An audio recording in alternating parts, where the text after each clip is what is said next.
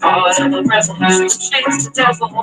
Since you can stand, I'm a purpose. Cause I got the nerves. Butterflies corner, butterflies lounge, butterflies corner. Newz gets around.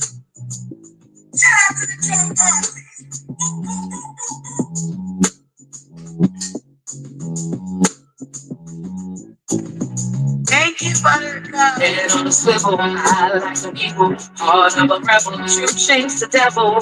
Since you can stand, I'm a purpose. Word on a purpose, I got the nerves. Butterflies corner, butterflies lounge, butterflies corner. Newz gets around. Butterflies float around me and Newz. Butterflies float around me and Newz. And where my ButterCups?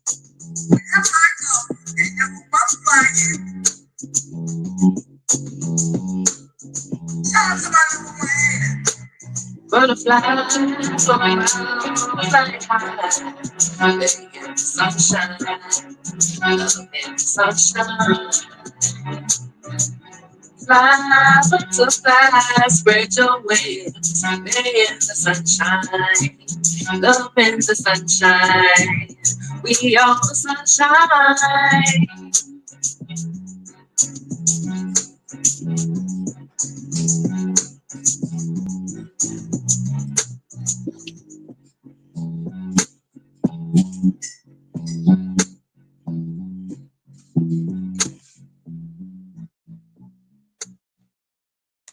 Salutations and welcome back to Butterfly's Corner. How are you guys doing out here on the YouTube universe? I hope all is well with everyone. Yes, yes, yes. Come on in the room, ButterCups. What them lights looking like? We got 51 in the building. I missed y'all too. Top of the morning. Hit that free 99 like button. Come on in the room. Hit that free 99 like button. Give me 2 seconds, ButterCups. Gotta get myself together still. I was running late this morning. I was running late this morning, okay? So y'all come up on in the room, hit that free 99 like button. Top of the morning, happy Monday. Y'all come on up in that room. Hit the free 99 like button, ButterCups. Come on in the room.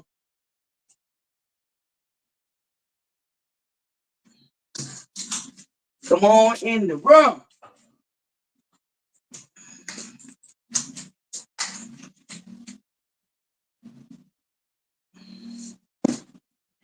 All right, y'all come on in the room. Top of the morning, ButterCups. Y'all got to get our coffee, okay? Got to have my coffee. And I'm running late. I'm running late. And it snowed last night like a hell. So it's nasty this morning now. It came down real heavy too. I think it's the most snow we had all year so far. So and my mom and pop, where I go get my coffee in the morning, they ain't open on Mondays. So Mondays I have to make my own coffee. 62 in the building, top of the morning. Come on in the room. Y'all hit that like button, top of the morning. We're gonna be talking about a few things. So I want to give y'all a trigger warning right now. The topics that we'll be, a couple of the topics that we're going to be talking about this morning are going to be very sensitive and it can be very triggering. So, Buttercups, I want to give you a trigger warning right now, okay? They are sensitive subjects and it has to do with domestic violence and child abuse. If you do not feel like you can handle this conversation this morning, I am going to give you another I'm going to hit the 30-second and I'm going to allow you to exit the room because we are going to be talking about them two sensitive subjects this morning, child abuse and domestic violence. And I don't want to trigger any of my buttercups. So please, let me repeat myself. The subjects this morning will be triggering. So if you are not and cannot handle the subject of the conversation, please exit left, come back when we're talking about something else. Because I don't want to trigger anybody. But these are subjects that have to be addressed. Unfortunately, this is the world we live in. This is society we live in. And a lot of this affects us and this affects our community. So these things have to be talked about this morning, Buttercups. So once again, I'm about to hit the 30-second for you, give you time to leave. In the meantime, hit that like button.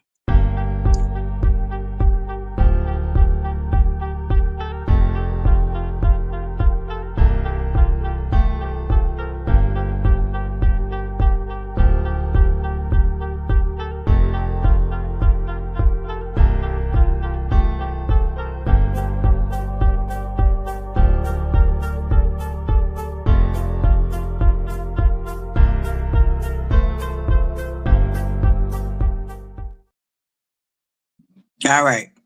Good. You still got 60 in the building? Good. Hit that like button, please, and thank you. Y'all come on up in the room. Come on up in the room. We're going to do roll call.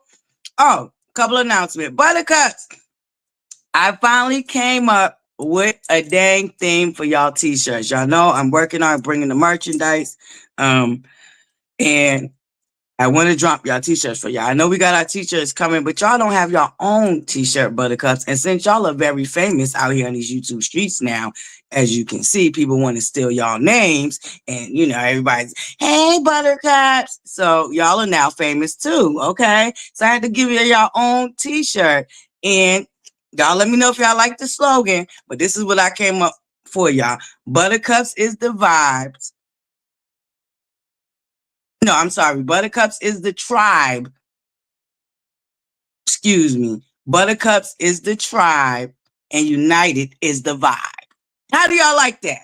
Okay, let me repeat that because I messed it up. Buttercups is the tribe and united is the vibe. What do y'all think about that? I personally love it. And that is a personal slogan for my beautiful Buttercups, all right? Buttercups is the tribe and united is the vibe. Okay? So let me know what y'all think about that. All right, Buttercups? So I was excited. That just came in my head last night. I don't know what I was doing, but it just popped in my head. So I said, you know what?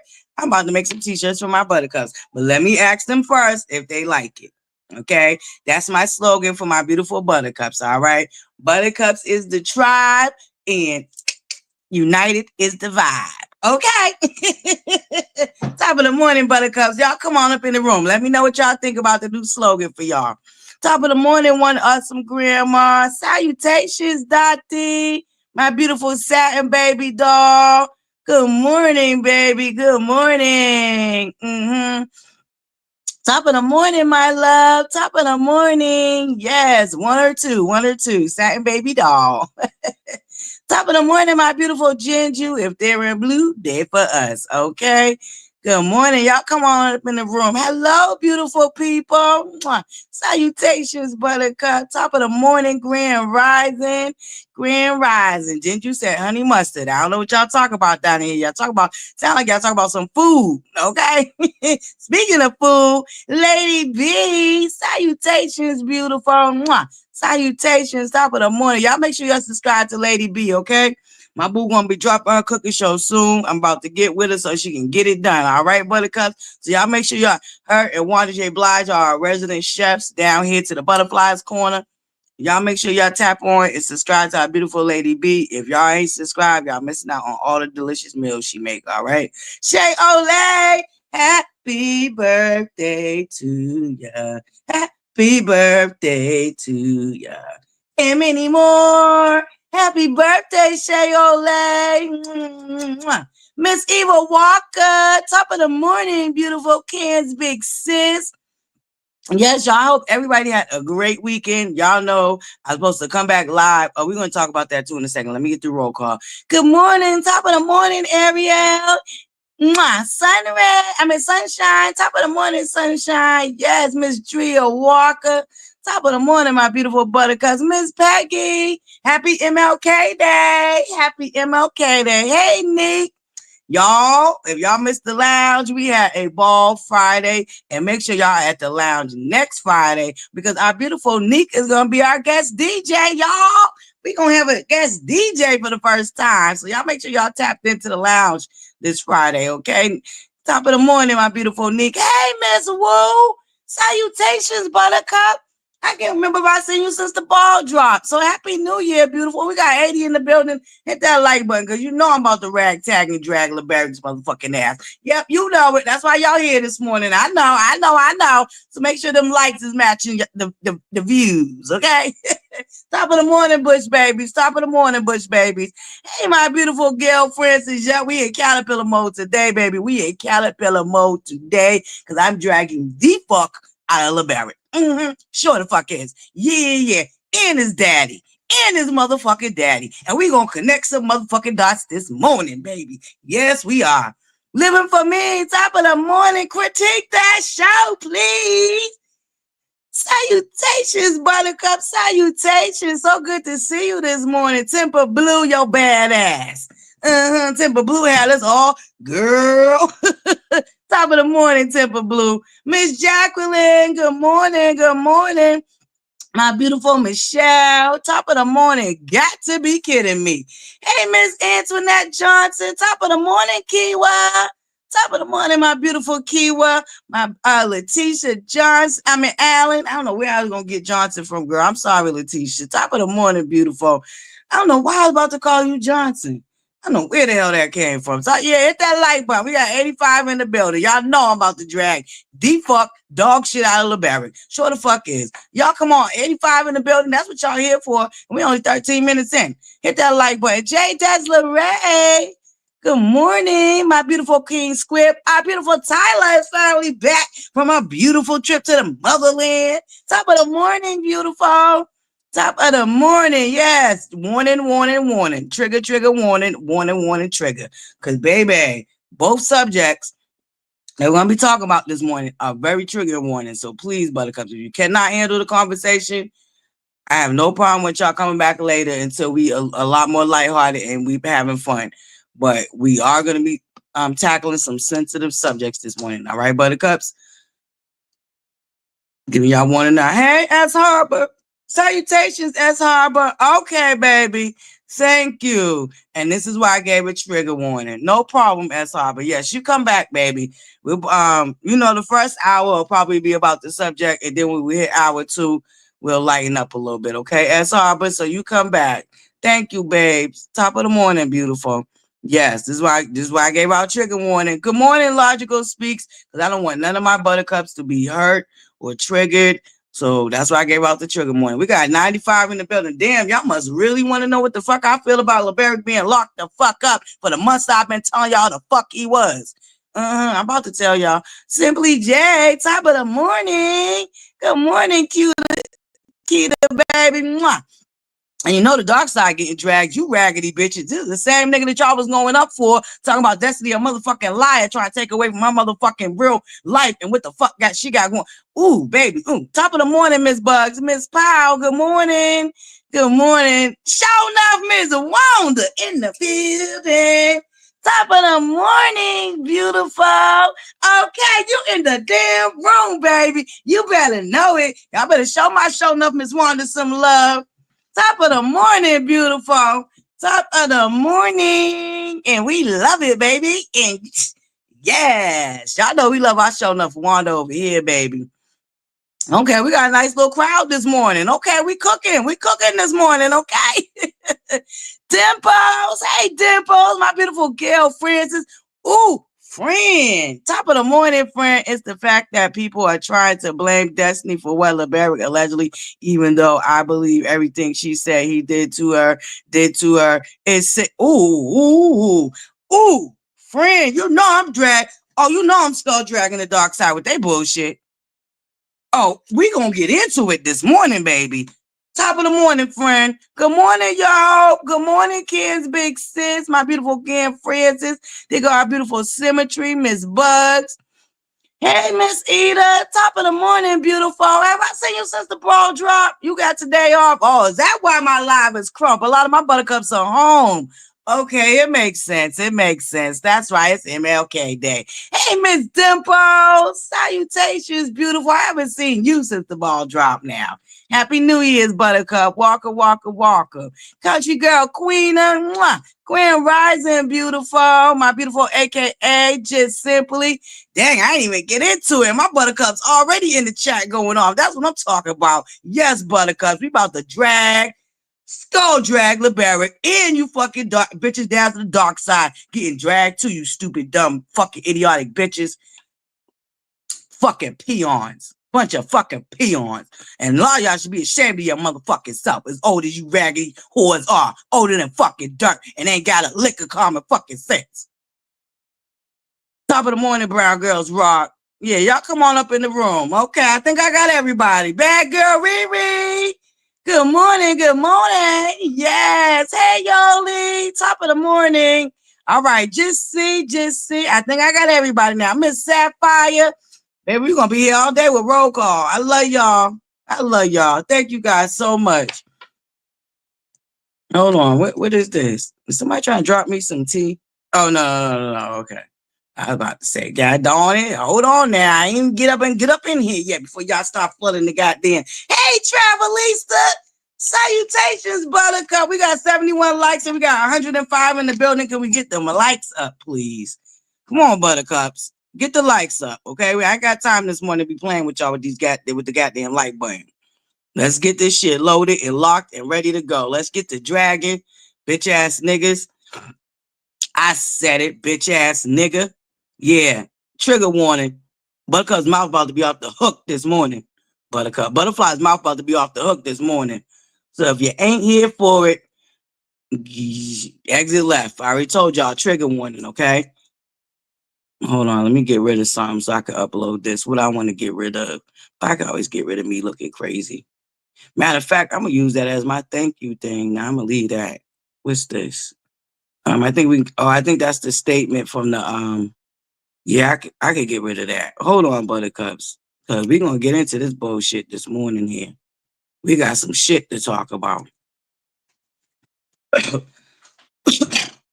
Y'all come on in the room and hit that like button. We got 107 in the building. Top of the morning. Happy MLK Day. Obviously, a lot of top of the morning Bush babies. A lot of y'all are home. Y'all come on and hit that like button. So let's get into it. My. What do we have here? Hold up, Miss Wanda. Let me get you out the way because, you know, I don't want nobody claiming you did some bullshit. You just here for the entertainment. Y'all leave Wanda J. Blige out your fucking mess, too. She been minding her motherfucking business, okay? So don't even try to put Wanda J. Blige, bullshit, okay? Anywho, let's get into this bullshit. So my. Finally, the truth has come to surface. You raggedy, dumb, stupid ass bitches. I know fucking well you ain't blaming a victim for filing charges against a predator. And first of all, we don't even know that it was Destiny that filed the charges. Okay? Let's get into it. Because I dropped this tea to y'all a while ago. Rumor has it, allegedly, word on the curb is that this man bought a house next to his ex-girlfriend that he was dating before Destiny. Because he was stalking her. He has restraining orders against him from his ex-girlfriend, who he went and bought a house next to fucking stalk and harass. So we don't even know if this is because of Destiny. But that nigga got a lot on his motherfucking plate. So let's be clear, you raggedy, stupid bitches down to the dark side. This is why I don't like your fucking stupid asses. Now that there's proof, here y'all go backpedaling, pussy popping, and trying to victim blame. We don't know if it was Destiny. Let's be clear. It does not say who brought the motherfucking charges, you dumb bitches. And I heard word on the curve is you stupid ass bitches was calling down to the city about her non-fucking profit.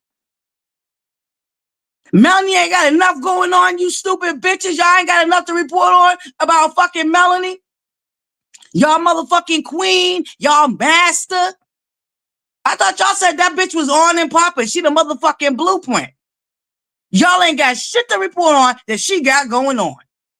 Because the bitch ain't got shit going on. So here we are back to talking, trying to ragtag and drag Destiny and Sunburn. I heard your fucking stupid raggedy ass bitch ass hit your fucking live button. Bitch, did you tell us you was leaving? You was done with the social medias of it all?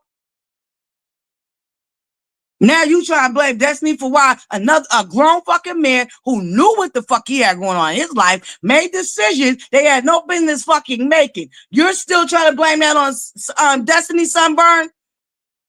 Bitch, you better go figure out what the fuck gonna happen with you. Because allegedly, rumor has it, word on the curve is you're caught up in some motherfucking shit that's about to fall down. The other shoe about to drop on your ass, bitch. That's what you need to be worried about. Moses knew he had no business taking his ass back and forth to fucking Huntsville to film a show that he did not need to fucking be on. Don't nobody give a fuck about you and Moses, Sunburn, you stupid bitch. And your karma gonna be fucking real too, whore. Cause ain't you trying to have a baby by this nigga that ain't spent more than 5 motherfucking minutes outside of jail? The nigga is an alleged career criminal, bitch. And you want to keep talking about Destiny, bitch? Sunburn, go back under the motherfucking rock that you done came from, you fucking big back, ugly ass bitch. You have no reason to be mad at Destiny. I don't know why you keep coming up out here with that bullshit. Because you a following ass bitch that want to be all up Melanie's fucking ass and the slow meter's ass. Because you just as slow as the fucking bitches. That's why you want to impress them so fucking bad. Because your dumb ass is just as fucking slow as they are, bitch. You want to leave your producer job to be on the motherfucking show. And allegedly, producers make more than the motherfucking cast members. So we know you a dumb bitch. The fuck we talking about out here, Sunburn? Bitch, you are irrelevant. You are no longer on the show. You won't even be back next season, you dumb bitch. Go worry about your motherfucking jailbird husband, bitch. And get the fuck up off our faces with the Destiny of it all, okay, bitch? I keep telling you, whores, them days is over when y'all come out here and push all the fucking scenarios that y'all want to push and talk all the bullshit y'all want to talk like ain't nobody gonna come out here and pop that shit. You some dumb, raggedy fucking bitches. And you the same fucking raggedy bitches.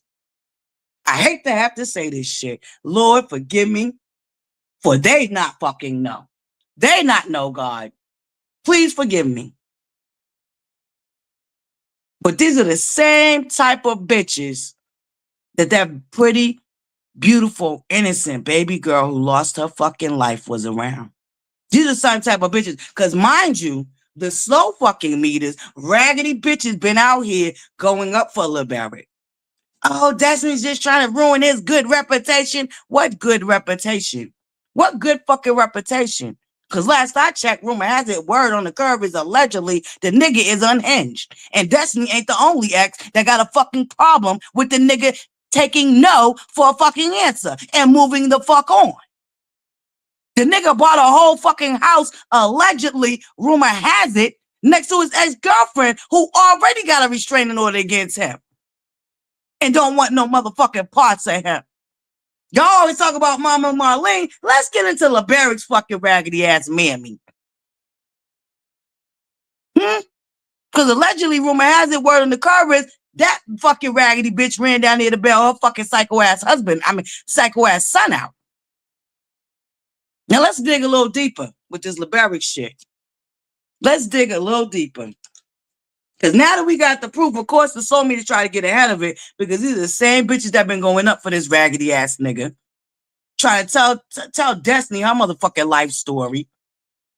And tell her she lying about what the fuck going on in her fucking life.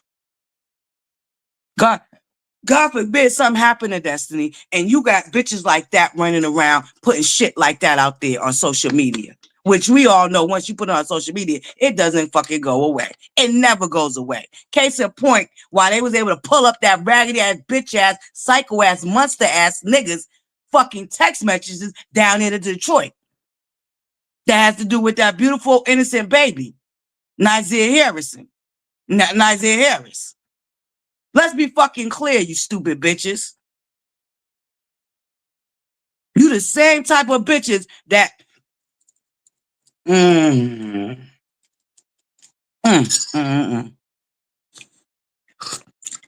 Just keep in mind, you the same bitches that think it's okay to have your children around 12 different fucking people to babysit them. 12 different fucking households of 12 different personalities. You don't know what the fuck going on up in that house. You don't know what the fuck the people have going, coming in and out their house, and none of that bullshit. But you are the same bitches that go up for shit like that. You are the same bitches that will go up for 12 different motherfuckers watching your fucking kids. So I can never take you raggedy or seriously or nothing that y'all talk about. What the fuck Melanie got going on? Y'all so worried about Destiny still. Calling down to the fucking city about her nonprofit. Do you understand what a nonprofit is, you dumb bitches? How would Destiny be getting money to put in her pocket if it's a non-fucking profit, you stupid bitches? What the fuck are y'all doing in y'all community? Here's a better question. What the fuck are y'all doing in y'all community to combat a lot of the things that we know are happening in your community? Because it's happening all over the fucking world. What are y'all doing? Where are y'all nonprofits? Where the fuck is your fucking work? Why you worried about Destiny? You bitches are the most disgusting, vilest, oldest, fucking dusty, dust bunny ass bitches I ever met in my motherfucking life. I can only imagine what the fuck type of children and grandchildren you bitches have. No type of fucking morals or integrity whatsoever. And you bitches is older than fucking dirt and ain't got the fucking sense.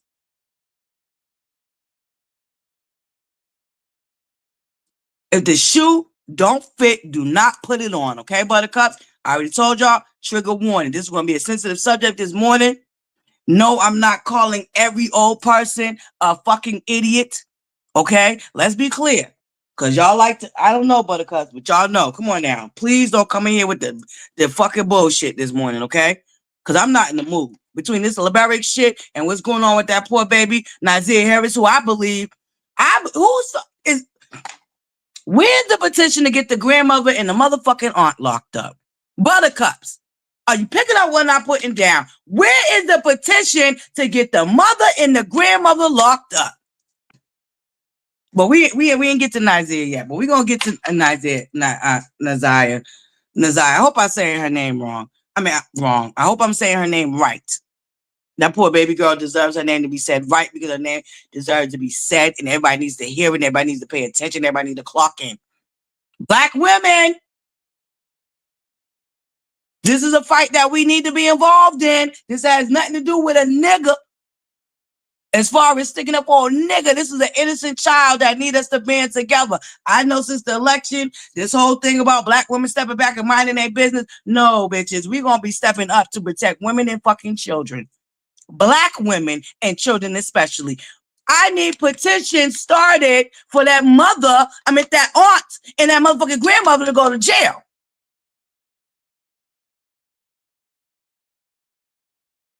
Listen, we're gonna get into it. But let's get back to this little bitch ass LaBarick's ass, okay? So LaBarick, we all know, allegedly, we know that this nigga didn't want to film. It took a lot for him to film that little bit of season that he was on for, okay? And he didn't want to return the next season. That to me was a red flag, okay? Because at the time, I wasn't indifferent with Destiny. I did not like her. I did like her. Like, it was, I don't know. I really didn't gauge her character as much as I do now as of yet. Okay? Like how I am now. Now we're talking about the earlier stages when she first came on the show.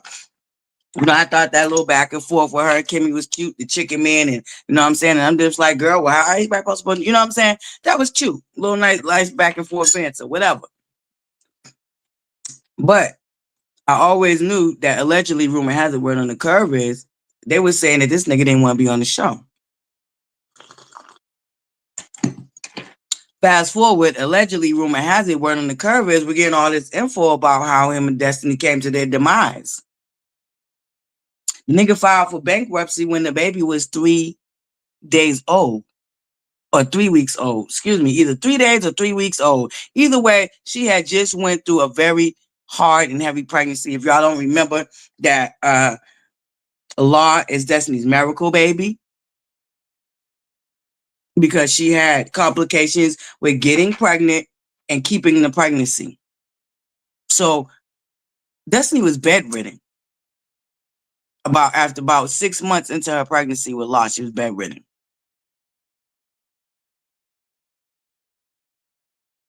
The nigga didn't want to pay the delivery bills for her delivering the baby. Mind you, they're married at this time. He didn't want to have to be responsible for the delivery bill. He went and filed divorce. The baby wasn't even that old. Just a lot of red flagging shit to me. And I didn't have a channel yet, so I couldn't combat a lot of the bullshit that the Slomies was out here doing. This is when I was just a subscriber. This is why I couldn't fuck with a lot of them neither. So you didn't see me on their motherfucking channels too often, if you see me at all, okay? I could never get with the dark side. Y'all bitches is just dumb, slow, and fucking. I'm not a follower. That's one thing about me. And that's one main reason why I couldn't get with the bitches. The echo chamber and the missionary statement and everybody on one accord with the bullshit. I'm not a follower. Ain't no bitch, especially no bitch younger than me, gonna sit in my motherfucking face and convince me to become a cyber bully because her feelings are fucking hurt because she can't handle what the fuck she dishes out. You would have never ever been able to convince me that Melanie was nobody's motherfucking victim when I sat up there and seen that bitch be nice, nasty, and passive or fucking aggressive since season 1. You wasn't gonna convince me that that bitch was nobody's motherfucking victim. Fuck up out my face. See, I don't fall for fucking anything. You can't get by with the okie doke with me. This is why a lot of bitches in real life don't fuck with me. I walk in the room, bitches know I'm a bitch that'll see through you and I ain't here for none of the bullshit. That's me in real life. Okay, let's be clear. Bitches know when I walk in the motherfucking room, don't come in my face playing with no bullshit, because I'm a bitch that see right the fuck through it. Yeah. People know it. You know, some there are people that know how to read vibes. You know, outside of yourself, right? See, I'm a good vibe reader. I pick up on vibes really well, and I'm able to fucking go deeper than the surface with a lot of shit. So a lot of shit you ain't even gotta tell me. And then when you do tell me, all it does is be like, God damn it, I knew I was right. That's my type of fucking vibe. I knew I was right. I knew I got that feeling for a fucking reason. And my reasoning was something ain't right with this nigga. He didn't want to film. He barely talked when he did fucking film. Well. My. Y'all want to talk about Destiny and her being a motherless child and all this other bullshit? Let's get into this shit.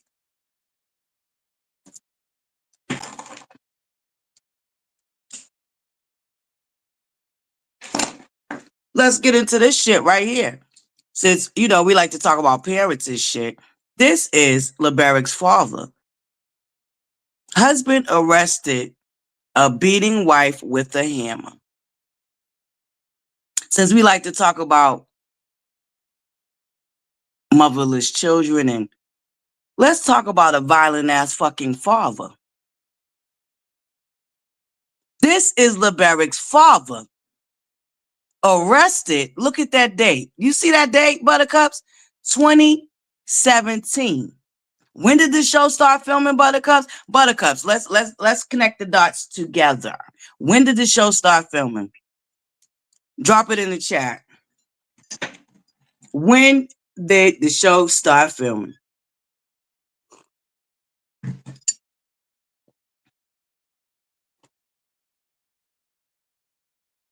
Buttercups, so when did the show start filming? Yeah, that's LaBarick's goddamn fucking daddy. Since we want to motherfucking talk about motherless children, let's get into fathers, and let's get into violent fucking fathers. Ain't no fucking alleged. You see it in black and white. The nigga was charged with assaulting his wife.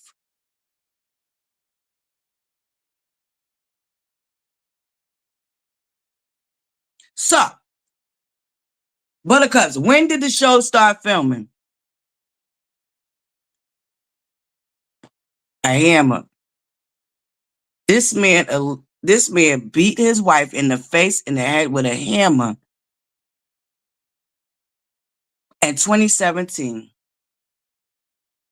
This explains why LaBarick didn't want to be on that motherfucking show. He didn't want them skeletons to fall out the fucking closet. Right. I think they started filming in 2018 and they brought it to, the network showed it in 2019, but they started filming in 2018. Thank you, Brittany. Thank you.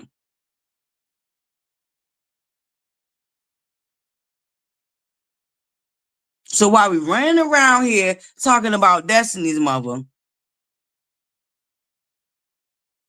let's get into LaBarick's fucking daddy. That's when it aired. So they had to film before it aired. So they mean they started filming in 2018. This is why LaBarick's dusty, dumb ass didn't want to be on the motherfucking show. He didn't want them skeletons to fall out the closet. Shout out to Opinion Nation. That's where I got this tea from. She shared the article on her community wall. Y'all make sure y'all subscribe to my co-host, Opinion Nation. I got this tea from off her community wall. Let's get into it. Shall we? You dumb bitches down there to the fucking dark side. Y'all always want to talk about parents and shit. Where the fuck did LaBarick get his evil ass streak from? If I was just to go off my logic and seeing how his raggedy ass fucking mother is, it's given LaBarick grew up watching his mother get knocked the fuck around. So that's why he think it's okay to be who the fuck he is. And his raggedy ass fucking mammy, that dumb bitch. Yep. Y'all always talk about Mama Marlene. Let's get into some real fucking neglectful ass mothers. LaBarick's mother operate like LaBarick is her motherfucking man instead of her fucking child. That's a problem.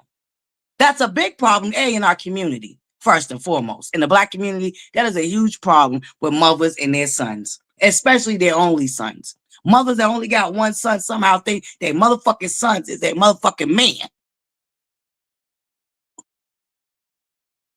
Allegedly, rumor has it, word on the curve is, LaBarick's mother think her fucking son is her man. And the man she did choose, allegedly, must have been knocking her the fuck around. This is LaBarick's father, arrested in 2017 for beating his now wife in the head and face with a fucking hammer.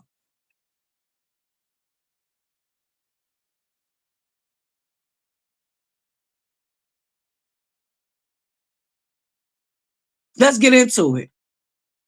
So while y'all running around talking about Miss Marlene, and what we do know is Melanie, out her own fucking mouth on several occasions, not one, not two, not three, but several occasions, said that Martell never put his motherfucking hands on her. But what Melanie does know is that LaBarick put his hands on fucking Destiny. That's what Melanie does know.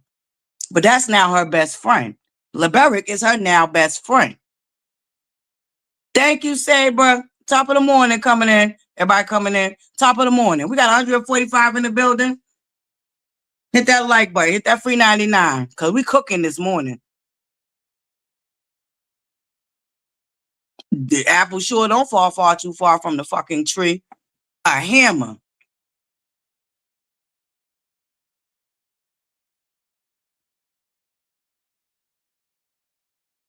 This is LaBarick's motherfucking father, bitches.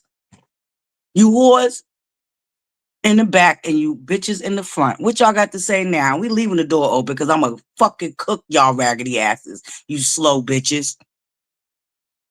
Yeah, I heard.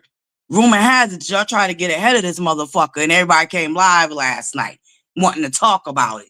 But you the same bitches that was running around talking about Destiny was trying to ruin somebody's reputation. A nigga who been fucking harassing her, financially abusing her, using the judicial system to abuse her. But you the same bitches that was running around talking about she tried to destroy his reputation. Y'all remember when that raggedy bitch, hey, Queen Diva, hey, living for me, Trina, boom, top of the morning, Buttercups coming in, top of the morning. So I surmise the same energy that y'all have for Martell, who we know, if anything, he's more emotionally and probably verbally abusive. Not that that's better by any chance, but the same energy that y'all had for him, I want to see this for LaBarick and his raggedy ass fucking father. This is LaBarick's father on the screen if you're just now coming in. The nigga was locked up in 2017 for beating his wife in the head with a hammer. Beating his wife in the face and the head with a hammer. This is LaBarick's father. You already know. You already know, Jaha. This is LaBarick's raggedy ass fucking daddy.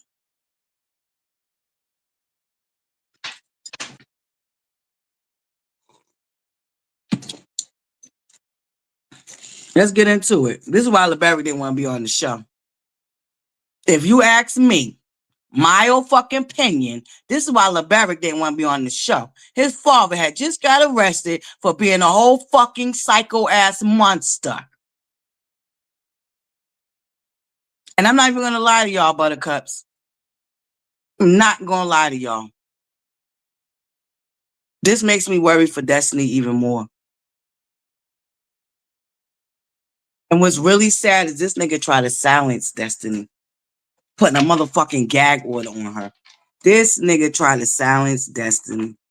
He didn't want nobody to know his motherfucking history of being a whole fucking shit, piece of shit ass nigga.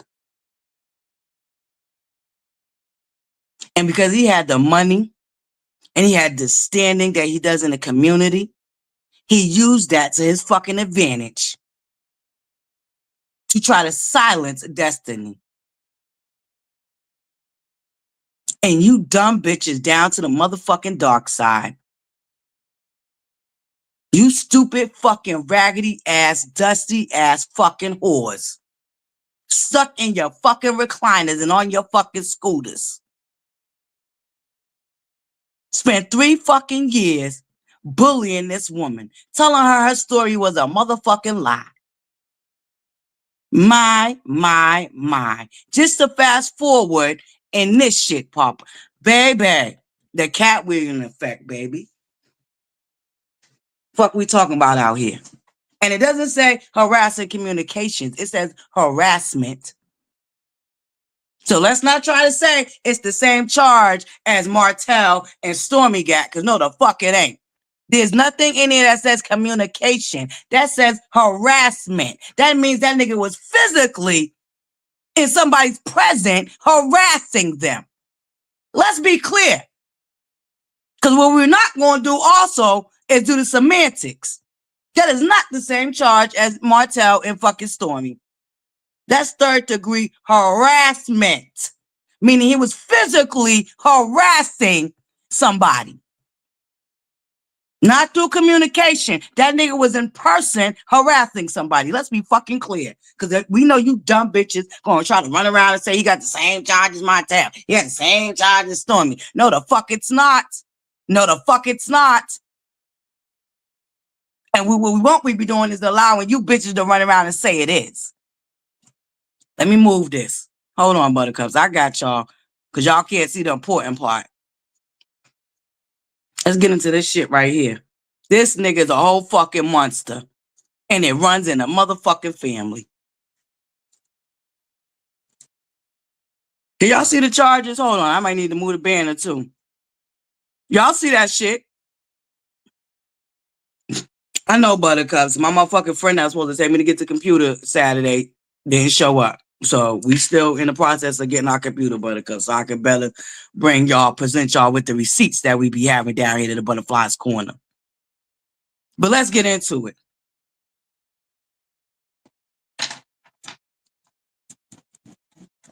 These are the same bitches that been running around talking about Destiny's a fucking liar.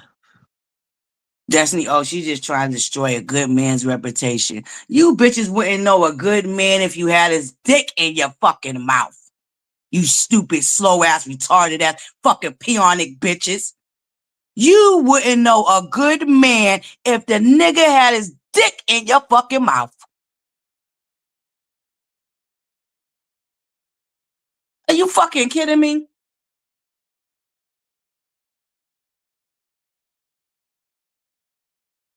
You the same raggedy bitches that think it's okay for 12 different personalities to be up around your motherfucking kids. Knowing that all type, you don't know what the fuck people got going on in their house. You don't know what type of personalities they got coming in and out of their house. You don't know shit. But it's okay to expose your children to 12 different fucking babysitters. You are the dumbest, fucking idiotic, most retarded ass bitches. And too fucking old for it.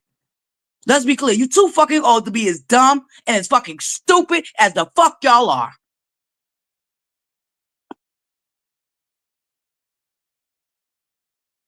What did Melanie say? Oh, pay LaBarick his money. Bitch, Melanie, go bail LaBarick out, you stupid bitch. Because you another fucking raggedy whore. Knowing this man is fucking physically abusive. You know this, Melanie, for a fact, bitch, and there ain't no allegedly on it. You know it for a fact, bitch. And I dare you to fucking try me, Melanie. Because I'll drop the motherfucking receipt, bitch. Play around and fucking find out over here. You already know that, though, Melanie. So I already ragtagged and dragged your ass, and you ain't said shit indirectly since, bitch. So I fucking dare your ass to come out here on some other with your fake ass fucking domestic violence campaign. Bitch made up one sweatshirt and ain't never talked about it again. Bitch, you're the fucking liar. That's who the liar is. Fucking Melanie Hope. That wanna be a fucking Rogers. Bitch, you even lied about changing your fucking name. Them preservation guys is still under Hope. Your LLCs is still under Hope. That bitch ass, corny ass, stupid ass song you put out last year is still under Hope. Bitch, you can't even be truthful about changing your fucking last name. And you bitches want to call everybody else a fucking liar when this bitch just lied about her whole origin story. And she told on her fucking self when she thought she was interrogating Trish. She gave y'all the time. She gave y'all the real timeline. And it went over a lot of you bitches' head. Melanie snitched on her fucking self when she was sitting in Trish's face. She literally gave y'all the timeline. So in other words, her and Martell was not the fuck together when the show came. They had already separated. And the bitch shut it out of her own fucking mouth. And it still went over you stupid bitches' head. Let's get into it. But this was the same bitch that was bragging, thought she was being cute, talk about pay LaBarick his money. Well, Melanie, did you go bail LaBarick out, you stupid bitch? And then y'all gonna have a nerve to get mad when you heard that Martell was there for Destiny. When this nigga right here on my motherfucking screen was threatening physical harm to her. You bitches are mad that Martell showed up for her. Let's be clear why we got a whole new, why Destiny's back on the motherfucking block, chopping block with the slow meters. Because they're mad that Martell fucking stood in the gap for her. Because you know why they're mad that Martell stood in the gap for her? Because they're trying to paint Martell to be a motherfucking LaBarick. And one thing I'll tell you, Martell is an ain't shit ass nigga because he got some shit to fucking get together. But what he ain't is a LaBarick. And trust if he was, there would be all type of paper trails to prove that he was. There is no paper trails to prove that. But what we do have is a paper trail on this bitch ass nigga right here in y'all face. That y'all was running around here fucking going up for a whole fucking psychopath that get it from his what? Who he get it from? Say it with me, Buttercups. Let's say it together. He get it from his daddy. This psycho ass nigga beating his wife in the face with a hammer and a mother in her head with a hammer in her face. Say it with me. You stupid fucking bitches down to the dark side. You wouldn't know a good nigga if the nigga's dick was in your motherfucking mouth, you stupid bitches.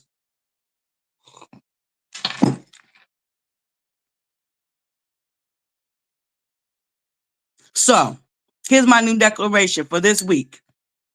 Anytime I hear one of you stupid bitches talking about Destiny, I'm coming and I'm rag-tagging and dragging you stupid bitches.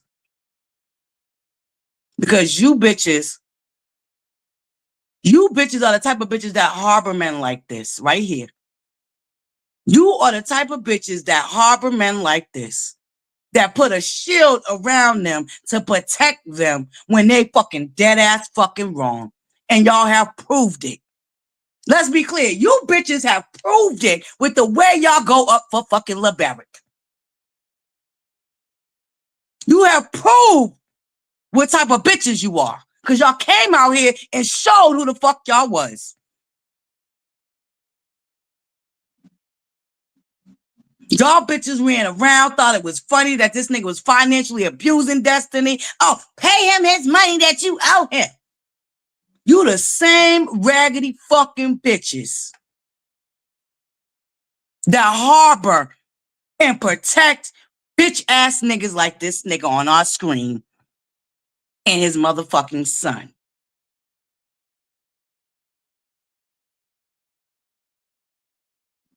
You stupid fucking bitches. Leave Destiny the fuck alone. Leave her the fuck alone. Because if anything happened to her because you fucking stupid bitches embolden that fucking bitch ass nigga down there, y'all don't even know the type of karma that's gonna come y'all motherfucking way anyway from all the bullshit that y'all done already fucking done. Y'all always want to talk about Mama Marlene. Let's get into LaBarick's motherfucking father. This nigga father.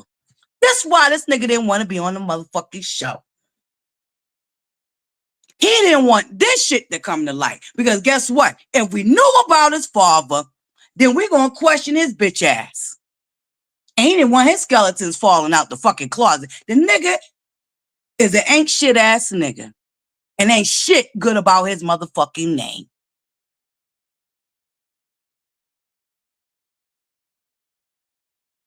Okay? Let's be motherfucking clear. You bitches is mad and decided to pile back up on Destiny because Martell showed up for her because y'all are down there lurking on her mental Mondays. That was the only way y'all could know what the fuck was said about a situation that happened with her, where Martell was there to help her. That shit pissed you bitches off so much, which I'm still confused about, because just 2 months ago, y'all wanted Martell under the jail. But now that he's, it seems like he's feeding into y'all's narratives and attacking the Scots, y'all are back Team Martell. This is why I don't. You bitches is dumb and sick and retarded and fucking peons. Just disgusting and vile. And this is why I will forever keep my foot on y'all motherfucking neck and up y'all fucking asses. Because you bitches are fucking disgusting. You are what's wrong with our fucking society. I said it. You stupid bitches are what's wrong with our society. You are the stupid bitches that are raising niggas like this nigga on our screen.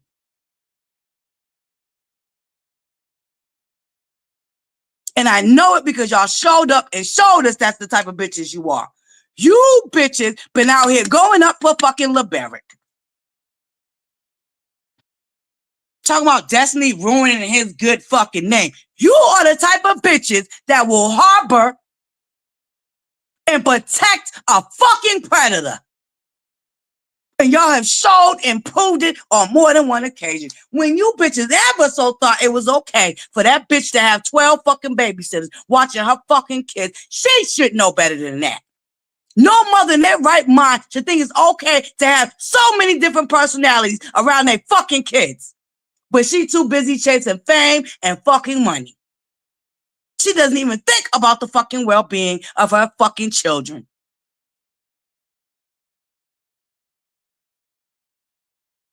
So you raggedy bitches can go to fucking hell on a fucking handbasket. How dare y'all come out here fucking blaming Destiny for a grown ass nigga? No. LaBarick get it from his daddy, bitches. That's his daddy right there on the fucking screen, you dumb bitches. How dare y'all come out here and blame fucking Destiny? That's LaBarick's daddy on the screen, you stupid bitches. Beating women in the face and head with hammers for us. So imagine what the fuck this nigga did to LaBarick's mother while LaBarick was coming up. All right, Pa. So imagine what LaBarick did to that fucking mammy. I mean, imagine what this nigga Barry did to fucking LaBarick's mammy down there when LaBarick was coming up. And she probably felt guilty for allowing that nigga to come in here.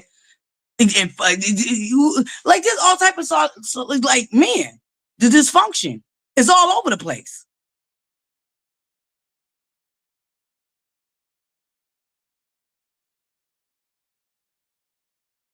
No, you know why she didn't want to hire her? That was because that was Martell's suggestion, and the whole thing is Martell's trying to control her.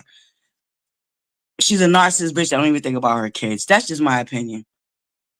It's always about her. Not even really thinking about the well-being of her fucking kids. Now, did he exaggerate when he said 20? Yes, he did. But even in the court documents where the judge dragged and ragged and tagged Melanie, she admitted to having 12 different babysitters. But nobody wanted to talk about that. It was, why he keep bringing her to court? Why he keep harassing her? This is why. Because the bitch ain't got even a recent petition. Martell's problem is the kids are missing school for her to go try to keep up with Stormy. They're not doing good in school, and she's taking them out of school so she can put on a whole facade for social media. Make that shit make sense. They're missing doctor's appointments. But y'all don't like to talk about shit like that. Right? Y'all don't want to talk about shit like that. And see, Martell can prove that them kids are missing school. He can prove that they're missing doctor's appointments. But they don't like talking about that shit, though. I guess he's supposed to sit by and just let that bitch do whatever, however she want to do with the kids. And as a parent, that she don't be thinking about their fucking well-being. She be thinking about making herself look good. Like Ariana Curry said, a motherfucking social media mother. Bitch want to look good on social media. But in real life, she doesn't make sound decisions that is fucking healthy for the children. Because it's all about her. She's a narcissistic ass raggedy bitch who's also been helping LaBarick harass and stalk Destiny. And Melanie, if you want to fucking play with me, bitch, come out here and say I'm fucking lying. Come out here and lie and say you're going to sue me, bitch. Because I will drop the motherfucking receipt, you stupid bitch. So come out here and say I'm lying, Melanie. I dare you. Come out here threaten to indirectly sue me, you stupid bitch.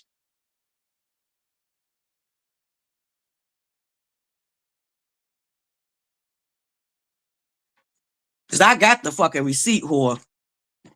So come out here and threaten me. Threaten me with a good time, Melanie. Melanie fucking Holt want to be Rogers. I dare your bitch ass to come out here threatening to sue me, bitch.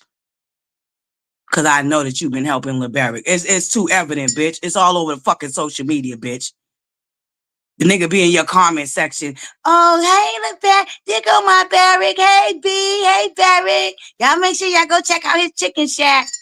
Mm-hmm. Yeah, bitch. You done been caught too many motherfucking times.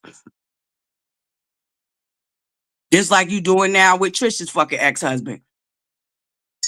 Speaking of Trish, she got your fucking ass together, bitch, like I knew she would.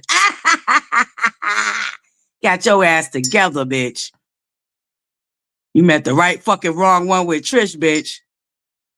Oh, Edmona. I'm glad you're here this morning, sweetie. What do you think about this news?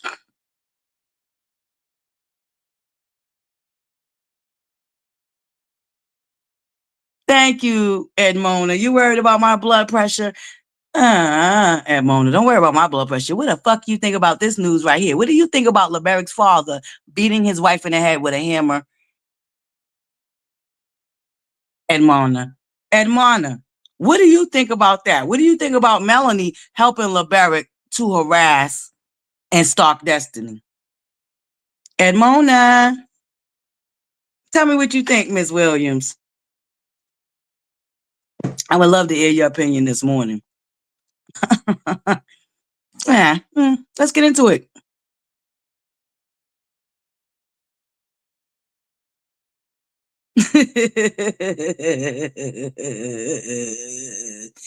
Felicia.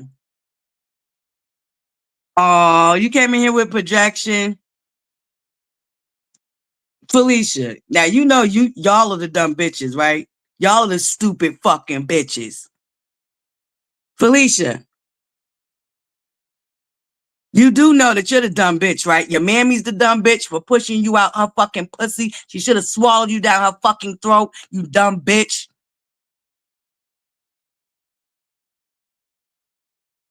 Huh, Felicia? Holler at your girl. Who the hell you think you are jumping down in my motherfucking chat, bitch? Who the fuck you think you gonna check, bitch? You in motherfucking ButterFlii's corner, whore. Who the fuck you think you is, whore? Huh? You dumb, slow ass, fucking retarded ass, fucking ain't shit ass bitch. Who the fuck you think you is, whore? Hit the link, bitch. Y'all real bold. Hit the link, Felicia. I dropped the link, bitch. Get up on my link, bitch, and say that shit to me, whore. Let's go. Y'all don't block these bitches. Let them hit the link. Don't block them. Felicia, hit the link, bitch. Come tell me what the fuck bitch. Felicia. Come holler, bitch. Come holler, Felicia. Bitch, you bold. You tell me who the fuck who do I think I am, Felicia? Come holler at your girl. Let me know.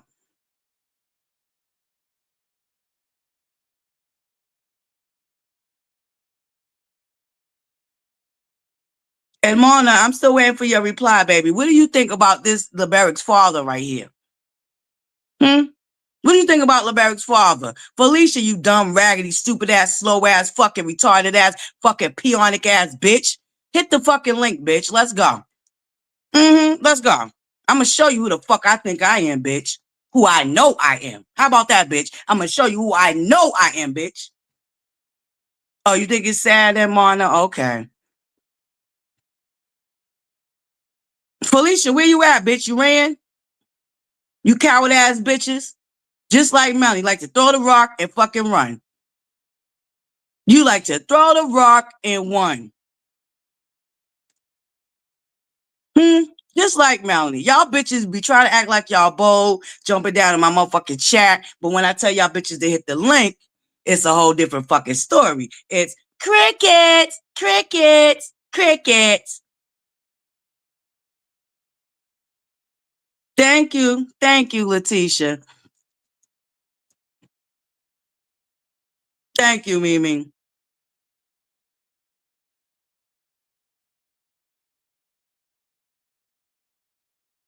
Coward ass bitches. Don't come up over here unless you ready to hit a fucking link. You got a problem with the fuck I'm saying out my motherfucking mouth? Let me tell you something, you dumb bitches down to the dark side. Don't fucking drop down in my chat unless you willing to hit the fucking link. Cause see, I don't do coward ass bitches. If you ain't willing to hit the fucking link and let's do it, don't come up over in my motherfucking chat running your fucking mouth. Felicia, are you gonna hit the link, bitch? Or you gonna be a coward like Melanie, bitch?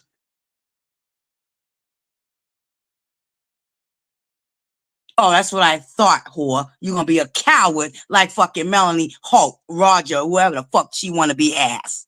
This is why y'all follow a coward ass bitch like that. Cause y'all are cowards just like her. You got the right fucking wrong one, bitch. Cause when you jump down to my motherfucking chat, be prepared to hit a motherfucking link, bitch. Cause that's what the fuck we do up over here. I ain't gonna block you. I ain't gonna kick you the fuck out. I'm gonna invite you to hit the motherfucking link, bitch. That's what I do over here at the Butterflies Corner, bitch. And we can have a good draggation back and forth, bitch. Cause ain't no motherfucking Kool-Aid that pumped through this heart over here, whore. So let me be clear to you bitches in the dark side. Jump down in my chat. Talk your shit. But when I drop that fucking link, have the balls to hit the motherfucking link and talk your shit, bitch. And if you ain't willing to do that, don't jump down in my motherfucking chat. Stay your ass on the dark side talking shit where I don't see or hear your asses, okay? Don't come up in my motherfucking chat. Especially while I'm live, if you ain't gonna motherfucking hit the link. Coward ass bitches. Y'all ain't nothing but a bunch of coward, old, stupid, retarded, idiotic bitches, like I said, that harbor niggas like this nigga on the screen. Like that nigga down there in Detroit who molested and groomed that baby girl. That's the type of bitches you are. Hit my motherfucking link and tell me otherwise. But see, y'all can't, because I seen the shit y'all been doing for the last 3.5 years. Y'all been going up for this fucking nigga. Right along with Melanie. Melanie has been going up for this bitch ass nigga. Who she, when it was convenient, said the nigga act just like Martell. Now the nigga's her best friend. She bring her kids to his restaurant. They be hanging. He brought Law to the birthday party.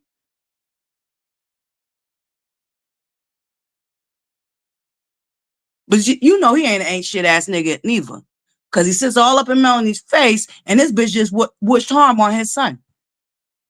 Melanie sat down in that basement, that dusty ass basement, down to the TikTok and wished harm on Destiny's son. Oh, but y'all bitches don't want to talk about that, right? Y'all don't want to get into that, right? Good morning, Big Crab. Hey, cats. Yeah, so it would be horrible y'all to stay your asses in the motherfucking bushes, okay? Because if you ain't gonna fucking hit the link, don't come up my motherfucking chat talking shit, bitch. Because we gets down with the get down over here, bitch. We drops links. I'll allow you bitches to come up on my shit. See, I'm not above reproach. And if we get a good draggation going on, then let's go. But you raggedy bitches down to the dark side, don't jump down in my chat with the coward ass shit. Okay? If you bitches ain't hitting links to handle some real fucking business, don't jump down in my chat with the coward ass fucking shit. No, don't let me have to tell y'all raggedy bitch asses that again. Okay? Y'all can talk all the shit you want. Hit the link. Let's talk shit. Let's go. You bitches are cowards. So I don't fuck with you bitches. Top of the morning. Top of the morning, my beautiful. Speak with your girl, Marcella. I hope you and Mr. Tim are feeling a lot better, y'all. And make sure, sidebar. Hold on. Let me push these raggedy bitches aside real quick. Y'all make sure y'all keep our beautiful Dana in your prayers, buttercups. The winter months are really hard for her. I finally heard back from my beautiful Buttercup. She's doing well, but she's just resting. Um, making sure she take care of herself. All right, Buttercups. Thank you, number one Buttercup. Me neither. And I'm never gonna let these bitches forget it neither. Cause they like to overlook and act like Melanie ain't did some real fucking raggedy ass, vile ass, disgusting shit down here on these social media streets. I am never gonna let these bitches forget it. Hold on, Buttercups.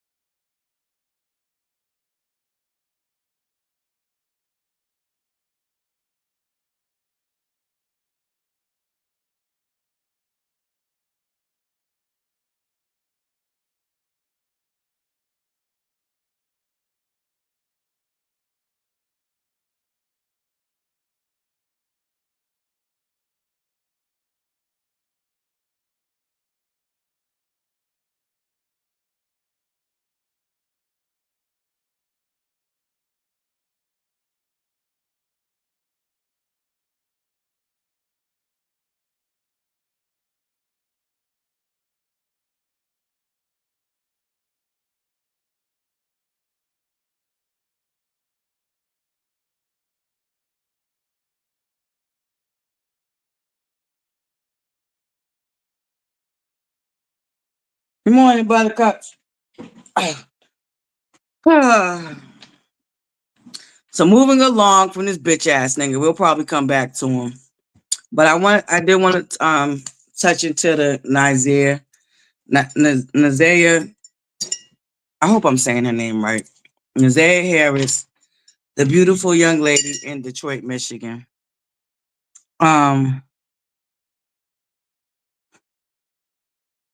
It's a tragedy, Buttercups, that the more you get into it and the more you dig into it, that little girl, she didn't have a chance. Her father denied her existence.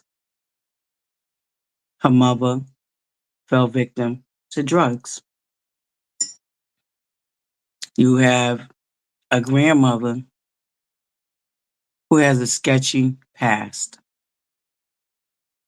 Allegedly, rumor has it, word on the curve is the grandmother actually gave birth to her first child at 11.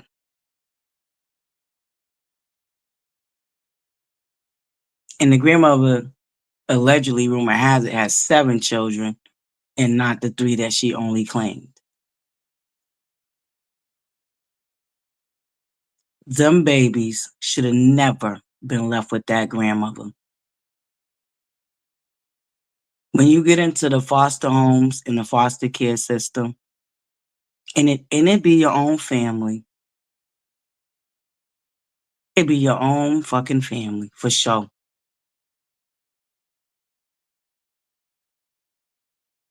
Moment of transparency. When my kids was young, y'all, there was a period where I became very overwhelmed. And I really thought about giving my kids up for adoption. That's how overwhelmed I was.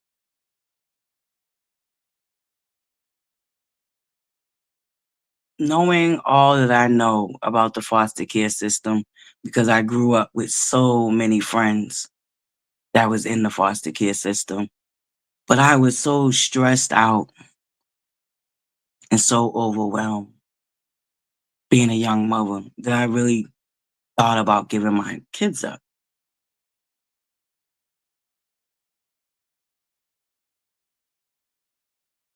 When I tell you I thank God every day that I didn't go through with such an idiotic choice, I'm glad I didn't. And That little girl didn't have a chance. The moment she was put in that home, she didn't have a chance. The aunt, who I believe needs to be in jail, I believe the aunt has everything to do with that little girl's life being taken. I believe the aunt is a co-conspirator in that little girl losing her life. I believe the aunt became jealous because a disgusting ass children's father that she chose to have 5 children with.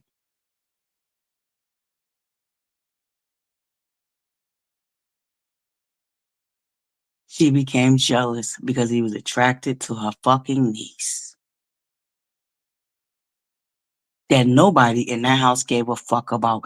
Them children in that house is a check to them disgusting ass bitches.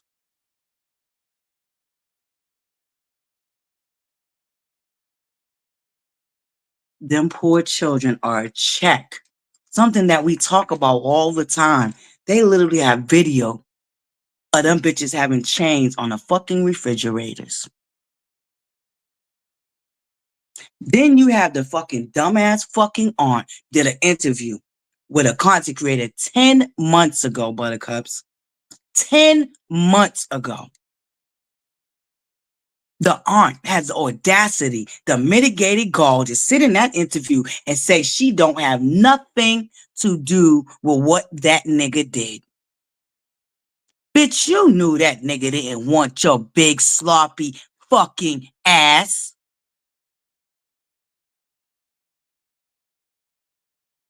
You knew that that nigga was a predator because you said he told you he was a predator.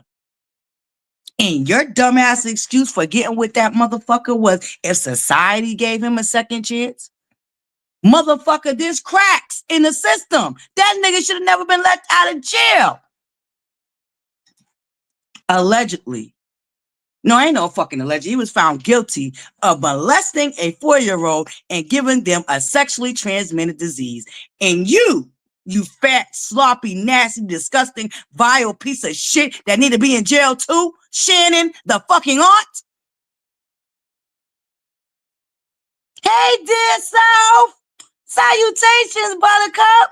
Salutations, boo. One of my, hey, I love it when my people from the other side come and visit. Salutations, dear self. But yeah.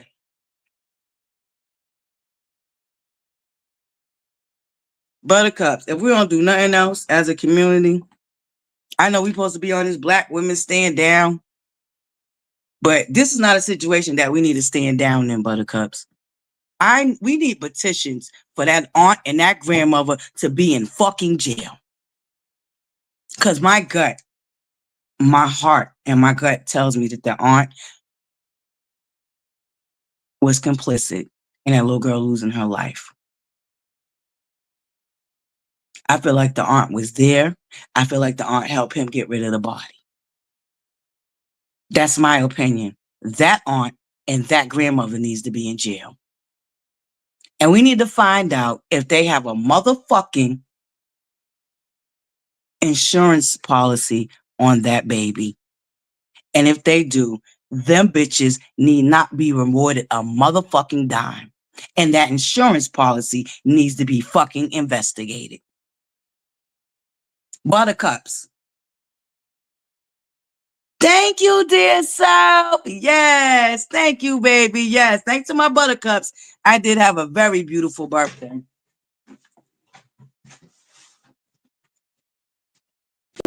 Thank you, dear self. I hope you enjoyed your birthday too, my beautiful Capricorn sister. We still in Cappy season, Buttercups. Speaking of still being in Cappy seasons, Mama Butterfly's birthday is in 4 days. Well, 5. Technically 5. Mama Butterfly's birthday is coming up, okay? We still in Cappy season. Thank you, dear self. Good seeing you this morning, babes. I know you usually work the third shift. We call that the third shift over here, meaning you be up like 1, 2, 3 in the morning.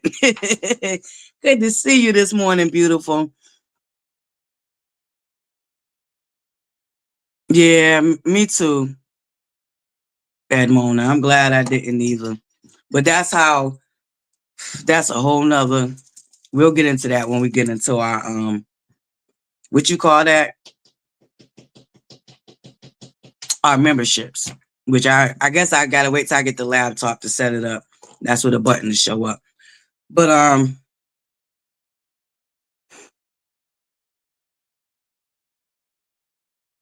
and I feel bad for the aunts and the cousins that's fighting amongst each other. I think they're allowing the outside noise to get to them because there's so many people that let that little girl down. But I don't think the great aunt and the cousin that moved from out of state and got wind, they don't need to be fighting amongst each other. So if any of y'all know them women, please get them back together and get them back on focus because they're allowing the outside noise to get to them.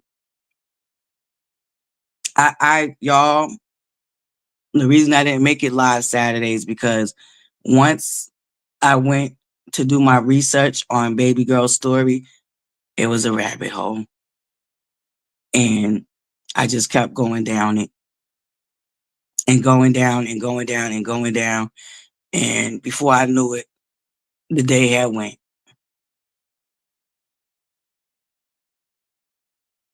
But Buttercups, there's a call to action. And we need to make sure that aunt and that grandmother is arrested and held accountable. And them babies that are left in their care right now to this day get a fighting chance. Because as long as them raggedy bitches are in charge of them children, they are still very much so in danger. If y'all could have just heard how the elevator don't go all the way upstairs for that fucking aunt. Bitch, you damn right you're responsible for what happened to your niece. Bitch, you're well aware of what happened to your niece. Bitch, you was jealous of your fucking niece. Rather than protecting her, you got mad at her because you're nasty, disgusting nigga that you had and laid the fuck up with when you was a fucking teenager and the nigga was an adult was into your fucking niece. How dumb, stupid, and fucking retarded you gotta be. Bitch, you and your fucking raggedy ass mammy need to be in fucking jail. And a petition needs to be started. Because I absolutely believe that you had everything to do with helping that nigga, unalive your niece and then hide her body. And I believe that y'all was playing mind tricks with the fucking police with the way you disposed of her fucking belongings. That was to throw them the fuck off. I believe that baby is buried in that fucking house where you and your fucking disgusting ass mammy still reside. That's where I believe that baby's buried at. Niggas that fucking house needs to be shut down, raided, and them bitches need to be in jail. And they need to search that house for that baby. Because I believe that baby is buried in that fucking house. I really and truly do.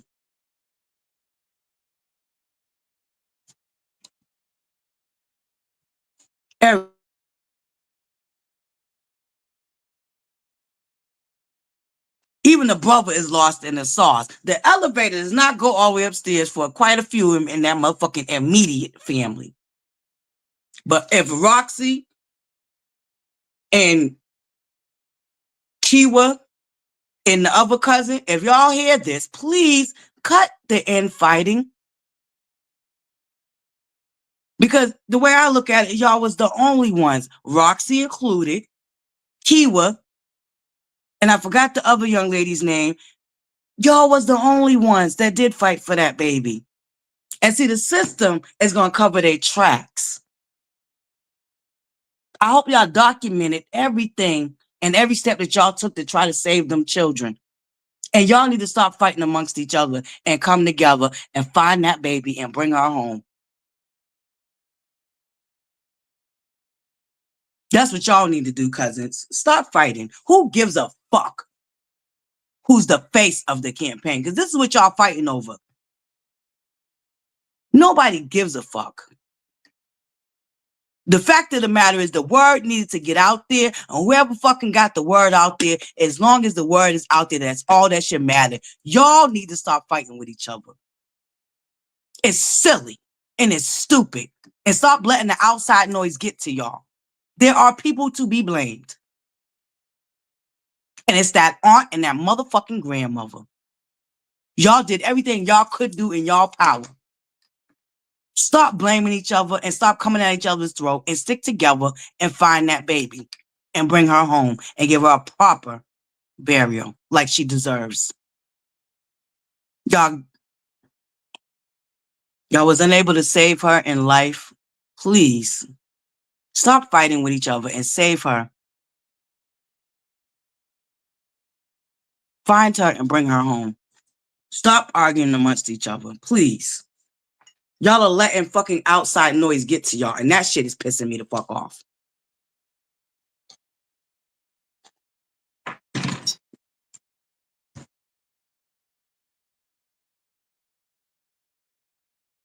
Yeah, that part.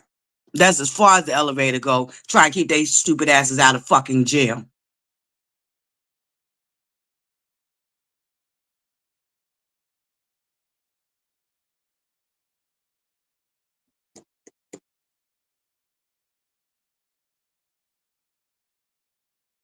But we're gonna start with the motherfuckers that had custody of her, the motherfuckers that was in the home, the motherfuckers that exposed her to that fucking predator. And I absolutely believe that cousin got jealous, knew that that man was fondling her fucking niece, and got fucking jealous because her stupid ass was fucking with him when she was 16. So no, she didn't see nothing wrong with that nigga fondling her fucking niece. Instead of protecting her niece, her fat, sloppy, disgusting fucking ass got jealous of her niece.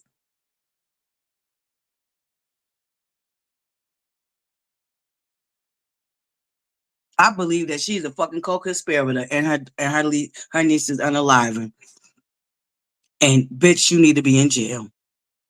And them kids need to be taken out of that home. I don't know where they can go.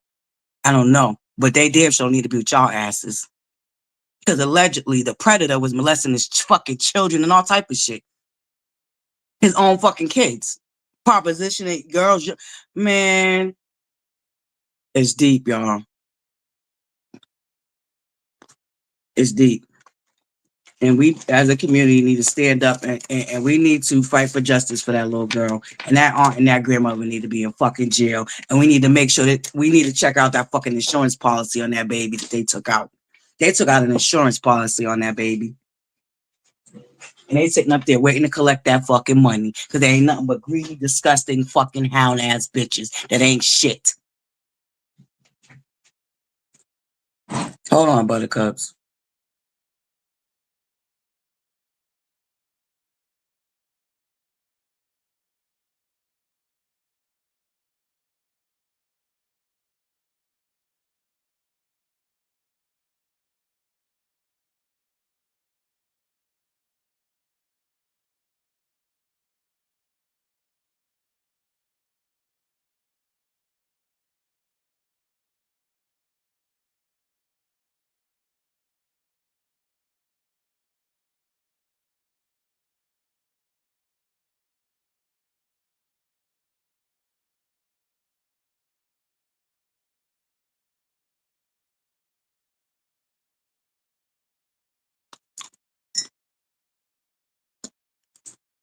They do.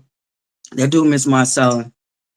I know you're a huge advocate. If there's anywhere, Marcella, if you can tell us how to help them kids and get that fucking grandmother and that niece locked up. We need to band together, buttercups, and we need to get them fucking kids out that home and get that grandmother and that fucking aunt locked the fuck up.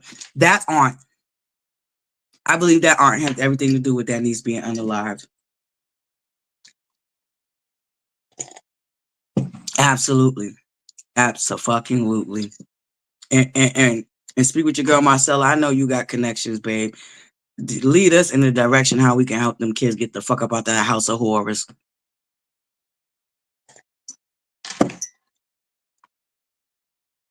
Truly and really, because no, we gotta save them babies, y'all.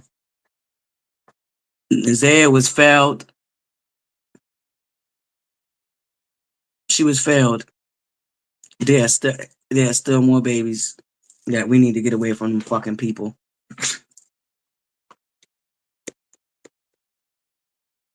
Mm, mm, mm, mm.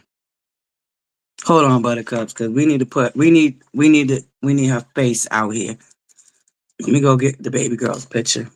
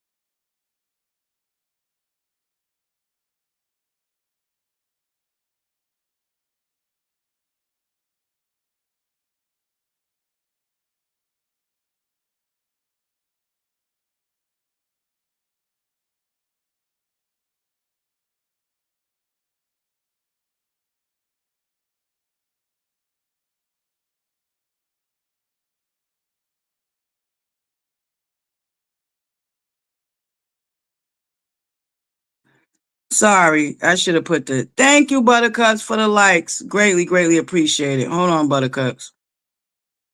I didn't even put the elevator music on for y'all, but hold on.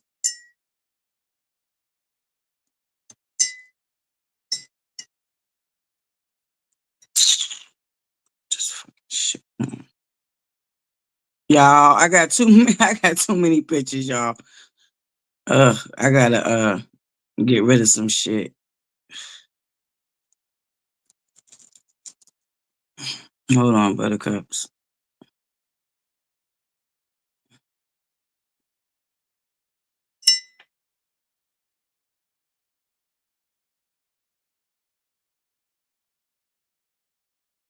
There we go. Buttercups.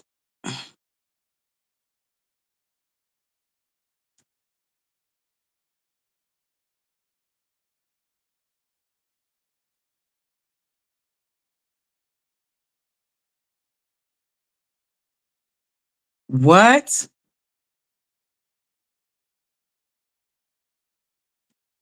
Edmona, I know you are lying. I know you lying. The mother too?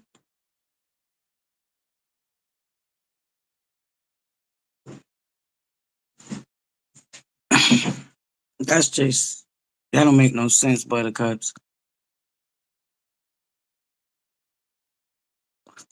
Well, allegedly, there was a great aunt and a cousin that filed reports, but when they went out to investigate, the children said that they never made the statements that the great aunt and the cousin said. So they said that there was no findings. And I think that's the misconception too. A lot of people think all of her family had abandoned her. That's why I think Roxy and the great aunt and the other cousin need to stop fighting and come together, and they find that baby and bring her home and tell her story, because her story needs to be told.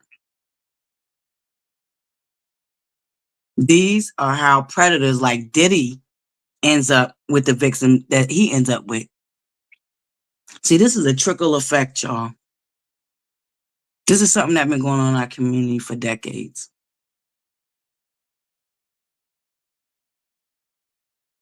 So, Marcella, when it comes to the teachers at the school, the last day that that baby was seen, she was at school. She asked to see a counselor. Allegedly, the counselor was not in that day, and nobody came to see what that little girl wanted. And she was allegedly laying on the floor. She laid on the floor and requested a school counselor, and the school counselor happened to be out that day, and they never sent anybody after that to go find out what that baby wanted.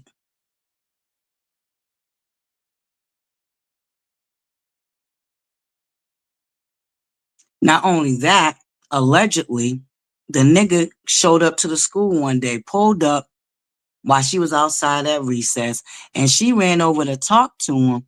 And the teacher walked over there and asked her who this man was. And the nigga told the teacher that he was her father. And she co-signed him saying that he was her father. Now, the teacher, if you ask me, you knew that this little girl's father was nowhere in her life. You knew that her grandmother had custody, never did a follow-up, never reported that the nigga showed up to the school, never called CPS. The school failed her too, very much so. That little girl allegedly was at least 5 months pregnant. And the reason why I say 5 months pregnant is because they know the sex of the baby that she was pregnant with, allegedly. Marcella. Marcella, this story is deep.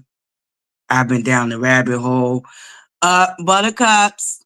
And no, I'm not giving it to you because that is my private platform. But I finally got back into my Facebook, and I think right on fucking time, because I done went and joined the Naziah Justice for Naziah Facebook groups. There's a couple of them. I joined 2 of them, but y'all know all of a sudden how all these groups start popping up on Facebook. But Marcella, if you on Facebook, go find them groups. They're dropping all type of tea. I just went over there to get the picture, and they dropped some more tea. So I think Naziah deserves her own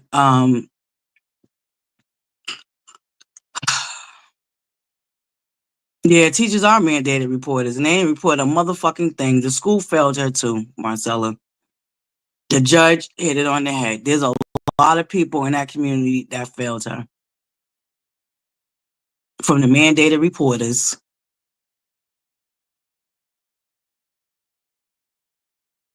down to the niggas that knew this nigga was having this girl come up to the fucking car shop. What the fuck a 11 or 12-year-old need to be cleaning a goddamn car shop for? And why was you asking for the girls and not the fucking boys? Allegedly, there were older boys in that fucking household that they was able to do whatever the fuck they wanted to do on after school activities, football, all this shit. The one cousin says that she tried to offered to pay for Naziah to go to cheerleading, and the fucking grandmother turned her down. Talk about there's no, or she let the boys go to football because there's scholarships.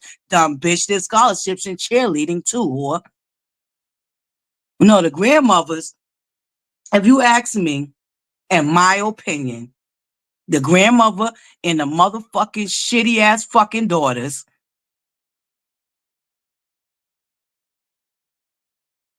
was complicit in handing these children off to that fucking pervert, predator, monster.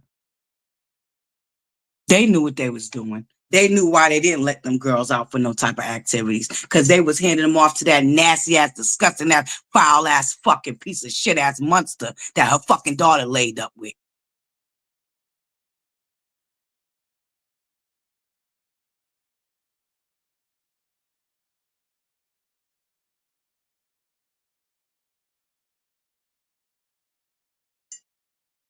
Like I said, Mona, that girl was at least 5 to 6 months pregnant.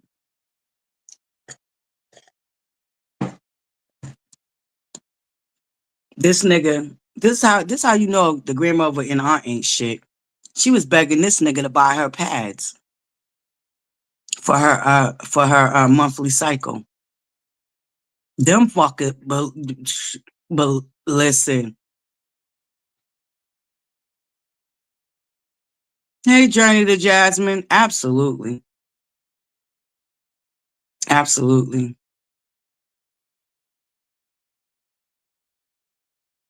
Mm-hmm. Clean up what?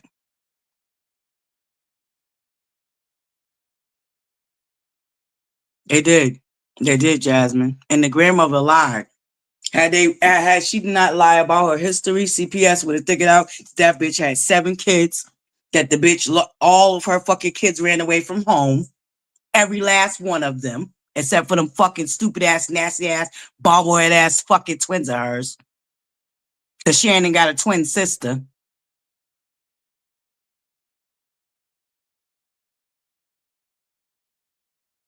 That part, Mimi. That part right there. I ain't play them games at all.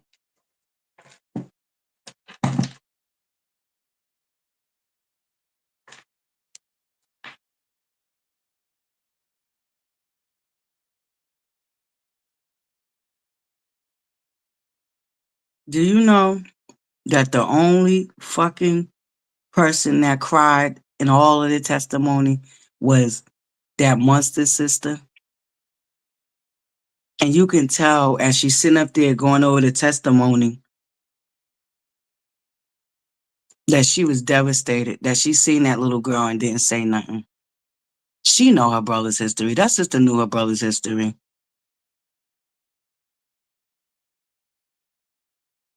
That sister was the only one that showed any type of emotion for that little girl. The monster sister. Not the fucking aunt, not the grandmother, not any of the 20 fucking 11 baby mamas. The monster sister is the only one that shed a tear for that baby.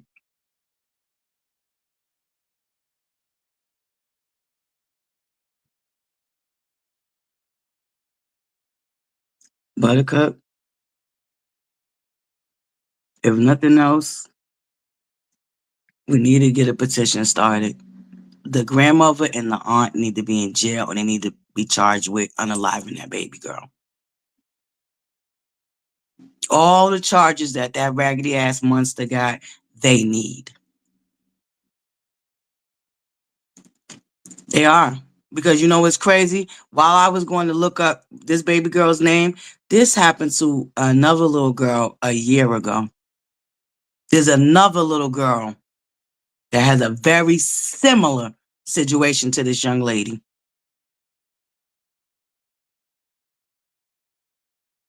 That was unalived by an uncle that impregnated her. This is very prevalent in our community, and it's very sad. And like I said, the dark side gives me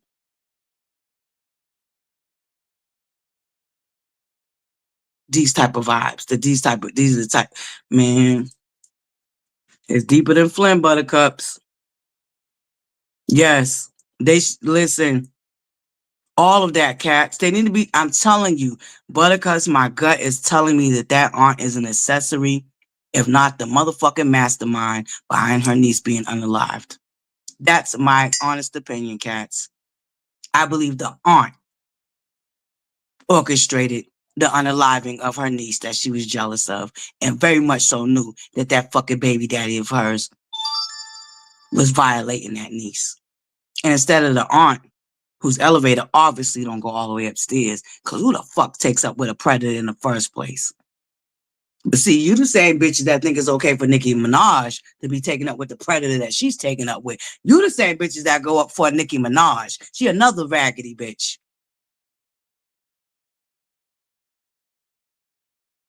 who found her predator at a fucking turkey drive. You the same type of bitch that let bitches like Nicki Minaj slide.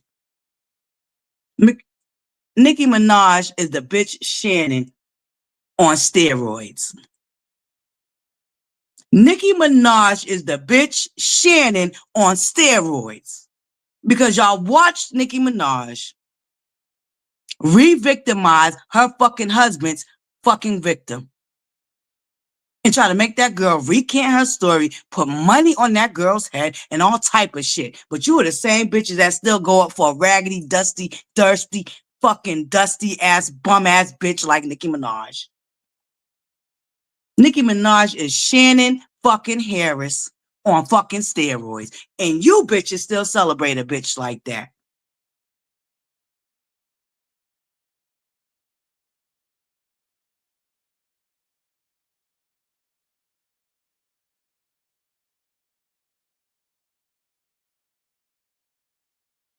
If y'all don't wake up and stop worshiping these motherfuckers, sure is another cult leader. A disgusting, despicable fucking human being. And bitches be around here still going up for that nasty ass bitch who blatantly in our face was harassing her fucking husband's victim. And came out here and lied to millions of people about who the fuck her predator husband was. You will never catch him fucking Nicki Minaj getting played, recognized. No, I've never liked Nicki Minaj. Before we even get to the predator ass husband, I've never liked Nicki Minaj. She's another bitch I could see through from day one.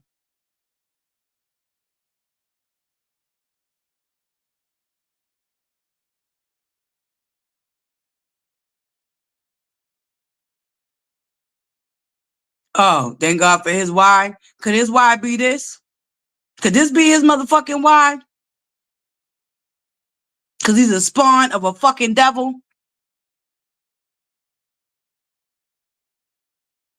Look at how fucking soulless his father's eyes look.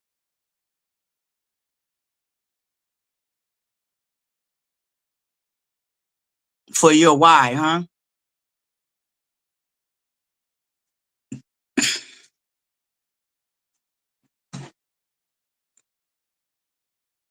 Street team, send me that receipt. Somebody DM me that receipt.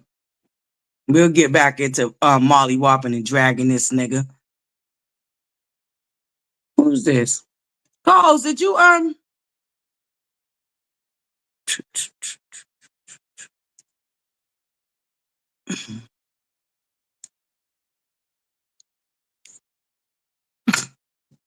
Hold on, Buttercups. Elevator music real quick. Give me a second. Street team, go give me that receipt real quick, please. I'll be back. Hold on one second, Buttercups.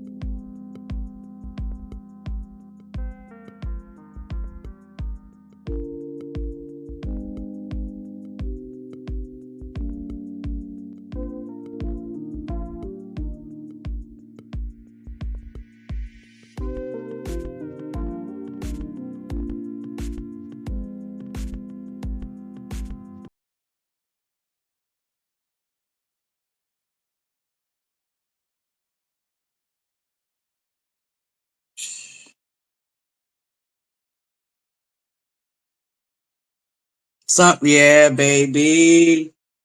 Baby, you better tell it. Show enough, Miss Wanda. Hey, baby. Yeah, okay. Is this why? Because of this raggedy ass fucking monster of a father he came from?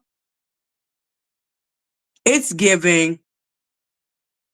LaBarick watched his fucking mother get beat down by the father, allegedly. Rumor has it, word on the curve is. And the mother is a dumb bitch too, who's protecting a fucking monster.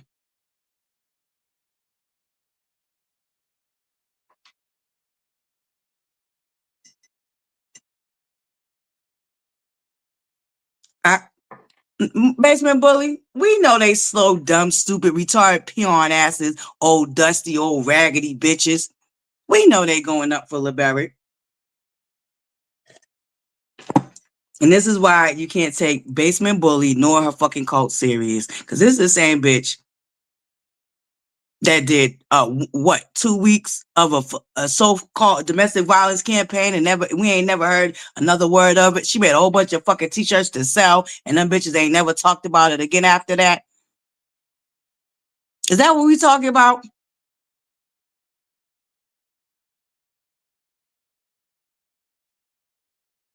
Oh, that's what I'm talking about. Yes, our beautiful Wanda J. Blige in the building, baby. It is sad. I'm sorry, Country Girl Queen. You might have came in late. I did give my buttercups a trigger warning that the subjects this morning were triggering. So I'm sorry, Country Girl Queen. No problem, baby. No problem. Totally understand. Yes, come back. Love you, Country Girl Queen. Thank you for your support, sweetie. I totally understand. Mm-hmm. Let me drop the link. Anybody gonna hit my link and come up here and chit chat with your girl this morning? We know the dark side of coward ass bitches. They ain't gonna come up and hit my link and talk that shit to my motherfucking face. They cowards like fucking Melanie's bitch ass. Mm-hmm.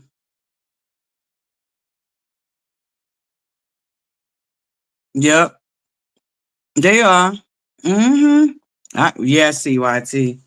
Melanie definitely gives Shannon vibes. Hmm. Hmm. That's my motherfucking opinion, bitches.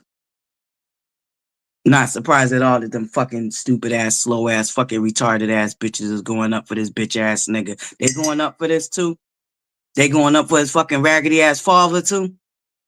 Beating his wife in the head and face with a hammer? They going up for that shit too? Or they ain't gonna talk about the fucking daddy though, right? They want to talk about fucking Destiny's mother, but they don't want to talk about LaBarick's father. Look at that nigga's eyes. Mm, mm, mm, mm. Don't they look just like these eyes?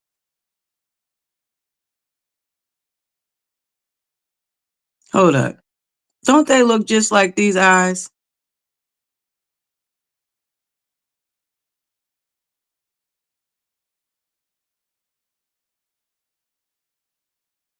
That psychopath look just like his psycho ass fucking father.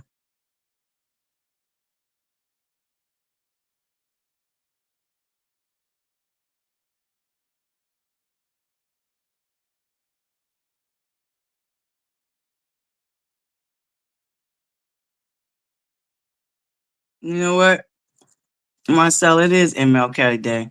And look where our society is. Look where our community is. Look where our fucking community is, y'all. You know that we have some deep work to do when bitches is celebrating this nigga right here.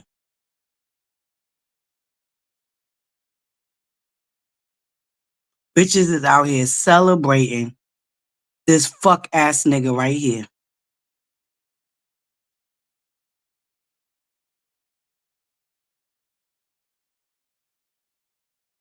That's good, Marcella. I'm so happy. No life in neither one of their eyes. No warmth, no nothing. The apple don't fall too far from the tree, we see. This is the same motherfucker that's trying to silence Destiny and using the judicial system to financially abuse her. And Melanie fucking Holt wannabe Rogers ass goes up for this nigga. This is the same bitch that made whole domestic violence t-shirts talk about domestic violence, but this is the nigga that she's co-signing. This is the nigga that her cult is co-signing.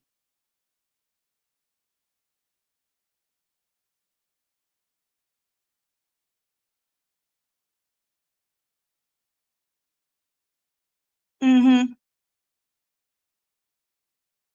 You bet. CYT said for the bitches in the back and you slow, stupid, dumb, retarded, dusty, old bitches in the front.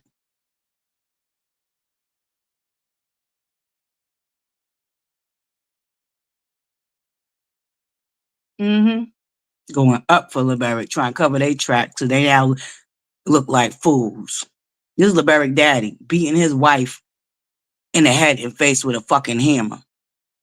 So are we surprised about this nigga when this is what the fuck he came from? Let's be clear. Are we surprised about this fuck ass nigga when this is what the fuck he came from and this is why he didn't want to be on the show? Pay attention to the date when this was published. The show started filming that same year. The show aired the very next year. He didn't even come on season 1. And you know why he didn't even want to be on when he did come on? Because of this right here. He knew eventually motherfuckers would find out the monster of a fucking father that he came from. And the apple, not too far from the motherfucking tree. But this is who the bitches on the dark side's going up for. Baby, I can't wait to see the lies they come out with today. I cannot wait to see the lies they come out with today after this tea done dropped. Oh, wait, they're not going to talk about it. That's right. Because I announced it over here. That's right. They're going to act like they didn't see this shit right here. Uh-huh. Mm-hmm. No. Oh, we know, Marcella. I told the ButterCups. And first of all, we don't even know if this charge has anything to do with Destiny. Because allegedly, rumor has it, word on the curve is, this bitch ass nigga bought a house next to his ex-girlfriend who he been stalking and harassing, who got a restraining order against him. The girlfriend that he had before Destiny. And see, Destiny didn't know what type of nigga she was getting fucking involved with because she was on a long distance relationship. So she really didn't have no idea who the fuck this nigga was. Because I'm quite sure if she knew this was running through the bloodline, she would have thought twice about marrying that bitch ass nigga. Hindsight 2020. If she knew this was in that nigga's bloodline, before she married him, because this occurred after they got married. When did Destiny and LaBarick get married? Because this happened after. And I don't think Destiny was aware of who this nigga's father was. Because then she would have knew who this nigga was. Mm.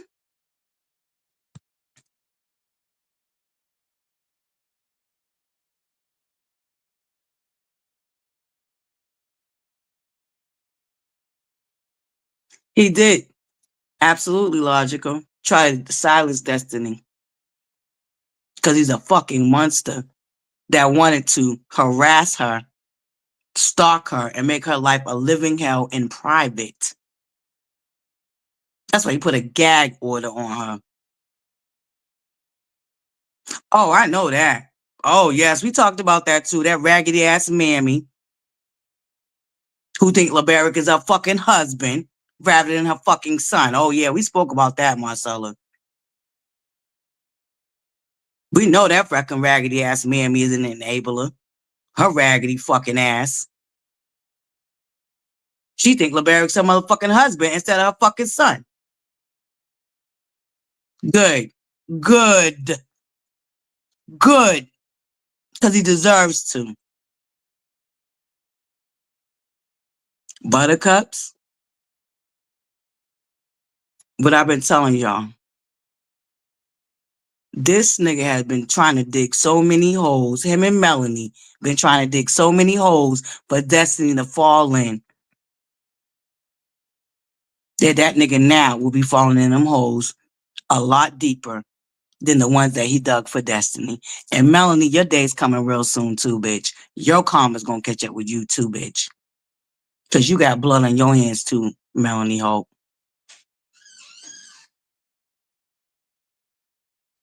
And you're a disgusting bitch that been going up for a nigga like this. And you know for a fact that he's a fucking abusive psychopath, Melanie. So your karma's coming too, bitch. Believe that.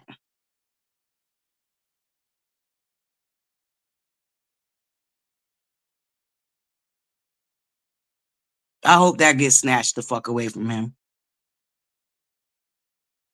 That part right there, fella want his motherfucking self. I know, baby. I'm getting my raggedy bit. Listen, I'm gonna get with my co-host today because I think she might have a day off today too. So I'm gonna get with her today, Buttercups, to try to get the merchandise on and popping, which is another thing I probably won't be able. Y'all probably won't. Well, no, I don't know. I could see if I could do it from my phone because my friend didn't show up Saturday for us to go get the laptop. So I'm getting y'all merchandise. Did y'all vote? Do y'all like the slogan I came up with, y'all, my Buttercups? Because y'all are famous now too. Everybody want to use Buttercups now. Everybody's subscribers are their Buttercups now, Buttercups. So y'all are famous, okay? Shout out to the trendsetters over here that we are. Did y'all like the new slogan I came up with, the t-shirts? Who's in T's chat? Basement Bully, raggedy ass, dusty ass fucking Melanie's in T's chat? Oh, let me get my fucking ass over there and start dragging that bitch in the chat and calling her fucking coward ass out. Hold up.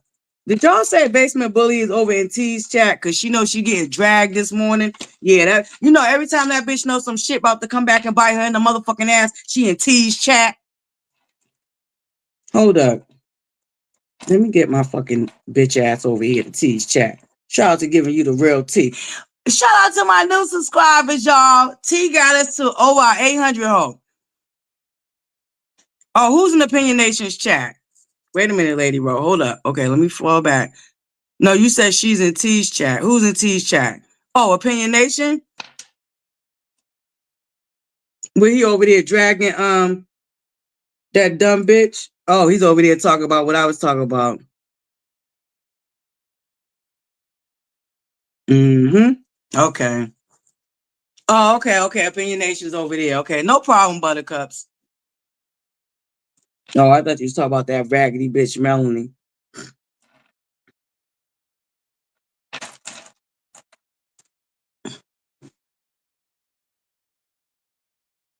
Oh, okay. Was she in there? She ragging and tagging and dragging. The co-host over there ragging, tagging and dragging. Shout out to Opinion Nation. Hey, Sydney. I hope T, because T got a bigger platform. I hope he pulls up that motherfucking mugshot of his fucking father, too. Mm-hmm. I know, Buttercup. Thank you, Lady Ro. Thank you, babes. Thank you for everybody that was over here this morning for our morning table talks. I'm gonna go ahead and end the live and let y'all go over there and watch T. Shit, I might pop up over there my damn self. Thank you guys so much for being here for another great morning table talks. This was a triggering subject for my buttercups that catch the replay. Very triggering subject. But buttercups, we have to talk about it. This is not stuff that we can don't end. Okay, Lady B. Lady B told me not to go nowhere. All right, babes. All right, we'll stay here then. All right, buttercups. Lady B want me to stay. Okay, don't you hate when that happens, number one buttercup? I hate when when my other device don't be charged, girl. Okay, because y'all know, shoot, messing around these YouTube streets, you need like 3 devices, okay? You need your TV, your phone, and a fucking what you call these things? Tablet, okay? Okay, I'm not gonna end, baby. I'm not gonna end, Mimi. I got y'all. We ain't going nowhere. We ain't going nowhere. But yeah, y'all, I really think a petition need to be started to get that aunt and that grandmother locked up. I really, really believe that aunt and that grandmother. Thank you, living for me. Okay, we can gag. Yeah, we're gonna gag together, baby. I'll stay over here. Yeah, we do have to have these hard conversations. We need a petition started to get that aunt and that grandmother locked up. I believe that aunt. Or can I go even a step further and believe that that aunt orchestrated the unaliving of that baby girl? I believe that aunt orchestrated the unaliving of that baby girl. I definitely do.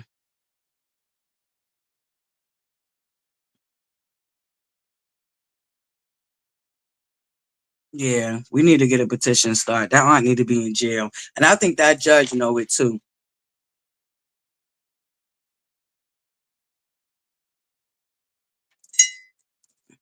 A shame and a scandal, okay? Stalking and harassing that ex-girlfriend that he moved next to, okay? That already had a restraining order against his ass. Okay? That part. That part right there, buttercups. Mm-hmm. Yeah, there's some very cruel people in this world, Lady B. That's why we gotta stay prayed up, buttercups. That's exactly why we gotta stay prayed up. There are some very cruel people in this world. Very cruel. And we gotta protect our children, buttercups. The children, man. They're so innocent. And that poor baby girl was definitely let. Mm-hmm. Typical stalker behavior. Sure the fuck is.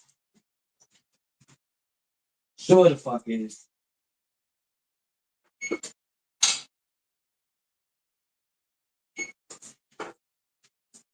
I'm glad Fred is over there dragging them bitches too. Stupid fucking disgusting ass bitches. I'm glad he over there dragging them whores. Buttercups don't make not a bit of sense. Hold on, Buttercup.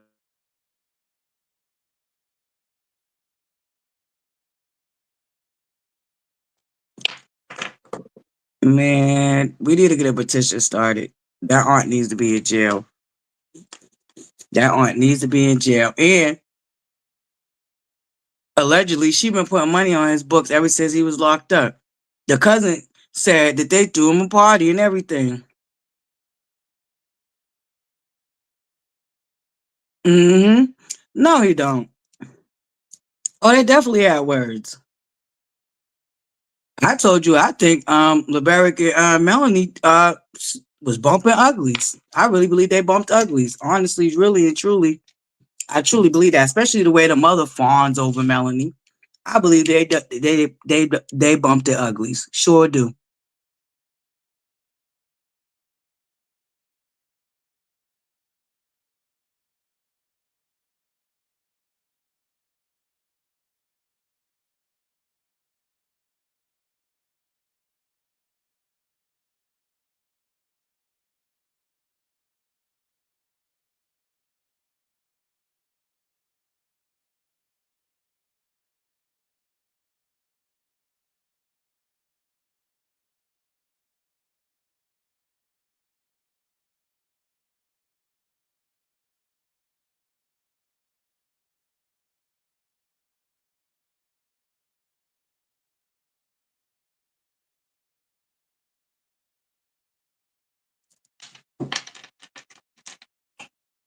Um.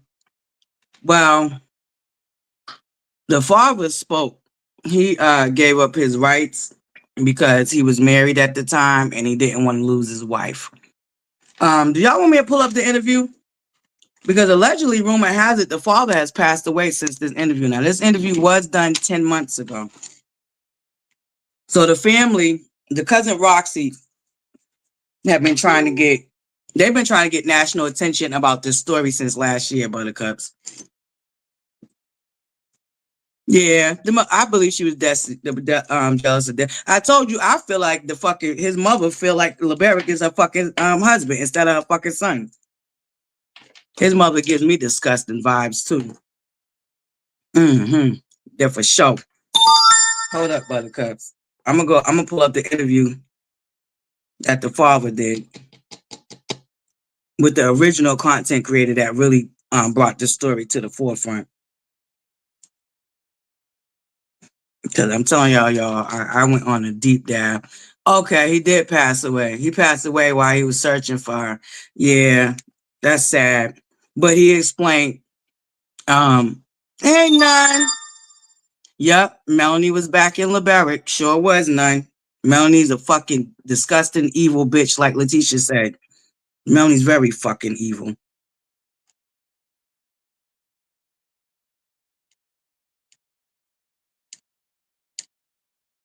And that ain't no alleged. And I did that, like I already told the raggedy bitch. I dare you to talk about you gonna sue me or because I got the fucking receipt, bitch. And I'll drop that shit on your bitch ass. Melanie's another disgusting human fucking being.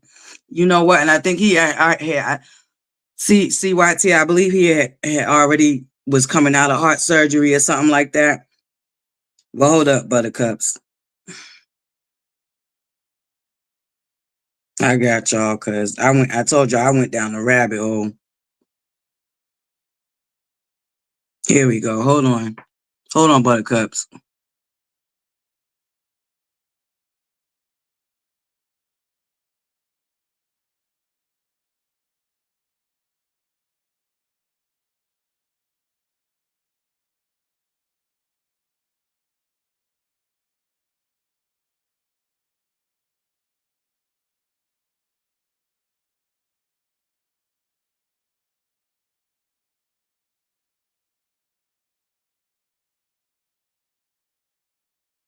All right, Buttercups. I'm a Now this interview was done on 7 Mile Radio. The content creator's name is 7 Mile Radio. Um, put up my fair use. Now this is for construction. This commentary is invoking the Fair Use Act. This is for commentary on criticism and research purposes. All right, y'all make sure y'all go subscribe to 7 Mile Radio over on YouTube. This is where this interview was done 10 months ago. All right, Buttercups. Apparently the father has passed away since.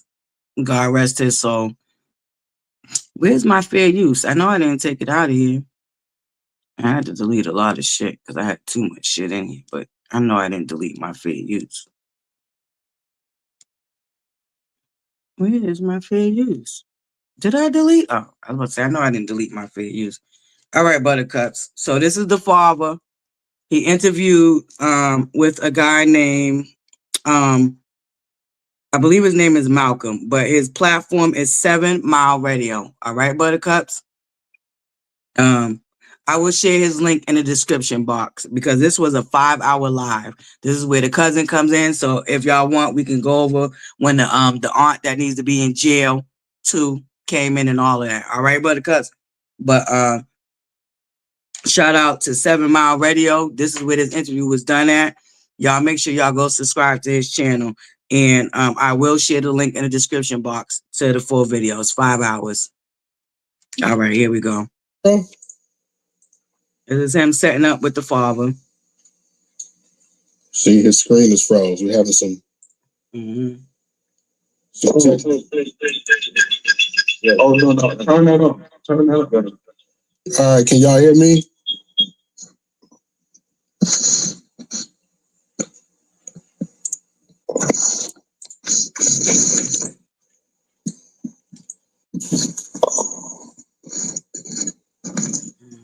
Hold on, Buttercup. This is the father. He's going to end up not being on screen when they initially talked because they was having a hard time getting the technical difficulties in order. But I'm just going to show you so y'all can see that this is the father that the guy is talking to.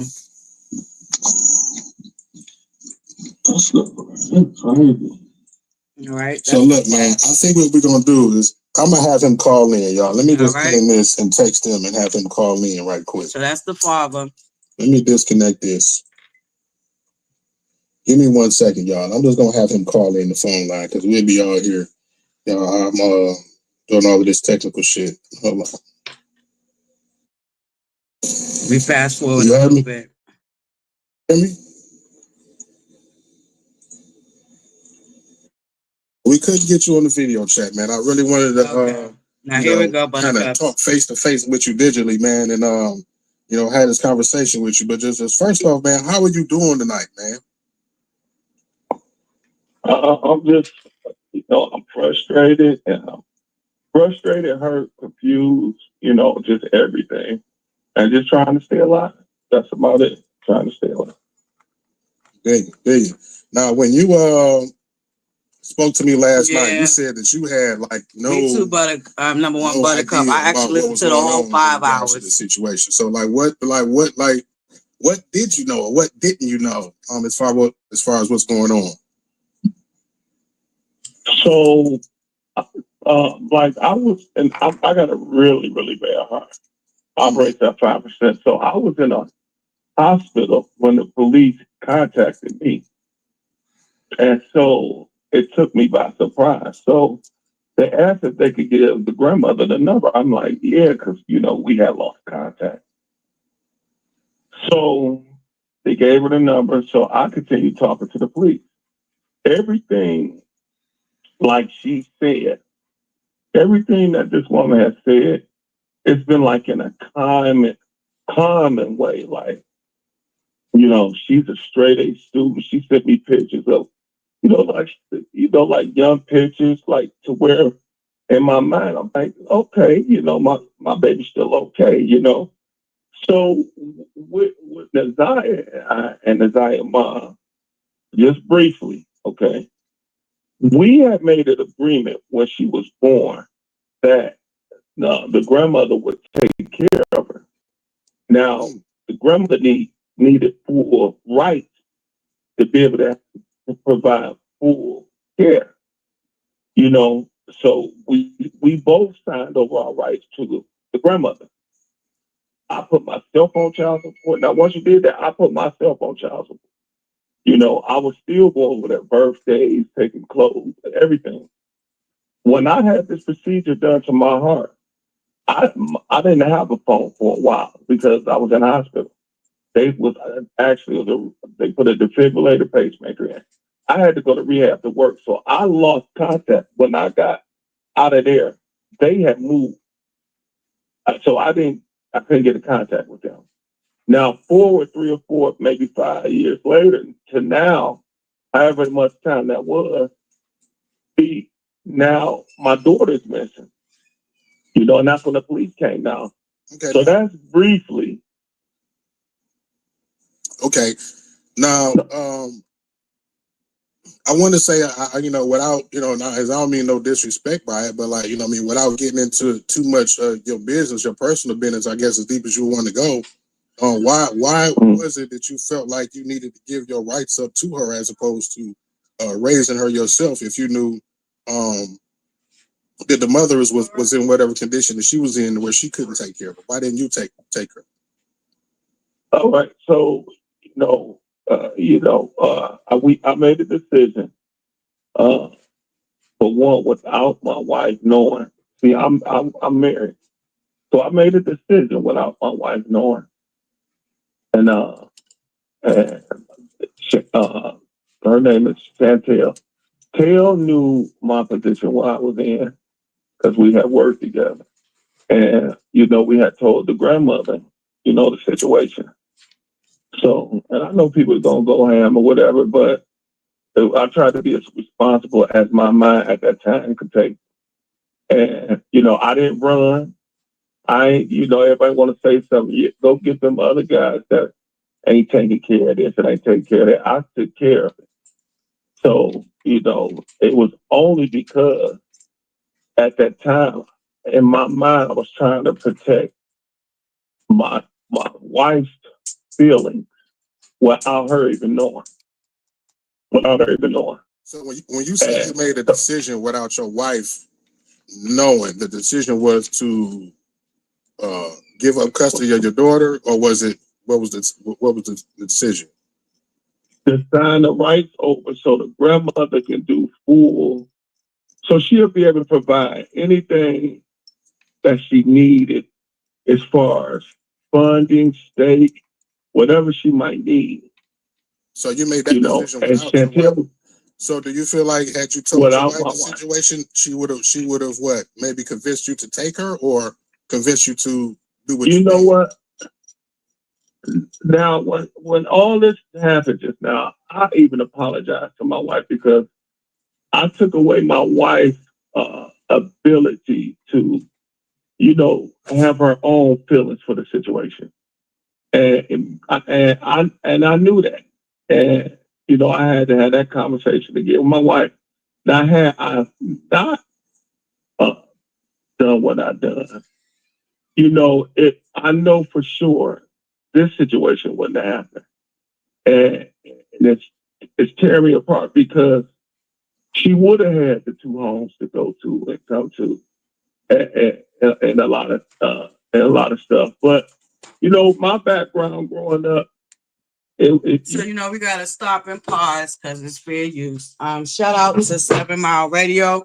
This is an interview that was done with the father 10 months ago. For anybody just now coming in, we are diving a little bit into the Naziah Harris case, and this is the content creator 7 Mile Radio who interviewed the father, the cousins, and the aunt 10 months ago.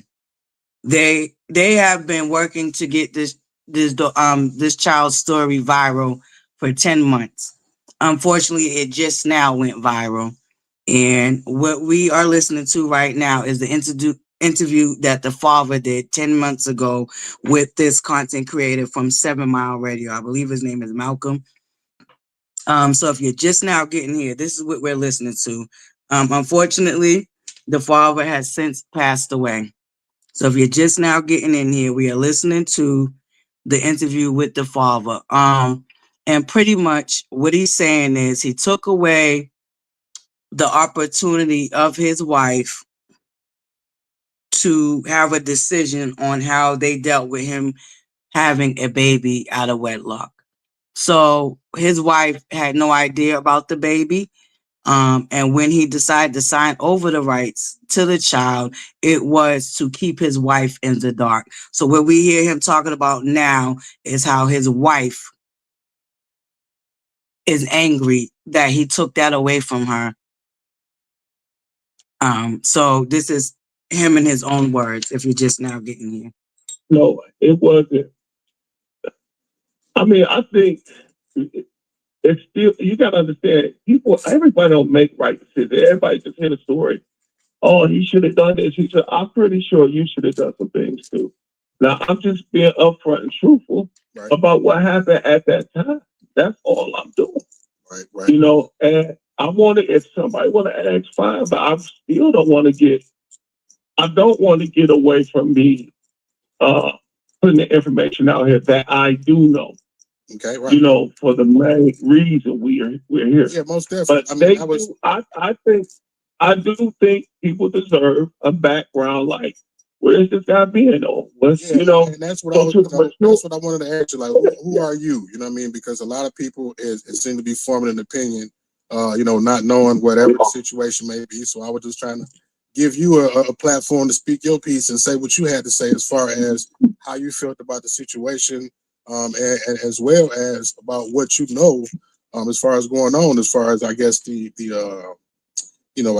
conditions of the family that she was living in, and all of that. So I mean, what beyond what I just asked you would you like people to know about the situation, whether it be like I said about the family or you, or what do you want the people to know?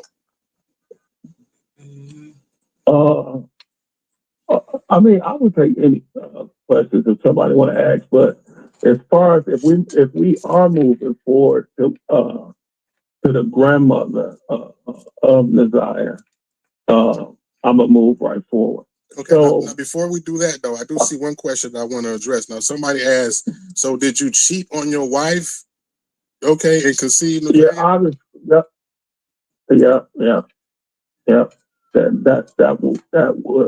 That is what it would be.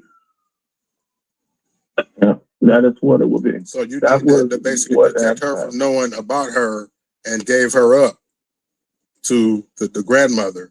So at what point did she find out about your daughter? So for one, when you put yourself on child support, they come out. I didn't know that. So they came out, and I came home from work one day and I had to have a total conversation with my wife. And what had happened had been done already. And that's how my wife found out. So basically what he's explaining now is that although he hid it from his wife, he did put himself on child support. So the grandmother, old raggedy bitch, was getting child support from the father for Naziah. And he's explaining that even though his attempt of hiding it from his wife, which was signing away his rights, his wife found out anyway because he had owed some child support and they came out to his house. And I had to deal with it and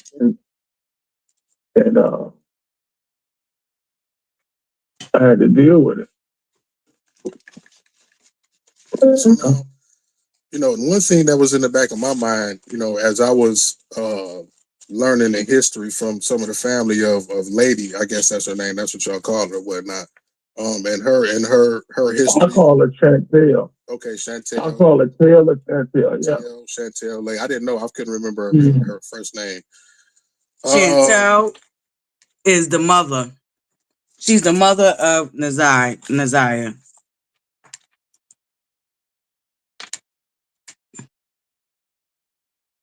Yeah, because of his wife's symmetry. He was trying to hide the baby from his wife because she was conceived out of wedlock. He was married and he cheated on his wife and conceived Naziah, and he's giving us the backstory right now on why he signed over his rights. Like what was she like when you were with her? If you could give us some window into that. We worked together. We redid homes, and she was really good at painting, drywall, and things like that. So I don't know if I was arguing at home or and I used to drink heavily, smoke weed and drink all day back then, and was probably led to some of my conditions. So intoxicated, she was like a real cool person, like to work with, and I guess under influence, one thing led to another, and the situation had happened. But Chantel was dibbling dabbling with drugs back then. I believe it was like coke. I think it was cocaine. She didn't do no pipes. I think it was just cocaine. But did you ever use it with her? Who was that? You ever used it with her? Oh no, I don't. No, okay. No, I ain't even that type of cat. So, and Chantel was, bisexual. So, it was kind of almost like a party lifestyle. You know what I'm saying? So, and that's what it was. Now, as far as when I talk to the grandmother, this situation has gotten a lot worse. Not Chantel, Chantel had a son before Naziah. You see what I'm saying? Exactly. So, I think, and you know what? From the podcast, I don't know if I heard right, but Chantel might even be adopted to her mother. I don't even know. Now these are things that I did not know. I just did not know. So, and then the other two kids, they like as they said, they all ran away when they were younger. So this is what I'm saying. All this stuff, I didn't even know. There was no communication or relationship like that. People make mistakes. People do things and they make mistakes and you go on with your life, And at that time, if you do damage and you have to learn and you grow. And you just have to keep going through life. And, that's basically, and that's what it was. That's what it is. Okay, one more thing that was on my mind to ask you before you get into Hold up. So logical speaks, you're saying that the mother, because he's explaining the relationship with the mother and a little bit of the background of how, who the mother was when they met each other. So are you saying that the mother was addicted to crack at 13, 14 years old? Logical speaks. Can you clarify that for me, babe? Your comments about the grandmother and whatnot. Like, so since you cheated on your wife and had Naziah, and you kept that secret from her to protect her, once you find out, she didn't say bring the baby home. Like, what was that?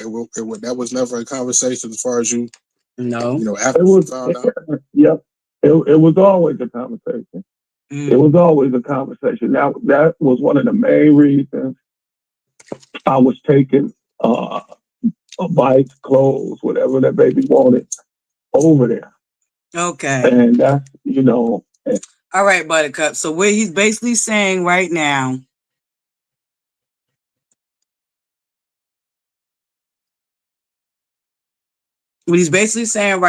is that the reason that he did start showing up and trying to be present in Naziah's life is because the wife wanted him, but he had already signed over his rights. So by the time the wife found out, he had already signed over his rights, and the wife did want to make Naziah a part of their life. But because he had already signed over the rights to the grandmother, there would have been an uphill legal battle to now reverse the fact that he signed over his rights. So the wife, apparently, allegedly, if I'm gathering from what the father was saying, the wife did want to make her a part of their life once she found out about her. That's the reason why we was taking things over there, because y'all was having conversations about bringing her. We were trying to get, to still be in the baby's life. Okay, so be involved. When you make a decision, you just can't just automatically change it. Like, no, right. You just don't do that. So you show you can be there. You show you can be responsible. And that's what I was doing. I was showing I could be responsible. I kept up my child support payments. To this day, they're still going. And now that's the part that pissed me off. These people the grandmother, was still receiving child support after this baby girl was missing for a month before the police and the FBI got involved. The baby was missing for a month. The grandmother waited until the next morning to go to the school, not even the police station, but the school, to report that the little girl never came home. And when you listen to the logic, because we're going to fast forward and we're going to get to when that nasty, disgusting aunt who belongs in jail right along with her disgusting ass baby father, we're going to listen to what the fuck she said out her fucking slow ass mouth. But right now, if you're just now tuning in, we are listening to her father explain his background and his origin and why he signed over his rights in X, Y, and Z. Shout out to 7 Mile Radio. This is where this interview was conducted 11 months ago. Excuse me, 11 months ago. And so, and that's what it is. My wife is a very supportive person, you know, and it's nothing that she is, it was nothing on her. None of this is on my wife at all. She's a beautiful, supporting person. And that's what it is about her, you know. Dig it. Okay, so what I gather is he's trying to cover for his wife. So he did admit that he didn't never tell his wife about Naziah, and he signed over his rights to cover up the fact that he had Naziah. And he put himself on child support. So when he put himself on child support, they end up coming out to the house, and that's how the wife found out. And she found out after the fact. So what I believe he's trying to say is that his wife would have been supported had he been honest and not jump the gun and try to hide and cover up his mistake of having an affair on his wife. So I guess with that being said, you can go forward with, you know, whatever the details is you want to share about the family or the grandmother, the situation, or, you know, your whole view of this situation right now. Okay. So it's like when I was in the hospital and she was curing me in or everything, she was telling me like the baby never ran away. This has never happened before, you know, and she was seen running with some kids. So, you know, we're going to find her and we're going to bring her home. And, you know, now my family's asking like, well, are they going to do a police conference? And I'm like, well, Mama said they were going to do a police conference. They're trying to schedule it's going to be on this day. Now, mind you, this is like around the 9th or whatever. I believe it was the 9th when we were having these conversations. And I'm like, he's okay, referring to the 9th of January, which is when I think they did the thing. 9th of January of last year, ButterCups. That's what I believe he's referring to. It was just kept press on, conference. Couldn't like, get it out. The press conference. We were going to do this. We're going to do this. She even said Chantel came down from Ohio to help pass out flyers. And when she had gotten there, I said, well. Okay, so the mother apparently had moved all the way to Ohio. And as we dig deeper into Naziah Harris's story, I will be dropping the receipts of as far as the mother's role. All right, ButterCups? Well, right now, if you're just now coming in, we're listening to the interview that her father, who signed over his rights, did 10 months ago. From my understanding, he has since passed away. But this is an interview he did 10 months ago with a content creator. I believe his name is Malcolm. His platform's name is 7 Mile Radio. So I believe he's based in Detroit, where this all happened at. And the family had reached out to him, and a city official had reached out to him to bring this story to light. So 10 months ago, they was trying to get this baby girl's story out there, the family members. Yes, trigger warning. Thank you, Ginger. This is the father interviewing with the radio personality right now. Well, we saw. I said, well, how's Tail doing? He said she's not doing too good about it. And I said, oh, okay. And I left it at that, because, I know what type of state Telly be in. So I left it at that.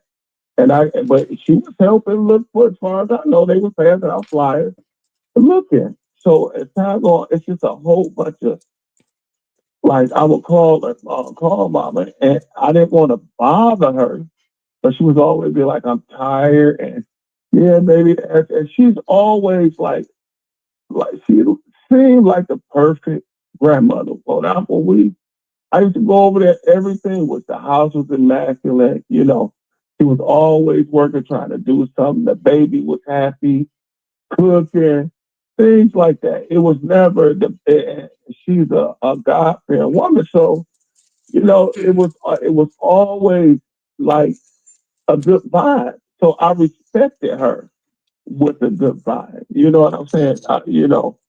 So if she told me something, I really believed it.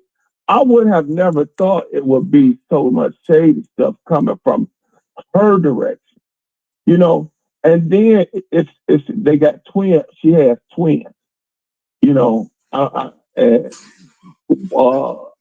they used to live with her, And so now, I guess one of them don't, one of them do. I don't know. I just know that's the part of the family that I know. So basically, you told all of that to say that the picture was painted perfectly in your eyes, and it looked like nothing was going wrong, or nothing was ever wrong in the situation. Ever wrong. And when this particular situation came about, they're telling you that this is something that never happened, and they weren't worried about it as if they was expecting her to come back home anytime soon. Right. No, correct. Now I want to say this. Now at this time they were dealing with DPS, the Detroit school system police, right? So she had even explained that to me. So eventually when I got out, I didn't want to keep talking to her, but I wanted more information, so I got out of the hospital. I wasn't even supposed to be walking. I'm on a medicine that keeps my heart pumping. I wasn't even supposed to be walking. I got nurses calling me because they was concerned to the police. And I'm out there, me, my wife passing out flyers, my sister, my son, my nephew, we out here passing out flyers. And I would stop over at my house and try to get, direction of where I should go, what's going on. And she would just come out. She said, oh yeah, we out passing them out earlier. And this and that. I'm like, okay, well, we're going to do this. We out there day and night. But every time we went, they were in the house. And then the twins, like, I know them. They never came out the house. So I'm thinking, what's going on over here? So one day I went over there, or I was having a conversation with the grandmother. She said, I don't know why everybody want to ask where, like, Chantel got an older son. I think he's around 70, 18 now. They want to talk to him. I don't know why the police want to talk to him. He ain't got nothing to do nothing with it. You see what I'm saying? And just her attitude started changing. Okay, so now you're saying that, right? Basically, you're saying all of that to say that, you notice red flags about certain situations, and you probe them and ask them about it, and they act suspiciously. I guess to say, for lack of a better way to explain it. Right. So, pause, because I know I have to pause because fair use. This is the father of Naziah interviewing 10 months ago. He's now deceased. He passed away sometime in between all of this going on. This is an interview he did 10 months ago with a radio personality out of Detroit called, his platform is called 7 Mile Radio. I will share his link in the description box. They're interviewing with the father now. The brother has spoken, and the brother doesn't seem like the elevator go all the way upstairs neither. From what I heard, the brother's talking about wrap your arms around the trifling ass aunt, who I believe had everything to do with that baby girl being unalive because of her jealousy and envy of her disgusting ass children's father. being in relations with her niece. That's my opinion. And I believe that that grandmother and that aunt need to be in fucking jail. Now, the brother has spoken up. And from my understanding, the brother had ran away from home and he ran to the great aunt who has also did an interview. And if y'all want, we can play that interview too. She did that with her and a cousin did that with another content creator. The brother, apparently the grandmother allowed him to be out of the home, told him not to come back, but he was not to speak of being out of the home because she was still receiving funds and payment as if he was still in the home. So the grandmother told him that if he wanted to be out in the street, go ahead. And the agreement that him and his grandmother made in order for him to be out in the street, living from pillar to post, was that he was not to say anything so that the grandmother could still collect funds off of him being in the home. The grandmother needs to be under the jail. But that's what the brother has said, Buttercups, allegedly. But the brothers came out talking about he don't blame his aunt and he don't blame his grandmother. Stockholm syndrome. Because if you ran away from that home because of the neglect and abuse, the brother says he got a documentary coming. He got a GoFundMe. He got all the right. God fearing my motherfucking ass. That part right there, CYT. But this is the father's just explaining the facade that they had put on and why he felt comfortable signing over his rights on top of trying to hide his infidelity from his wife.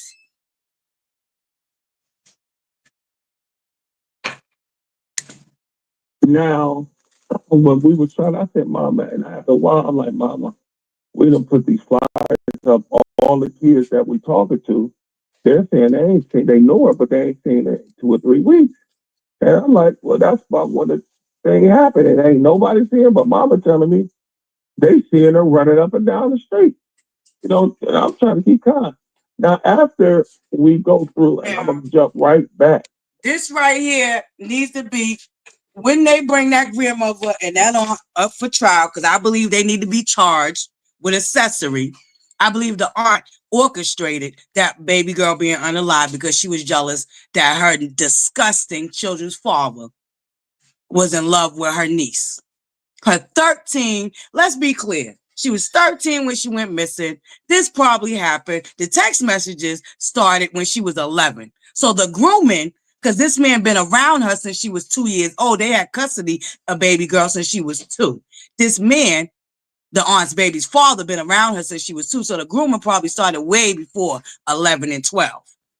Let's be clear. The grooming probably started way before 11 and 12 because he was arrested for molesting a 4-year-old and giving the 4-year-old chlamydia. So if you don't think that that man didn't groom that poor baby girl, and from my understanding, the grandmother accused the little girl of being fast. Do you know I hate, and it's especially women, older women in our community, like to use that, oh, these little girls are fast. Well, how the fuck did they get fast? They don't come out fast. They don't come out the poop fast. They have to been exposed and violated. And from my own personal experience from being molested as a child, there are 2 extremes. Either you become reclusive or you do become promiscuous. I became reclusive. I was a tomboy. You wasn't touching me. But that's only one. That's only my story. I know other women that have been molested and they did become promiscuous. So to call a little girl, when we know the adult brain does not fully develop until you actually hit 25 years old, to refer to your own grandbaby as fast, knowing you had a whole predator and monster around her since she was 2 years old, that y'all obviously wasn't paying attention to, you allowed this man to take her and her, cousin, his child, to his shop. Not the boys in the house. Not the boys that y'all allowed to have after school activities and have a little bit of life. Not them. Y'all didn't allow him to take them to the shop. Y'all allowed him to take 2 female children to the shop. And allegedly, he also molested his own daughter and attempted to molest another daughter.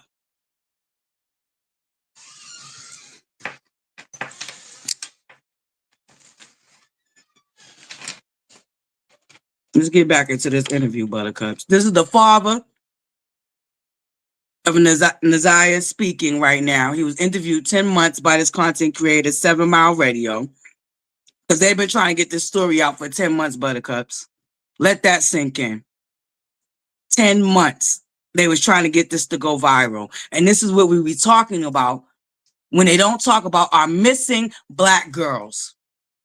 That's a huge issue in our community. And we've been fighting that and fighting it for a very long time, Buttercups.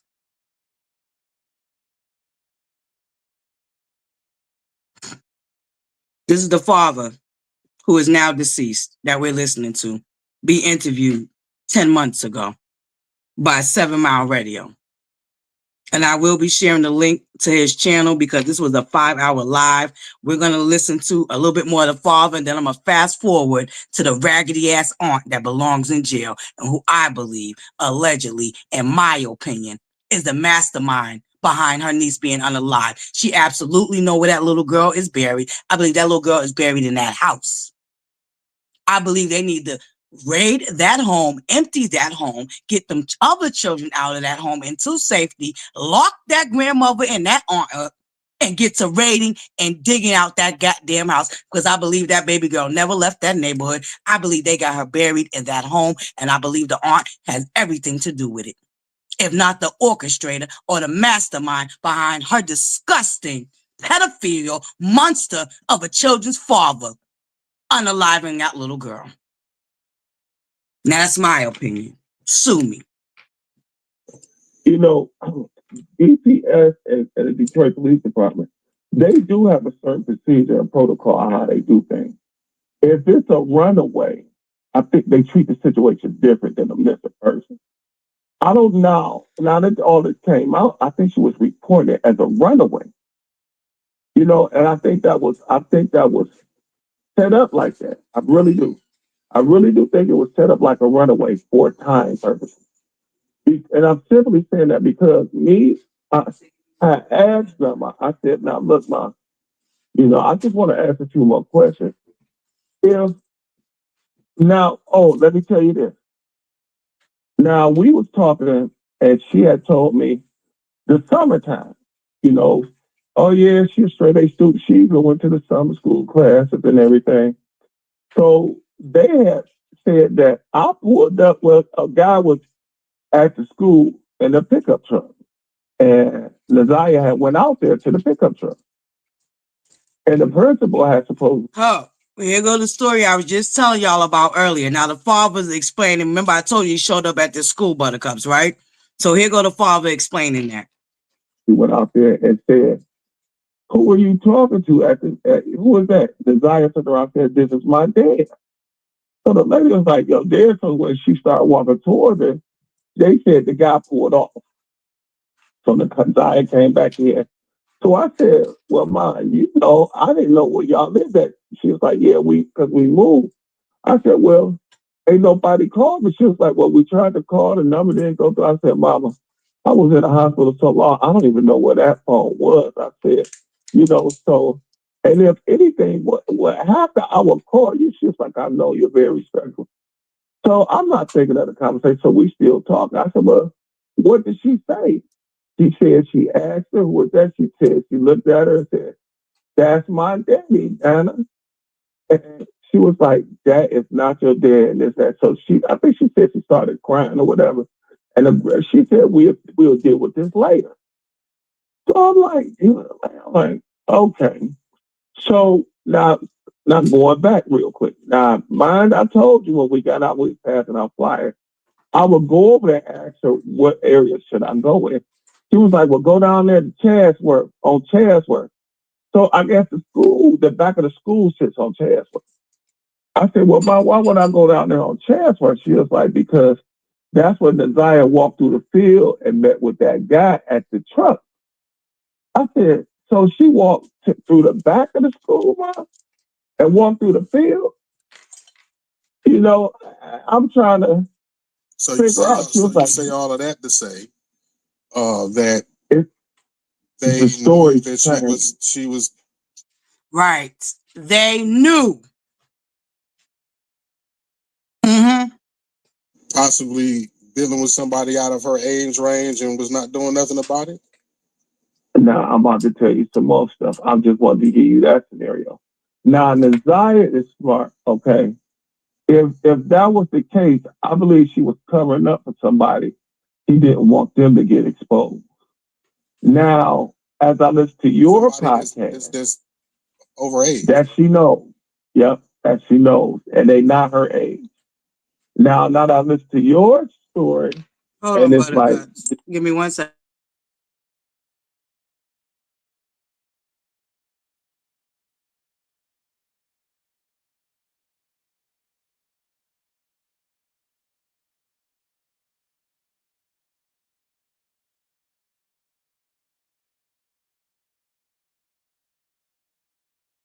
Who's one of the twins' boyfriends. You see what I'm saying? And this guy's supposed to have all this sexual misconduct junk and all this nasty stuff. Okay, you know, red flag. Hold on.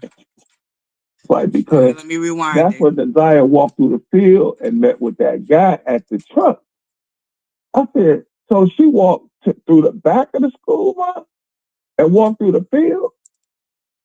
You know, I'm trying to figure out. She was like, say all of that to say that they knew that she was possibly dealing with somebody out of her age range and was not doing nothing about it. Now I'm about to tell you some more stuff. I just wanted to give you that scenario. Now Naziah is smart, okay? If that was the case, I believe she was covering up for somebody. He didn't want them to get exposed. Now, as I listen to your podcast, that's over age. That she knows. Yep, that she knows. And they not her age. Now that I listen to your story, and it's like this guy who's one of the twins' boyfriends. You see what I'm saying? And this guy's supposed to have all this sexual misconduct junk and all this. Now, mind you, this is before ButterCups. Let me preference this. This is 10 months ago. So this is before they finally charged Jarvis, Shannon's baby's father, the aunt's baby's father. This is before they caught up with him. This is before they charged him. So let me just put this in context. This interview is from 10 months ago. Nasty stuff. Okay. You know, red flag. Yeah, I believe that's him. I believe it's him. Because I don't know none of this. I don't, you know what I'm saying? So I don't want to say it's this guy, but I believe it's him. I just heard about this yesterday. So now before all this, me and Mom was having a conversation. I said, well, Mom, well, how did you manage?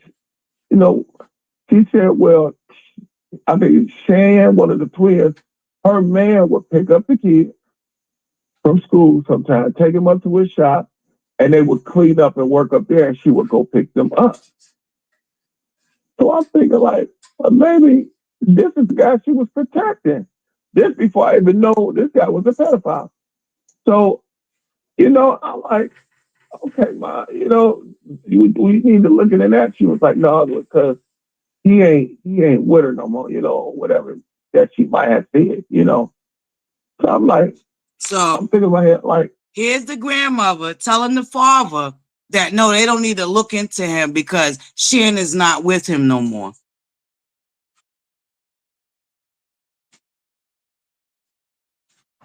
While in the same breath, oh yeah, he goes up to the shop. Now, mind you, let me preface context. This was 10 months ago. So this is before all the pieces really started connecting.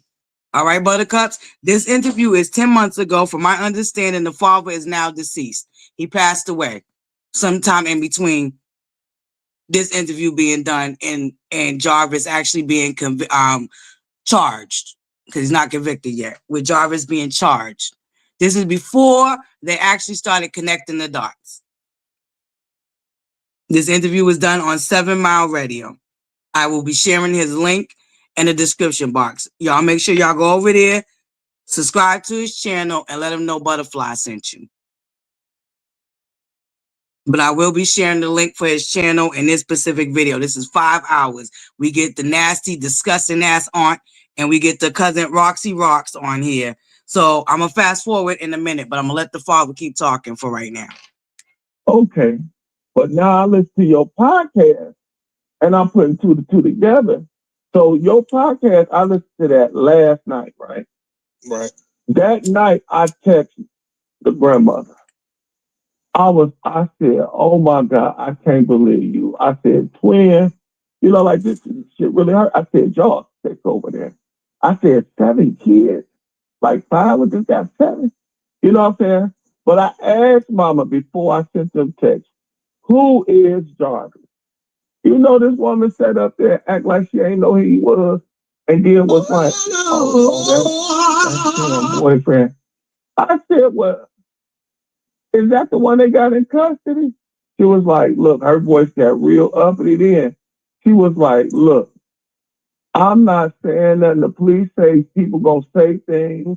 When you get out here, they're gonna, and don't believe them until they come back and tell you what's what. But I've been asking you the truth about these situations, and you haven't been truthful, not once. You know what I'm saying? Now she go back and tell the police, my daughter has been running away. But you tell me she has never done it before. I mean, it's so many things that's not added up. I mean, and that's the thing that I'm hearing from a lot of people as far as, and I'm not here to throw nobody under the bus. I'm just discussing the things that I've heard and things that that I see. You know what I'm saying? And a lot of people are saying that the story from the person that it's coming from is switching up, like, you know, left and right, up and down. You know what I mean? So I don't know. And so when I'm given the information that I'm heard, it may, I mean, that I'm being told, it may sound like my shit is up. Buttercups. Right, you know what I mean? Pause. Fair use. We are listening to 7th Mile Radio, and I'm invoking the Fair Use Act. This is for constructive criticism and research purposes. Y'all make sure y'all please go and show 7 Mile Radio some love. Subscribe to his channel. Let him know ButterFlii sent you. All right. This is the interview that was done 10 months ago with the father that is now deceased. The father that the family lied and claimed that was never around, even though he did sign over his rights. His wife did eventually end up finding out about Naziah, and they did attempt to be a part of her life. There's a lot of lies that came out of Shannon and her disgusting ass mammy's mouth. All right. So apparently this man was on child support, and they came out to the house, and this is how the wife found out about it. He is now deceased, from my understanding. The father is now deceased. This is the interview he did 10 months ago. This is before. I'm assuming that this interview particularly was done right after they decided to take Jarvis into custody. All right, Buttercups? So this is what we're listening to right now. But I paused because I want to ask y'all, do y'all want to listen to some more of the father, or do y'all want to fast forward and get to the aunt, the disgusting ass fucking aunt and the cousin who spearheaded even getting this on the radio? So basically they was trying to get this story out 10 months ago. They was trying to get this poor baby girl story out 10 months ago. That's why I really want the aunts and the cousins that are fighting, Roxy Rocks, Tawana, and I forgot the other cousin's name. Y'all need to stop fighting and stop blaming each other, because I believe between the 3 of y'all did everything that y'all could do, and it's not y'all fault that Shannon is a disgusting fucking fucking her and that disgusting ass mammy of hers. It's not y'all fault. I need y'all to stop fighting with each other. And when you listen to this interview, you will hear Roxy Rocks, because the callers and the viewers of this is going off. 10 months ago, they was blaming the family. All right?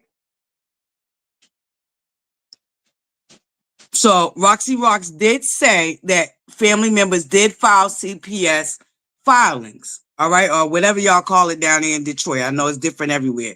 Child Protective Services. We all know what the fuck that means. Whatever y'all initials are from whatever state you from. You get the picture. So do y'all want to fast forward and get to the lying ass aunt who needs to be in jail right along with that baby daddy of hers?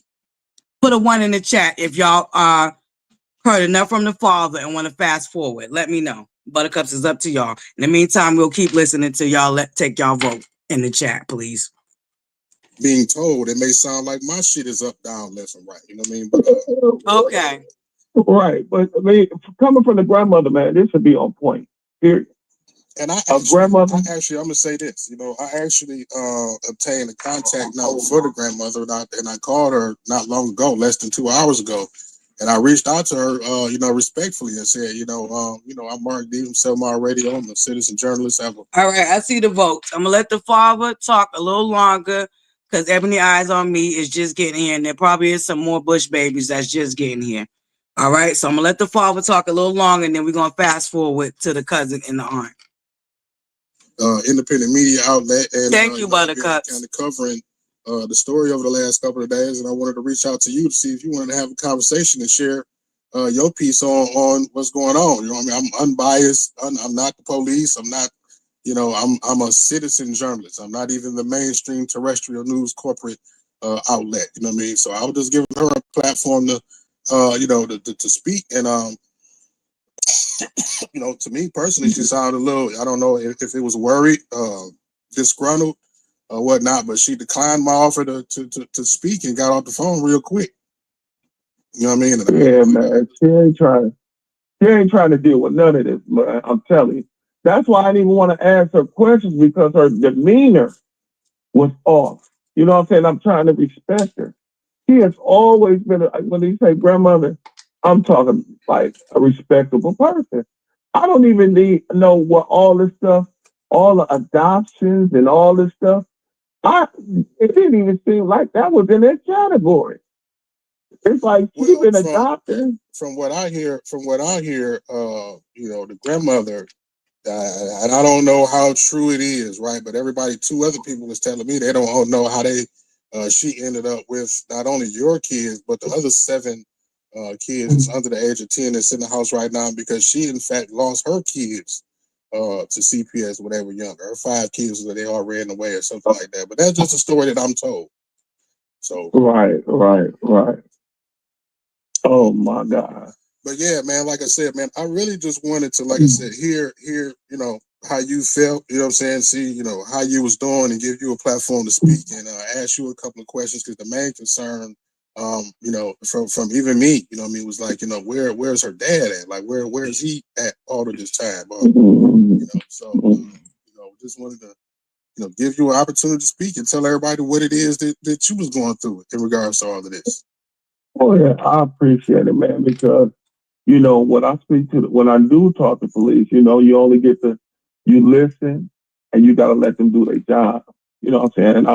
And I appreciate the Detroit Police Department. I do appreciate DPS, because when Detroit stepped in, bro, all this stuff started moving like clockwork. You know what I'm saying? When Detroit Police got the case, everything started moving like clockwork. I want to get like Tamara, that police commissioner. She has been overly up. All right, Buttercup. So if you're just now coming in, we are listening to the father who did an interview 10 months ago. He did it on the platform 7 Mile Radio. You just heard the content creator. He let you know that, this is his platform. He is based in Detroit, where they're from. And The father, from my understanding, is now deceased. So he was given the background story and the origin of, what happened, why he signed over his rights, and where he fits and everything. Because, as you know, the grandmother and the aunt tried to claim that he was never there after he signed over his rights and X, Y, and Z. So he's explaining that he did sign over his rights because he did have baby girl out of wedlock, and he was unfaithful to his wife, and he was ashamed and tried to hide it from his wife. The wife ended up finding out anyway because he put himself on child support and ended up coming out to the house. So once that happened, him and his wife made a decision that they would try to attempt to be a part of her life. But because he had already signed over his rights, there was the red tape and all of that. Now we're going to fast forward to the aunt. Well, the cousin and the aunt, because it starts with the cousin coming on, and then the aunt eventually, because she's in the chat or whatever. So the aunt eventually ends up coming on. All right, Buttercups. Thank you guys so much for being here. Make sure you hit that like button. If you're just now coming in, we are covering the Naziah Harris story, Buttercups. This live particularly that was done 10 months ago. They was actually trying to get this poor baby girls. I'm sorry, Detroit. Thank you. I don't know what I said. I'm sorry. Yes, Detroit. I said the wrong name. But this guy is this is the interview that was done 10 months ago. And this pretty much has the bulk of everybody. It got the aunt. As you can see, we just finished listening to the father. The only person that did not call into this live was the grandmother. We even got the nasty ass, disgusting ass Shannon that need to be in jail right along with her baby's father, because I believe she's the mastermind orchestrated that baby's unaliving.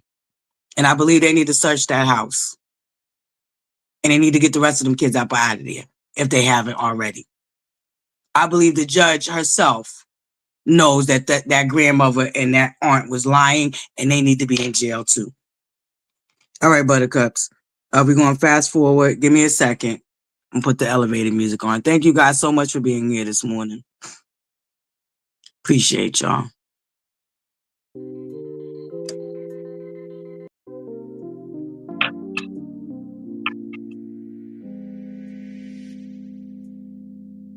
Until the point is given. This should not be happening in today's time. This just shouldn't be.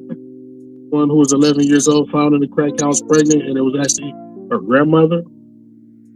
Well, I don't know nothing about them being found in the crack house, but I will say Annette experienced her trauma at a very young age, and I know that he had done what they said that he did, considering that he had already been convicted of doing something like that before. I'm not putting anything past it. I'm not. Father reached out to me. I grew up with him. I have not seen him in years. We were kids. But, I'm going to let you take the next call. I'm going to give me something to drink. I'm mad. What's up, baby? Right. All right. So let me, I got a special call that I want to make.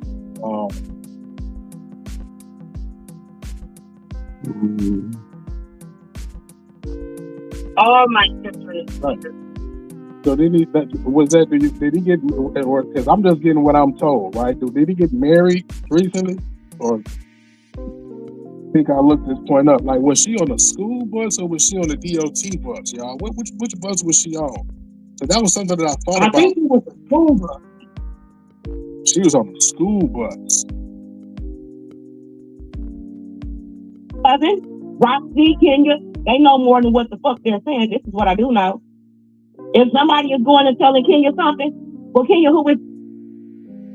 The one comment float up the stream where seemed like everybody blaming each other in this situation.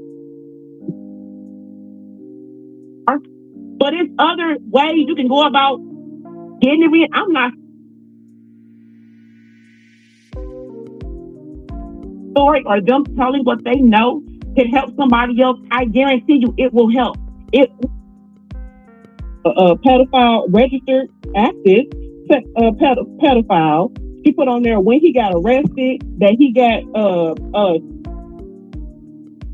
So that's why I didn't go to the police, because it's over in the house. But I'm not gonna stop. That child, I asked her mother, well, what happened when you went to the police? And she said, well, when you out living the thirst. But I'm not gonna stop. You know, I'm not ready. You hear me? This one right here, y'all better go pour y'all cups. All right, Buttercups. I think this is the part where the cousins are coming up. He's taking a quick minute. Thank you for being here. If y'all just now getting here, we are listening to an interview that took place 10 months ago with the relatives of Naziah Harris, when she first got missing. I believe this interview was conducted after they actually went ahead and arrested Jarvis. What's happening, Kenya? Okay, this is Kenya. This is the cousin's name. Kenya. All right, Buttercups. This is the cousin. She's about to talk. Please make sure y'all go and subscribe to 7 Mile Radio. Let them know ButterFlii sent you. This was actually done 10 months ago. All right, Buttercups. This interview was done 10 months ago. If you're just now getting here, we just listened to the father. You have to red ball it back. Or this is a 5-hour live that was done on 7 Mile Radio. And I believe this was after Jarvis was arrested, the Aunt Shannon's disgusting monster ass fucking children's father. Now, this is the cousin Kenya. This is one of the cousins that was reporting and trying to get the children help into safety and get them out of that home. My opinion, the grandmother and the fucking disgusting ass aunt need to be in jail. I believe that the aunt orchestrated the unaliving of her niece because she was jealous that her disgusting ass fucking monster of a baby daddy was into her niece, and she was jealous of the niece. But right now, we're listening to an interview that was conducted 10 months ago on 7 Mile Radio. The father is now deceased. Unfortunately, God rest his soul. They still have yet to find the baby girl's body. I believe she's buried in that house. That's just my opinion.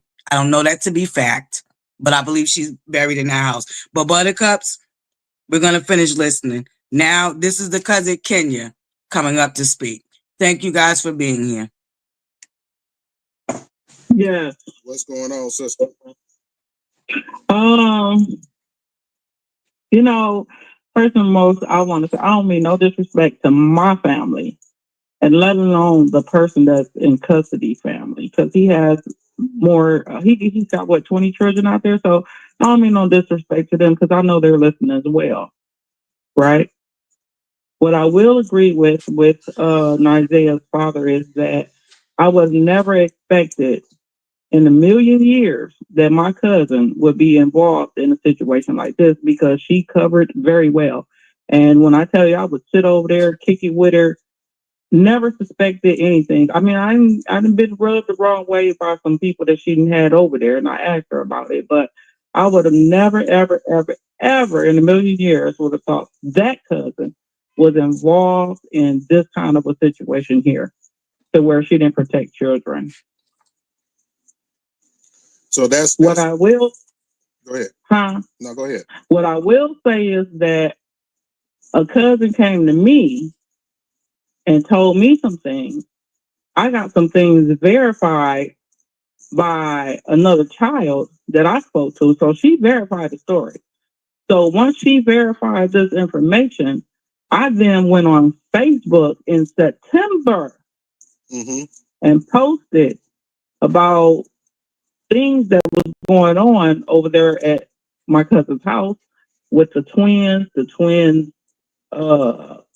children's father. I posted his picture, and my family is so blindsided that they didn't even see the big picture that I was posting. They was just upset that I was posting. So the post is the post that you're talking about, the one where that I added to the screen yesterday, where it says Oh no, sir. No, sir. That was in January. I started posting about this molestation stuff in September. that was going on over there. Hold on, Buttercups. I'm gonna show y'all. I was going back and forth. Hold on, Buttercups. We're gonna take this down for a second. We're gonna put it back up. Y'all, if you're just now getting in here, context, this is an interview done 10 months ago. These are the cousins speaking to a radio personality, 7 Mile Radio. Y'all make sure y'all go subscribe to his channel and let him know ButterFlii sent you.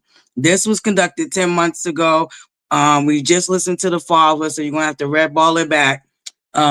Or go over there and watch the original. This is a 5-hour live. So right now we're just picking out the most important points in this interview. All right. So here go the cousins explaining their stories and how they fit into the equation and what they tried to do to try to help save baby girl from over there in that house of horrors. All right, Buttercups. But I'm gonna take this down so I can show y'all the clip that he just showed. So this is just one screenshot he had that he was trying to explain to them about the hold on, Buttercups. With the twins about it. Like, y'all got a whole child molester over there. What's going on? So this is a shock to just know that she knew about it. They all knew about it, covering up.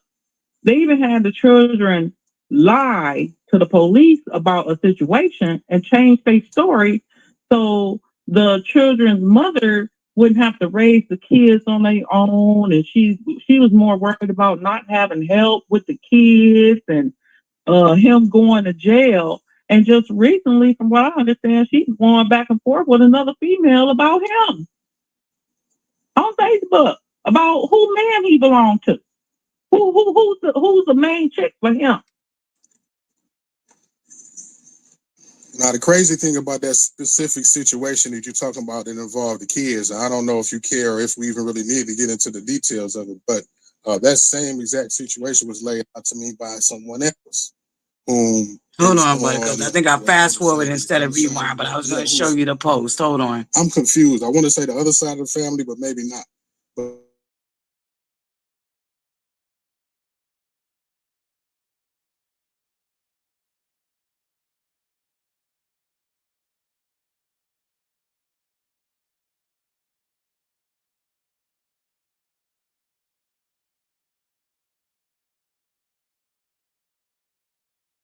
No, sir, that was in January. I started posting about this molestation stuff in September. That was going on over there. And I was going back and forth with the twins about it. Like, y'all got a whole child molester over there. What's going on?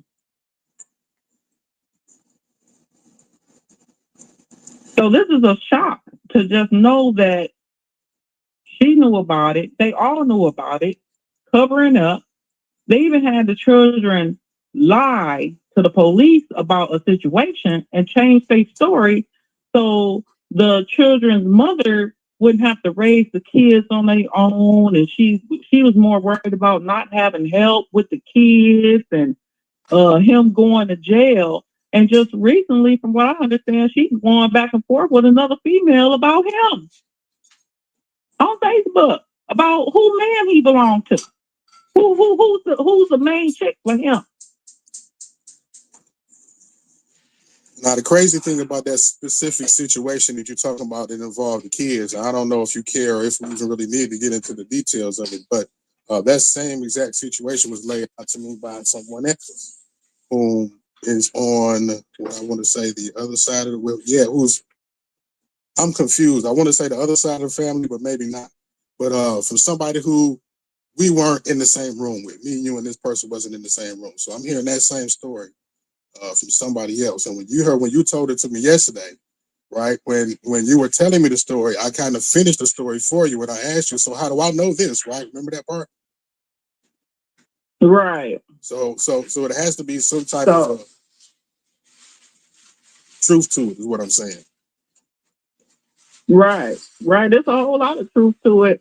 You know, it's just sad to me that people will get more upset about exposing pedophiles than being upset about the children that are being damaged and their careers and their life is being changed forever because grown adults are more protective of adults that are hurting children. And in my mind, when you do that, when you know this is going on, you need to go to prison just like that pedophile need to go to prison. They need to throw her under the jail and the two other ones under jail. All of them need to go. I see a question in the comments that asks, why didn't you call the police in September? Why didn't I call the police in September? It wasn't about me calling the police in September. It was about me establishing what was going on within that family because I don't go over there. So the information was fed to me, right? The information that was fed to me that I checked up on and confirmed. So, all right, so let me give you context. There was a birthday party, and apparently one of the relatives on the father's side of the twins, from my understanding, came to the birthday party. This was their first time ever being around them, going over there. And Jarvis, the predator, did something inappropriate to the child. Now, this relative that's talking right now, she has a point. She couldn't go to the police, because that wasn't her story. She third party. She's hearing it through the grapevine that this happened at the party because she, at this point, is no longer talking to the cousin because she exposed the cousin on Facebook. So the grandmother, the disgusting ass grandmother, and the bobblehead fucking twin, Shannon, whose baby's father this is, no longer wanted them around them and considered them, quote unquote, the ops. So what she's trying to tell you is she couldn't go to the police with the story because A, she wasn't a witness. B, she wasn't there when it occurred. So she's about to go into explaining how she found out about the story, talked to the person that it happened to, and the person that it happened to did go to the police. For context. And I'm finished letting it play.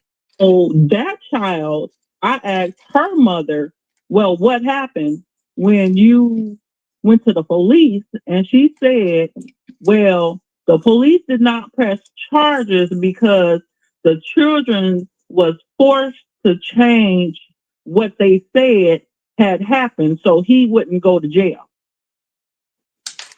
So all right, so do y'all understand what she's saying now? The mother of the child that it did happen to did go to the police. And when the police went to investigate, the children had already been coached into saying that they lied and that they didn't witness what Jarvis had did to the cousin. All right, Buttercups. So there's context why her going to the police wouldn't help the situation because it wasn't her child and she wasn't present. But she did ask the relative that it did happen to, and a relative's child that it did happen to did go to the police.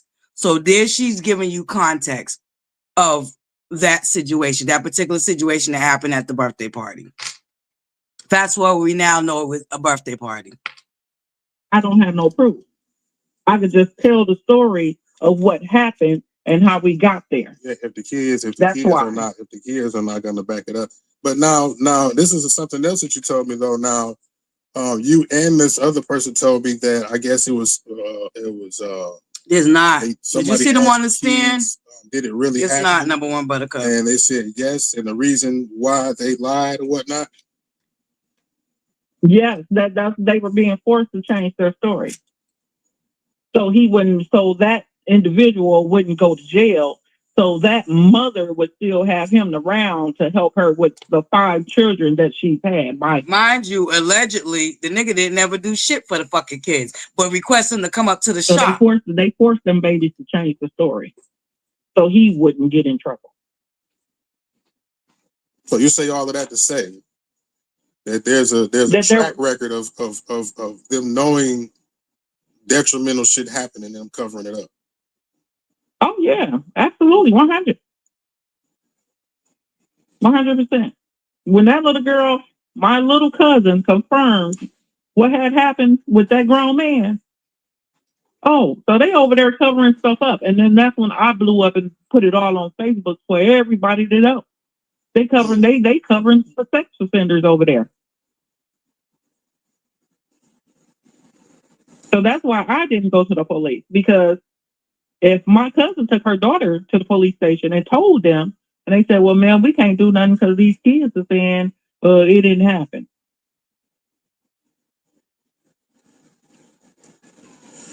And you got to understand, my cousin is very stern. She is of my grandmother. She grew up with our parents. My grandmother had 9 kids, so she grew up within that realm.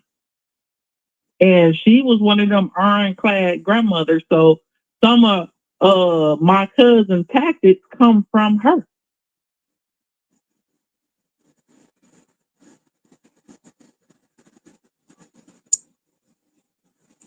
I just don't know what to say about this. This is just...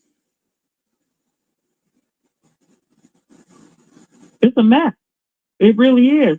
This could have been prevented. If you was to take a shot in the dark, right, and you was to, have your theory on where she is right now, or what happened to her, what is your theory? What does your heart tell you happened?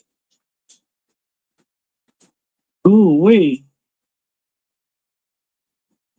I don't know if I really want to answer that right now, because I want the best for Naziah.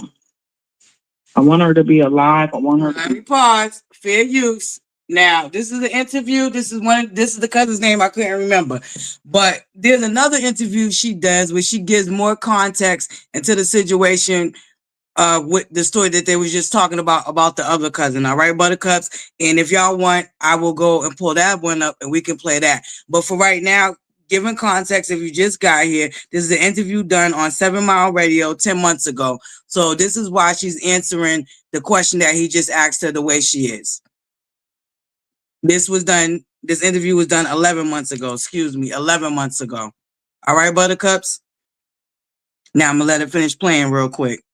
Well, but they had time enough to do whatever they needed to do. If they did do something, they had time to figure out what to do. They had that time. So I don't want to put that on my little cousin that she's not here any longer. But it seems that way. And it seems that they had enough time to do whatever they needed to do. And now she's gone. You know what I mean? So for my family's sake, for my bloodline, I love all my peoples, but this right here could have been prevented if everybody would have opened their eyes, because a lot of my family members are still asleep and their eyes are not open at all. And Lady Rowe, that's why I said there's another interview. Hey, Sad Sammy, salutations, Buttercup. That's why I said there's another interview where there's more context. So if you want, we can go ahead and fast forward to the raggedy ass, fucking nasty ass Shannon got up on the phone call, and we can listen to that part, and then I can go find the interview this cousin right here, Kenya, did with the great aunt Kawana. So if you want me to fast forward so you can get more context into this particular story, I mean, if you want, after we listen to the raggedy ass cousin, I'll go get the whole context of the story of what she's talking about in this particular incident that they're talking about. Because from my understanding, CPS was called. And the same thing that the police said is what CPS said. The children, they went out to the house. The children changed their story. They said that it never happened. And so CPS dropped the case. or never further investigated. But if y'all want, I can go and grab that. Put a 1 in the chat. Matter of fact, we can fast forward past this part because we want more context and we can get to the nasty ass cousin. So give me a second. Let's get to the raggedy ass bitch that need to be in jail too.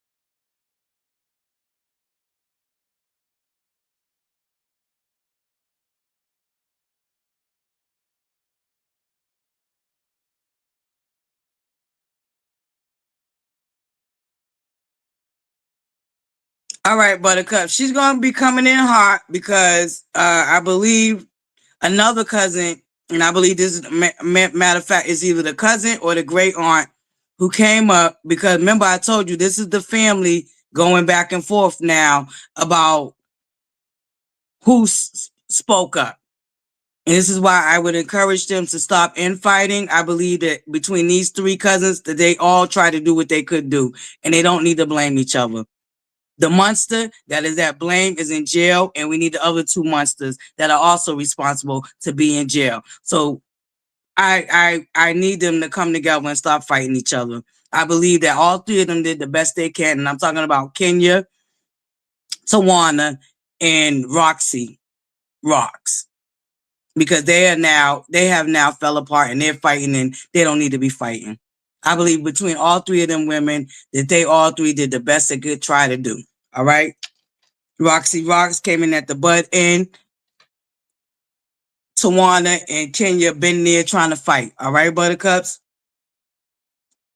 So that's my opinion as far as the cousins fighting each other. These 3 particular cousins, I believe that all 3 of them tried to do what they could do to save Naziah. And I want them to stop fighting each other because they're stronger together than they are fighting each other. And these 3 are not to blame for fucking discussing that Shannon. All right, Buttercups. Context, we're listening to 7 Mile Radio. This is an interview that was conducted 11 months ago, Buttercups. All right. This was conducted 11 months ago. So for context, if you're just now getting here, we listen to the father's portion because the father did speak. You can red ball it back, or you can go watch this yourself in real time. 7 Mile Radio. Y'all make sure y'all go subscribe to his channel, show him some love, and let him know ButterFlii sent y'all. All right. But right now we're just pulling out the meat off the bones right now. Okay. And now we're about to hear Shannon's slow, stupid, retarded, dumb, fucking ass that need to be in jail. Cause I believe, bitch, that you're the mastermind behind your niece being on the fucking live, you raggedy, dusty, dumb bitch.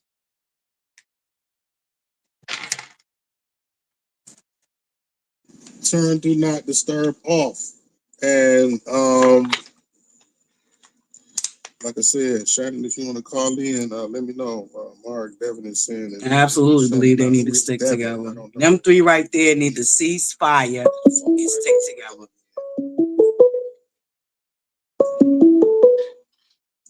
Caller, what's happening? Who's this and where you calling from? This is Shannon. Listen to this slow ass bitch. What's going on? Yeah. So you, I don't know how long you've been tuned in, but I'm sure you heard at least the last 2 callers, and you know the climate of everything. So what is it that you got to say about all of this? Well, first off, we have, my entire family have been posting flyers, not just on the motherfucking internet.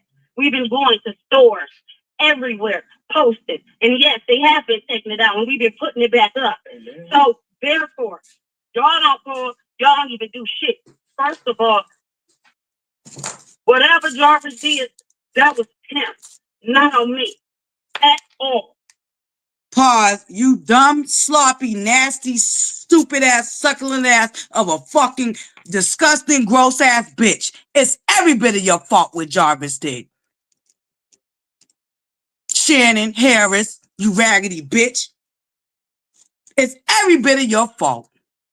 Your dumb ass had 5 kids, took up with a nigga you knew was not even into you. Bitch.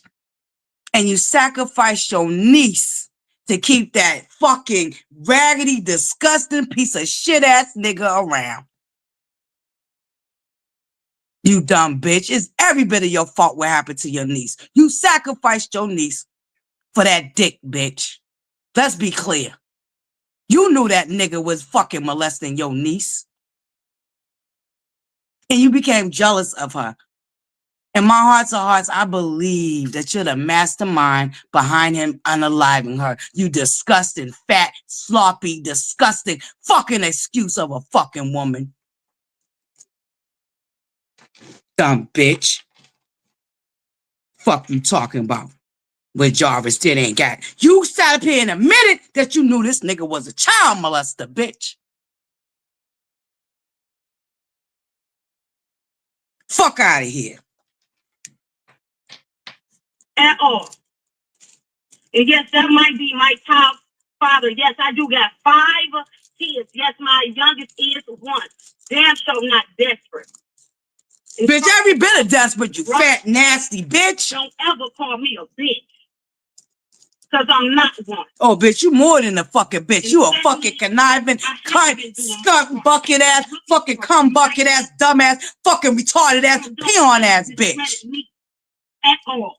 Bitch. Period.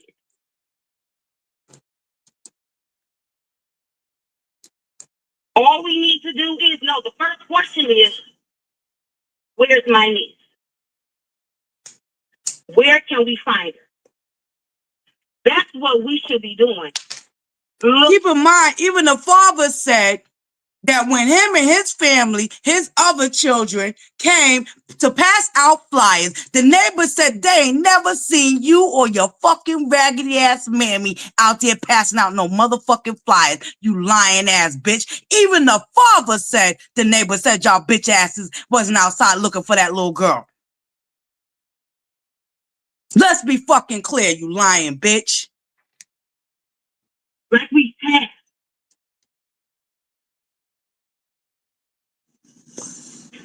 So therefore, yeah. anything other than finding my niece is irrelevant. No, it's not, bitch. That's all I need to. You know why it's not fucking irrelevant, bitch?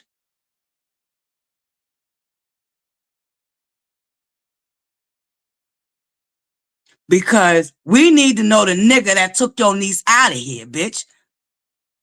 That's why that shit's not irrelevant, bitch. Did you have a predator up around your niece, bitch? Could it possibly be that the predator got a hold of your niece and took her the fuck up out of here, bitch? So it's not irrelevant, you stupid, slow ass, sloppy ass bitch.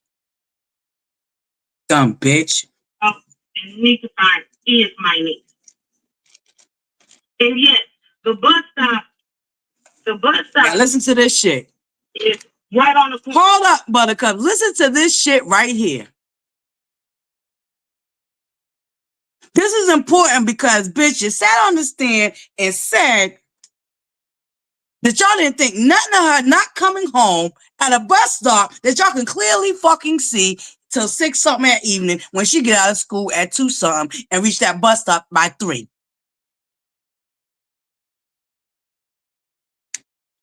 She can get off the bus and we can see her from the corner. She's 13 years old. A lot of these people. So, bitch, did you see her that afternoon? Because y'all can see her getting off the bus, right? Shannon, you stupid bitch. So if you can see her getting off the bus, how did you not notice until 6 that evening that you didn't see her? You fat, lying ass, sloppy ass, murderous ass bitch.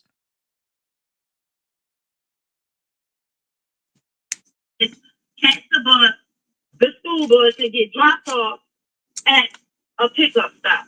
I mean, they drop off and pickup stop every day. Her same routine. Her same routine.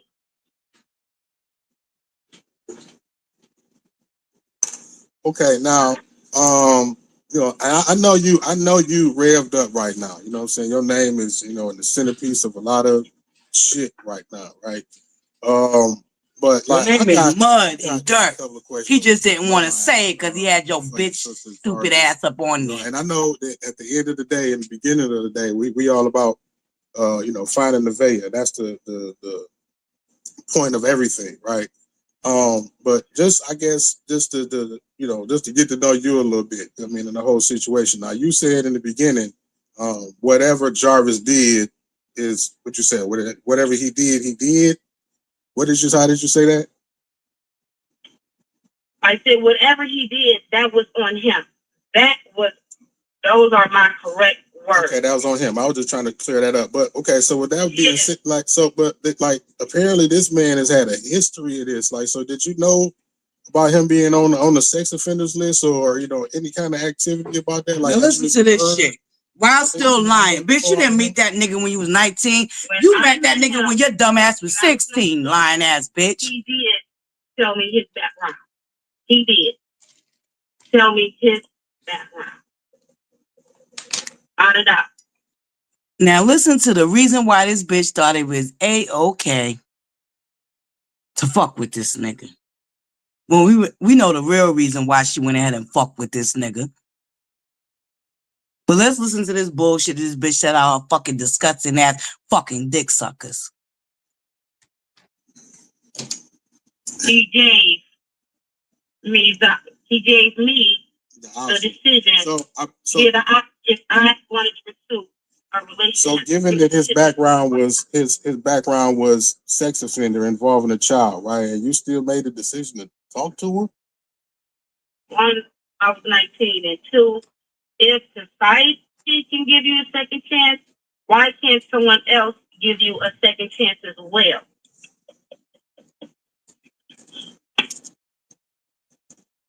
I can dig it. Now now somebody told me that he had got married recently. Do you know something about that? I don't know if it was last year or something. He was supposed to bought a chick a ring or got married or something. Because then you said you had a 1-year-old by him, or that's your youngest baby is by him, right? All my children is by him.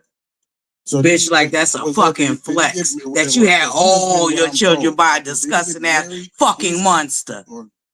Dumb bitch. Sometime recently? Pardon? I said, did he get married like recently sometime, like within the last couple of years or something, or before your last baby was born? Jarvis is not married. Oh, okay.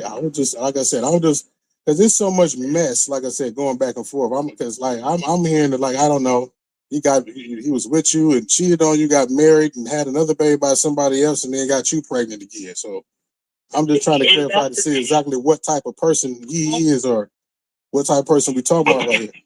What did you say? And this is all these questions is irrelevant besides just trying to find my niece.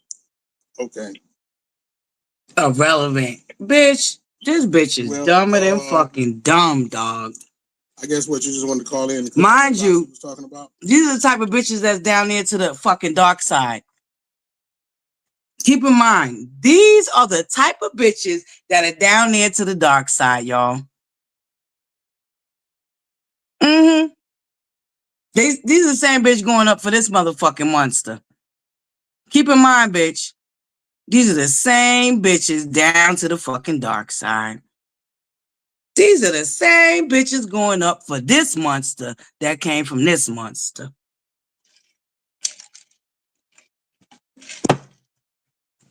Can we say generational motherfucking curses, bitch? Hold up. Let's say this shit again. Generational motherfucking curses. But they want us to believe that Destiny fucking up this raggedy ass nigga's good name. Melanie, Wasn't it you, bitch, down to your dusty ass fucking basement on TikTok telling Destiny to pay this nigga? This nigga. That came from this nigga.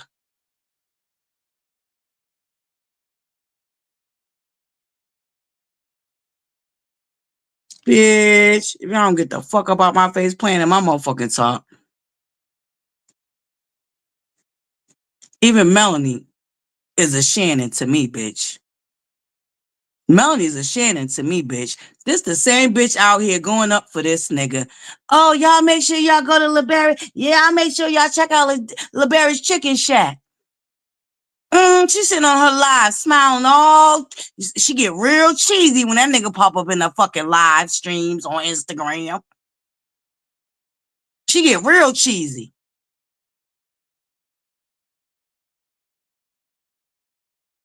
This the same bitch that go up for a fucking nigga like this, Buttercups. Let's be clear.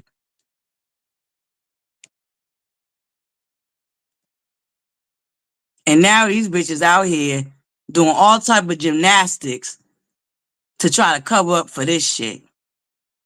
Because this is the same nigga that these bitches been out here championing for months. They are the Shannon of the Love and Marriage Huntsville sector. Let's be clear. Them bitches down to the dark side are the Shannon of the Love and Marriage Huntsville sector. Because this is the nigga. This nigga right here that came from this nigga. This is what they going up for. This nigga in his old ass motherfucking age still over here knocking bitches upside their head, probably just like he did LaBarick's mother. And this is why we got a nigga like this. This nigga is why we got a nigga like this. And these bitches down to the dark side have been championing this bitch ass nigga. Talking about Destiny just trying to destroy his good name. Quote unquote. Bitches. Now, this is quote unquote what these bitches been writing all up and through comment sections. Oh, yeah. Oh, yeah. Bitch, all this shit can be connected. Let's connect the dots. All this shit can be connected.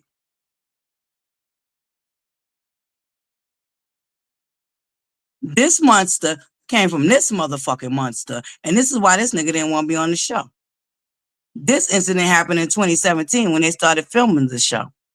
This is why this nigga didn't want to be on the show.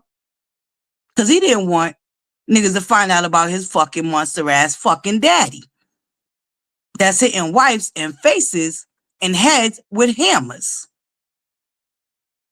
Fast forward, while this nigga been trying to drag right along with Melanie Hope, who wants to be a Roger, Destiny through the mud and making fun of what the fuck she's going through and hijacked her fucking life story and try to say that that bitch was lying. This is the monster that Melanie and her cult been covering up for. This is the monster that Melanie, wannabe fucking Rogers, Hope, been covering up for. This monster came from this fucking monster. And probably witnessed this monster beating the fuck out of his fucking mammy. That ain't shit.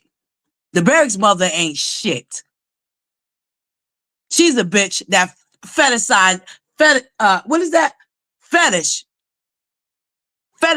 her own fucking son. Like that nigga her husband. LaBarick got a disgusting ass mammy that had a nigga like this knocking her upside her motherfucking head. This is what LaBarick witnessed coming up, in my opinion, allegedly, that created the monster that hit the fuck he is. That these bitches down to the dark side been trying to cover up for. That been Shannon out this motherfucker for. See, the bitches on the dark side are the Shannons and the LaBarick and Destiny story. And God forbid something actually happens to Destiny.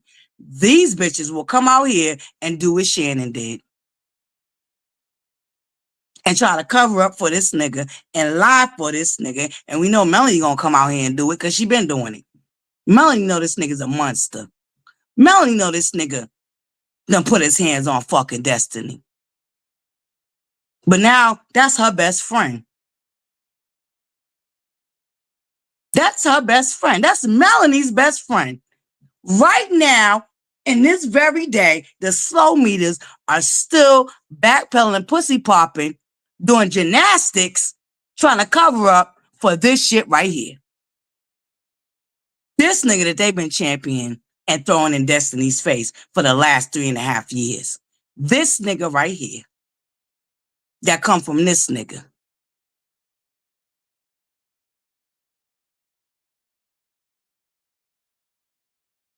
Let that shit sink in, buttercups. Let that shit fucking sink in.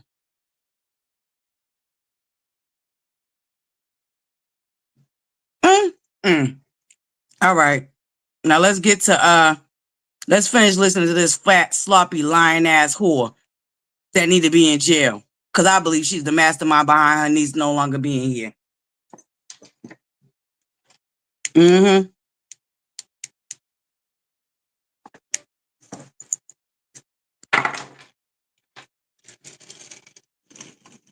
No, did you have any questions for me? I mean, I kind of asked you just one, and you said it was irrelevant. So I mean, you know, but you know, I don't want to. And like I said, I know this is a whole emotional thing. I mean, it's emotional, and I want them to. I don't want you to feel. But I heard about that fucking raggedy ass post. But I'm just questioning everybody like I have the questions that what? That post with that lying ass, giraffe ass, basement bully ass bitch talking about she ain't gonna talk about numbers, and all of a sudden she want to talk about numbers now that she made a penny to the 80 million that Stormy made. Now she want to come and brag because she finally hit 1 million down to the TikTok after several lives, even though in that same fucking post, the bitch tried to downplay, talk about she ain't did that many lives. Bitch, it took you several lives to get to 1 million. Stormy made 3 million in 1 live. Is that the post you talking about, pretty girl? Let me know. Oh, no, there's a new one. Oh, there's a new one with her throwing shots. Oh, no, the street team. Get on y'all motherfucking job and send me that post. No, pretty girl. They didn't send me that post. In a day. Why that bitch want to brag about making millions after several lives. See, only the slow meters will fall for the overplay, for the underplay with that bullshit. But ain't that the same bitch that said we don't talk about numbers? Didn't she say we don't talk about numbers after her first live, her epic fail of her first live? Hold up. Ain't this the same bitch that said we don't talk about numbers after her epic fail of her first live? God damn it. And I think I might have had to get rid of that receipt because my shit was getting full. I need that receipt again. Damn. Yup. I think I got rid of that. Nope.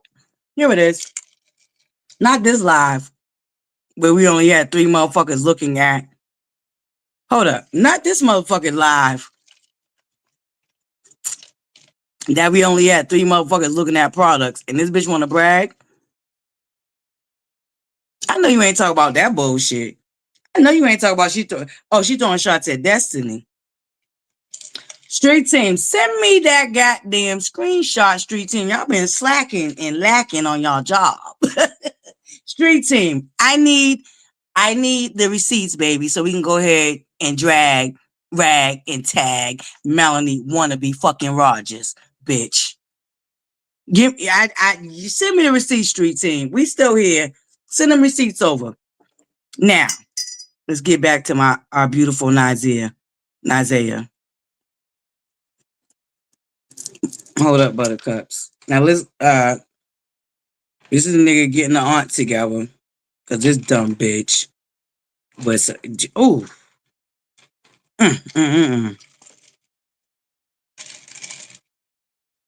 I've had listening to the story. You're right, but at the end of the day, the questions that you're asking is irrelevant to finding my niece. Okay, so let me ask you this. Let me ask you this, then. I would just like to ask everybody else. If you could give a shot in the dark where do you think she is at right now? What do you think happened? What do you think the situation is? To be honest, I don't know. I don't know.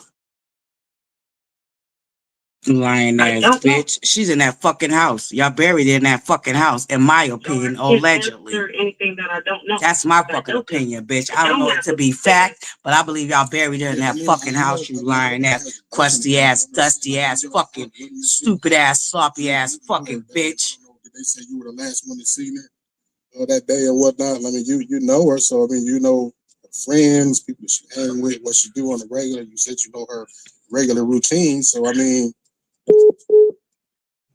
Yeah, her regular routine is you go to school, she stay for after school, and then she come home.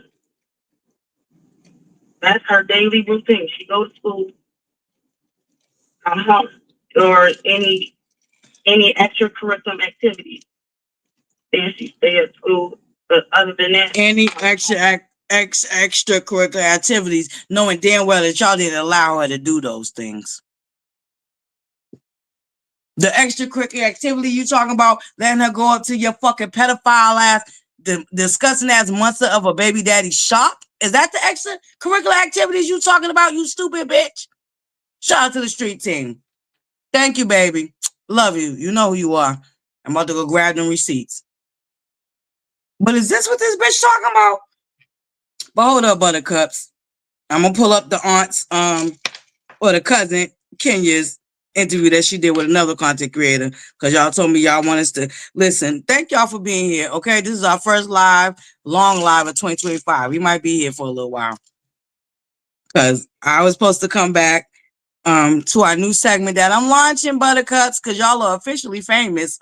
So I decided to go ahead and dedicate a segment to y'all, and it's called Hot Topics with the Buttercups. All right. I did not come live yesterday like I was supposed to, because like I said, as you can see, this is a rabbit hole. Justice for Naziah Harris. This is a rabbit hole. And I got caught in this rabbit hole, and that just took the whole wind out of me of coming live. Okay? But hold up, Buttercups. Now I'm about to go get the aunts and the cousin Kenya, who we heard, and the great aunt Tawana's interview that they did on another platform. Don't go nowhere, Buttercups. Cue in elevated music. I'll be right back. Don't y'all go nowhere. Trigger warning, Buttercups. The subjects we're talking about today are very serious. I apologize, and I would implore y'all to go ahead and move it to the left if this is too much for y'all. And I understand, and I respect y'all. All right, cue in elevated music. Let me go get the fucking interview.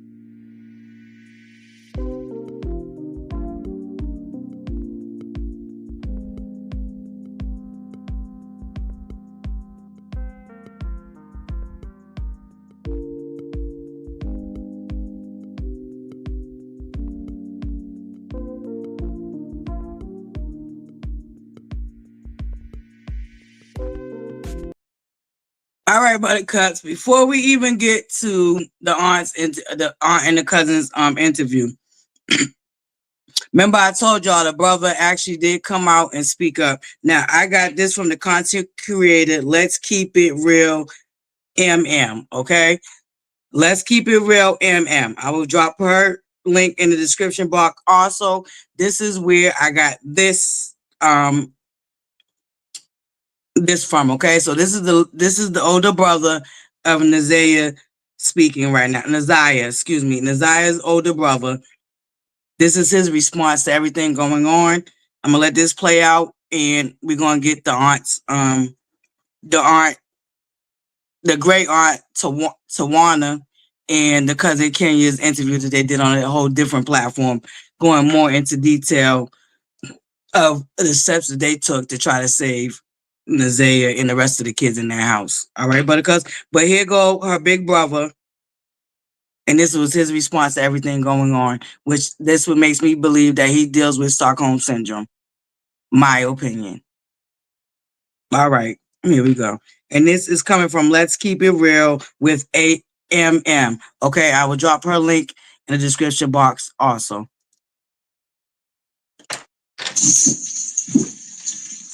And like, we going through this shit, you feel me? Since like, since like a kid, bro. Like, strong ass person. I'm something to do with it. I mean, what she say? So do you think that auntie has something to do with it? I don't know, like, everybody just, I feel like y'all should put the circle around my auntie, bro. Like my grandma, bro, like, all she did was, you feel me, raise. It's like she stuck in, you feel me, she a grandma. She was stuck in her old ways, bro. So, you feel me, I understand that. Like, when I got older, I understand why she was strict and shit like that, bro. But y'all need to pin a circle around my auntie, bro. You feel me, real shit. Pin a circle around her, bro. Don't go bad for my you feel me? She hates people. She tried. Why didn't I used to put them back 5 years ago? She got her own, bro. She ain't sleeping no fucking basement. Like, it's all this shit, bro. Social media shit, bro. Y'all can't go off that, bro. That's why I said, when I drop my story, y'all gonna know the fucking real. No, that's just not the funniest thing. You see me? Don't do that shit, bro. Who the fuck is? Let me shoot that bitch. Who was that?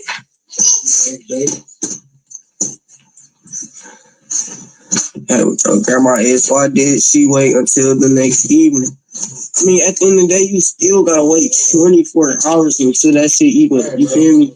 Like, you put out the report, how long is it gonna take? How long? Let's be clear. That's a myth. That's a myth. When it's a minor, you do not have to wait 24 hours to put out a goddamn missing persons report. That's a myth, and he's gonna elaborate that he really don't know how that shit works. But once again, he's a little boy. We have to keep in mind that he's a little boy. So let's keep that in context. But you heard him, Stockholm Syndrome. Y'all need to put a circle around his fucking raggedy ass aunt that probably murdered his fucking sister. And he don't even realize his goddamn self because he been tapped out of that motherfucking home.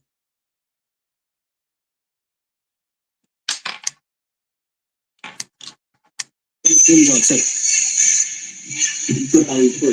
gonna tell you what, you gotta wait 24 hours or some shit. You feel me? See if the child gonna come back or something. I don't fucking know how that shit really works for real, but you feel me? That's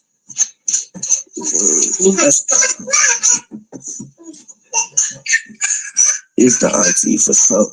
The grandma is just trying to cover for her daughter. I don't know, bro.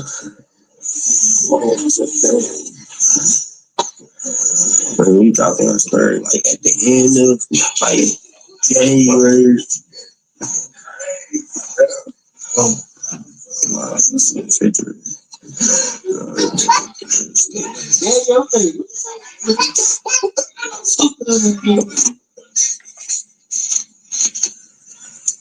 We talking about where you been in the relationship? Hell no. What? Who's that? Bro, why is we? Hold on, I'm finna pin this shit, bro. What, bro? Who is V.Nay Why would you even say that shit? Come out where you being molested for? I'm a whole nigga. You think I'll let another hoe? Bro, come on, let's be for real. You think, come on now. That's a dumbass question. Don't even come on my live asking that dumbass shit, bro. Like, for real. Mind you, that's not a dumbass question. Because let's be true. That's not a dumbass question. If you was molested too. If you wasn't molested, then why was you running away? Oh, you was running away from home because your grandmother was strict. Okay, cool. You was running away from home because your grandmother was strict. You didn't want to follow the rules. But you didn't even have no idea what your little sister was going through. I do wonder how you feel now after hearing them text messages, little big bro. Big bro. I do wonder how you feel now after hearing them text messages between your sister and that monster. I do wonder. I do wonder. But you a child yourself too. You, like, I don't got time for that shit. Like, was pregnant and got mad and did something. You got a point too. Naziah finding zero. I ain't gonna lie. But I don't know. I've been gone, bro. I've been years, bro. I ain't, what you say? I ain't doing shit. I'm chilling on her, bro. I ain't even saying too much on her, bro. I'm just chilling, bro. Hell no, bro. What you think happened?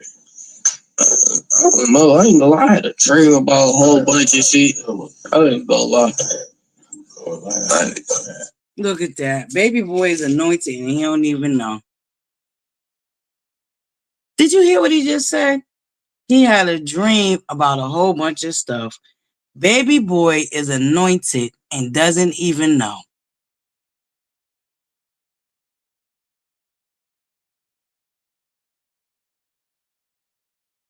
This little boy is anointed and doesn't even know. Mm-mm-mm. You really want me to keep on trying? No, I ain't know my little sister was pregnant though. I ain't like come on now, y'all. What if you think I knew all this shit, bro? Don't you think I would have been shut this shit down, y'all? Like, let's be fair. I'm her big brother, bro. If I would have known this shit, bro, I would have been shut all this shit down, bro. I don't know. I didn't know nothing, bro. I'm gonna tell you. I'm gonna tell you. Even when I came around, checked in on her and shit, bro. I ain't, you feel me? I ain't, bro. I need some of you. Y'all gotta put the check, bro. He didn't know what was going on because he was worried about his own motherfucking self.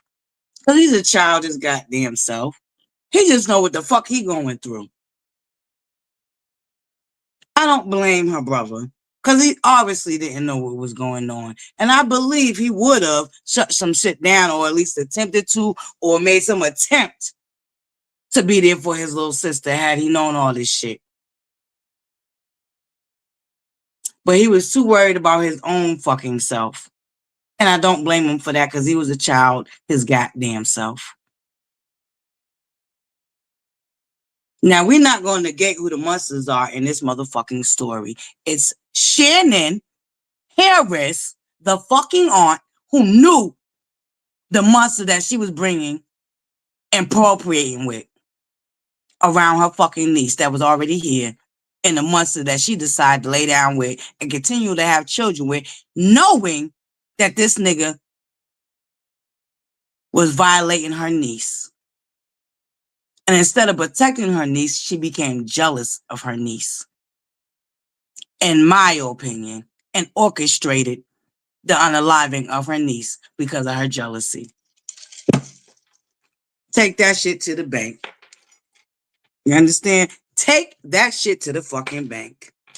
And that baby is buried in that house, in my opinion. They need to empty that fucking house out and go through that motherfucking house. Basement to motherfucking roof to the rooter. That baby's in that house. Because you heard Shannon.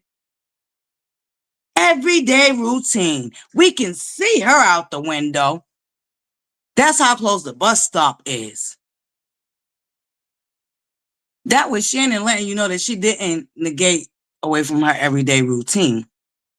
She just was unaware of what the fuck she was about to walk into when she walked into that home. Shannon orchestrated the unaliving of her niece because she was jealous and envious that her disgusting predator-ass baby daddy, who never wanted her in the first fucking place, was in love with her fucking niece. How fucking disgusting, Shannon. Bitch, you need to go to jail. You the mastermind behind your niece getting unalived, and I wholeheartedly believe that. My opinion, allegedly, I do not know that to be fact, but that's what the fuck I believe in my heart to heart. My discernment is telling me, bitch, that you orchestrated your niece's unaliving because of your jealousy and envy that your nasty, disgusting ass monster of a fucking baby daddy that you decided to appropriate with at the age of fucking 16 was in love with your fucking niece and only put up with you to get next to your fucking niece. You stupid bitch. I got keep bro. Yes, this is her big brother, bro. I am. So you ain't know about Jarvis? He already, bro. I mean, I know about the nigga. Like it's as far as like my auntie, like talking to the nigga, like that's her baby daddy, bro. Like let's be for real, bro. You feel me? All I know is that's my auntie baby daddy. Like I ain't really know the nigga like personally for real. Really want to keep him in with y'all. Like, I don't really know. For real. When you find out, so when I came back, from out of town, like if you came back, if you left and came back from out of town, they told you LS was missing, like how would you feel? You'd be like, damn. You know what I'm saying? Now you on the verge. Now you had to still crashing out and shit like that. All types of shit, bro. Like I even got. You said, do y'all have the same mom? Yeah, me and little sis got the same mom. Me and my little sis got the same mom, but we got two different dads, bro. Like, we don't got the same dad.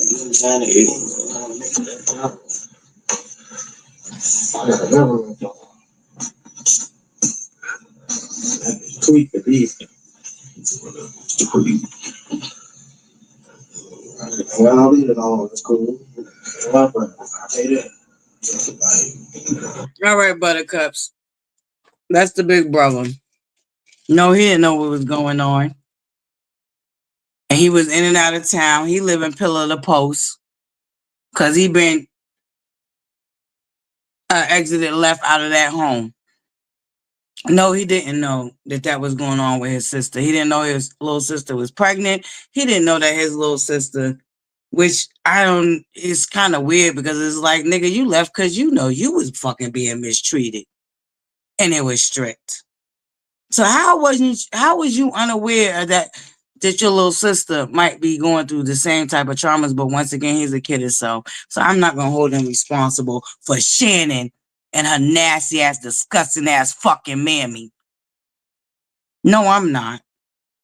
But buttercups, we need to find out if they got a motherfucking insurance policy on Naziah Harris. And we need to make sure them bitches do not get that insurance policy. And we need to make sure that them bitches end up in fucking jail. We got some digging to do. We need to make sure that them bitches do not have an insurance policy on that baby girl. And if they fucking do, that they don't get a penny of that shit.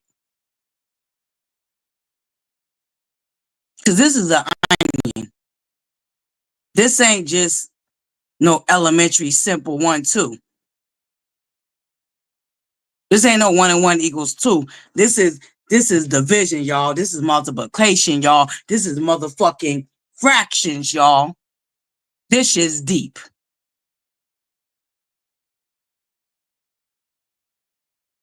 Shannon Harris, you need to be in jail right along with your motherfucking mammy. Bitch, you knew that nigga was taking advantage of your niece. Bitch, you allowed him to take advantage of your niece because you wanted that piece of dick to stay in your fucking life. You knew that nigga didn't want you. And I honestly believe in my whole hearts of hearts, bitch, that you orchestrated him unaliving her. That's my opinion. I don't know that to be fact, bitch. But you need to be in jail, bitch. Period. You're an accessory, if not the mastermind, behind your niece being unalived, whore. I said it. I fucking said it, bitch. And I mean it. Let's be clear. I mean that shit. Now let me go pull up the aunt's interview. The aunt and the cousin Kenya. The cousin Kenya and the great aunt. Let me go find that interview that they did. So they can give you context. Can I really be compensated for caring for a family? Because the misconception is that all of her family abandoned her. I need Kenya, Tawana, Roxy Rocks to come together and realize that it ain't nothing but the devil and the enemy being busy. All three of you, I believe wholeheartedly, tried to save that little girl. And y'all do not need to be turning on each other and attacking each other. And I know it's heartbreaking.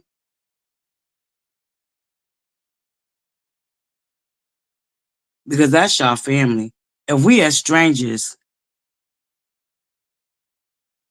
feel for your niece, I can imagine how y'all felt. All three of y'all. I need y'all to stop fighting and come together, for real. And stop blaming each other and stop worrying about who's the face of anything. It don't even fucking matter. As long as all three of y'all are out there getting this story the fuck up out there. It don't matter who started it. It don't matter who ended it. It matters that y'all are out there and y'all are fighting for her. That's what matters. Not who started it, not who was there first. All of that shit don't even matter right now. Y'all need to stick together as a family. Period. Because you three are the main fucking three that did care. Keep that in focus. However, which way y'all went about it individually don't fucking matter. The fact that matters is that y'all all went about it and tried to save that young girl. And y'all are trying and try to save the other children. So I need y'all to stay focused and stop fighting each other.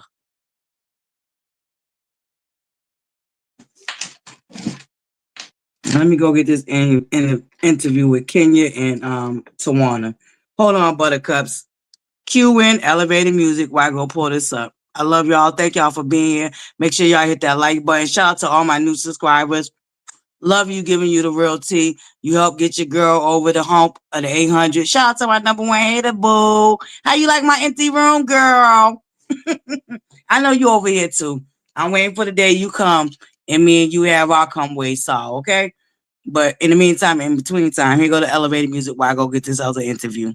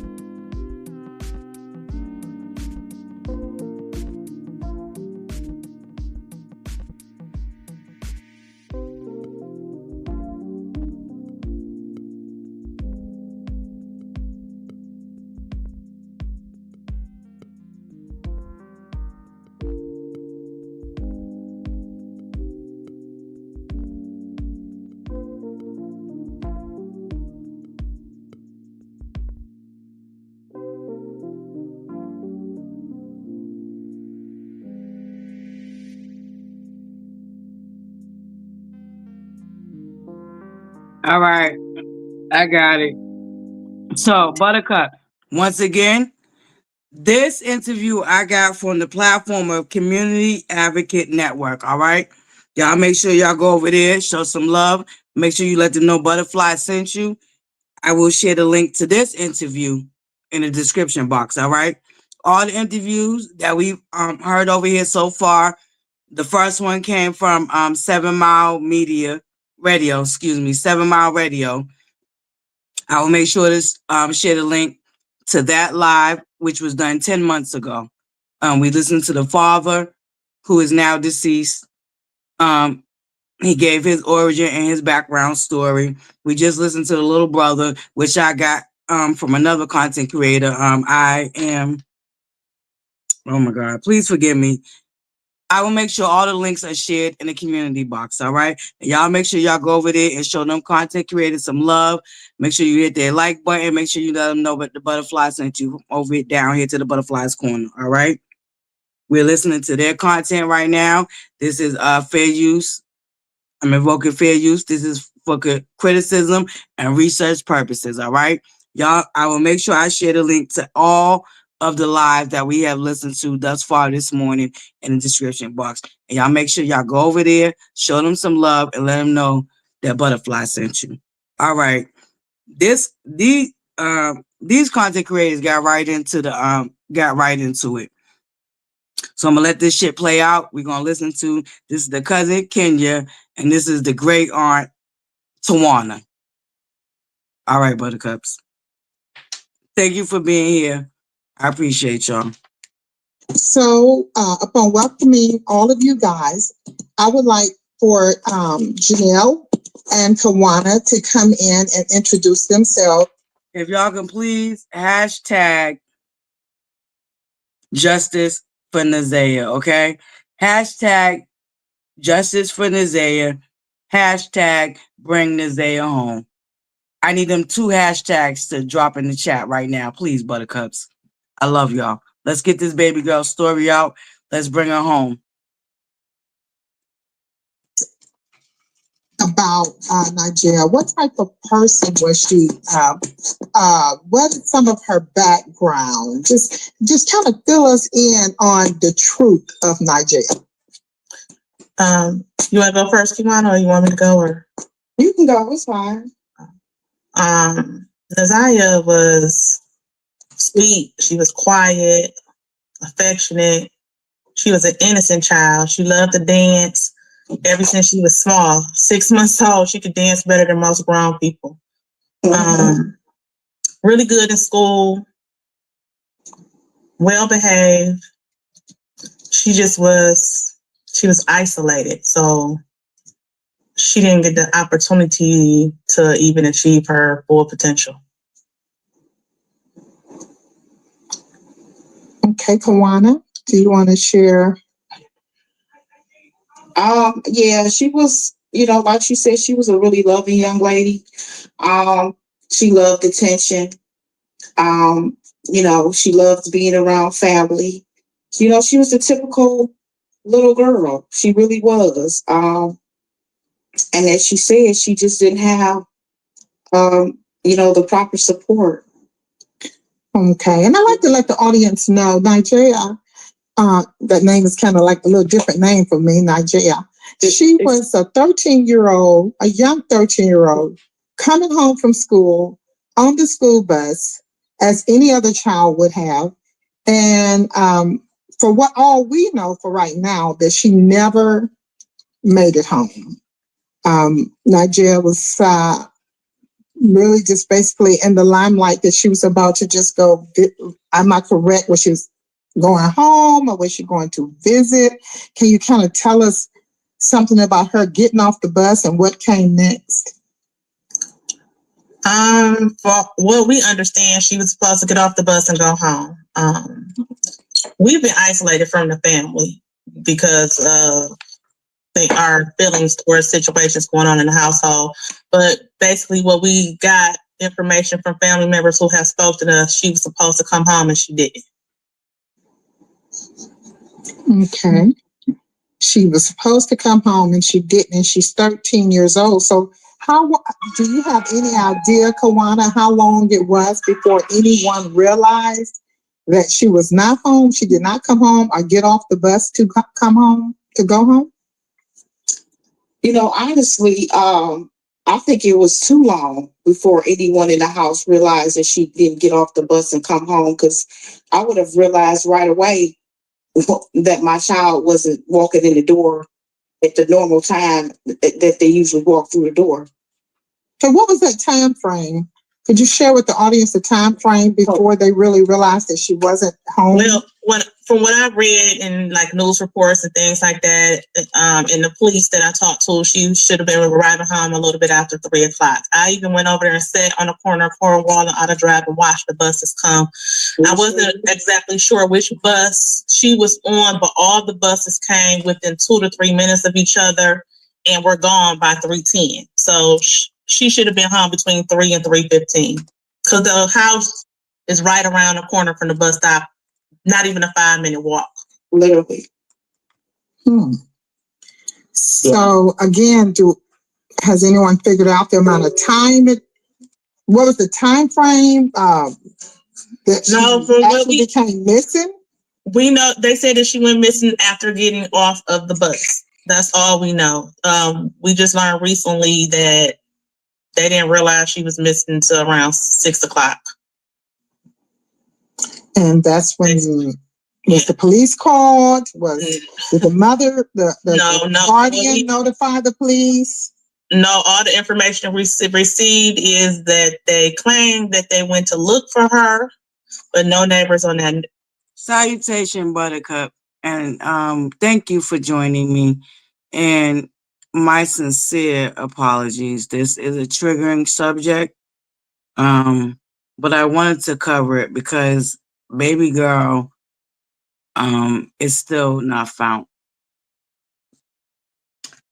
Her body is still not found, and I believe that we need to cover this for a multitude of reasons.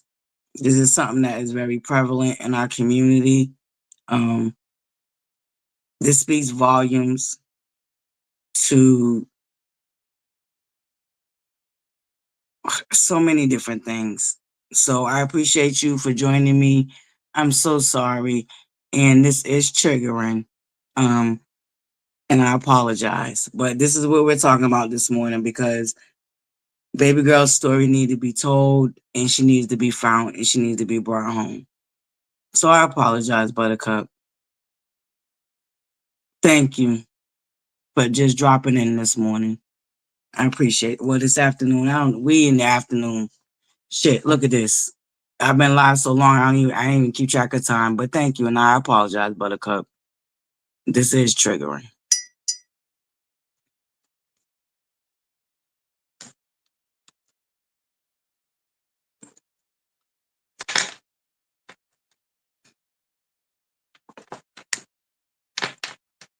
And just a moment of transparency.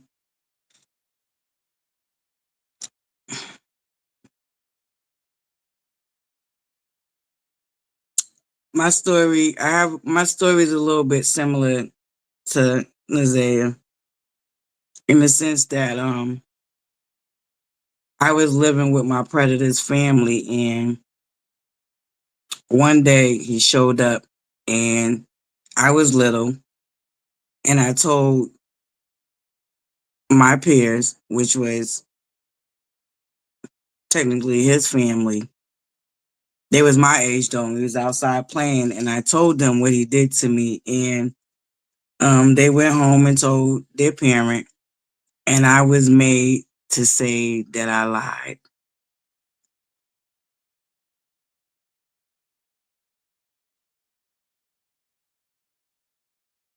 I was made to tell the predator's little cousin, fast forward, who ended up having a baby with my cousin.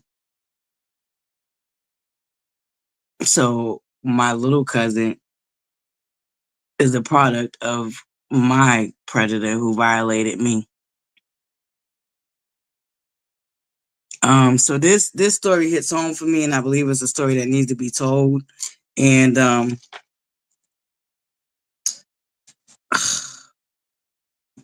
It is triggering, and I apologize. But we need to talk about it, ButterCups, because we have to do better at protecting.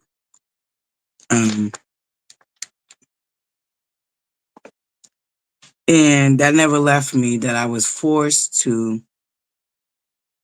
go back and tell his little cousins that I lied when I wasn't lying. I was actually telling the truth.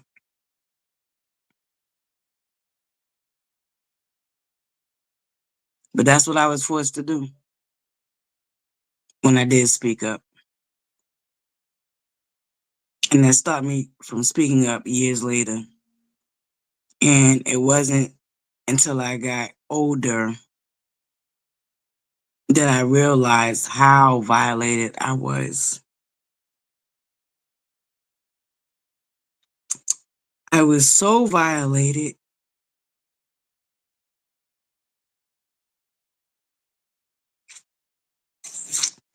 that it affected the birth of my firstborn child, who some of my ButterCups know is no longer with us.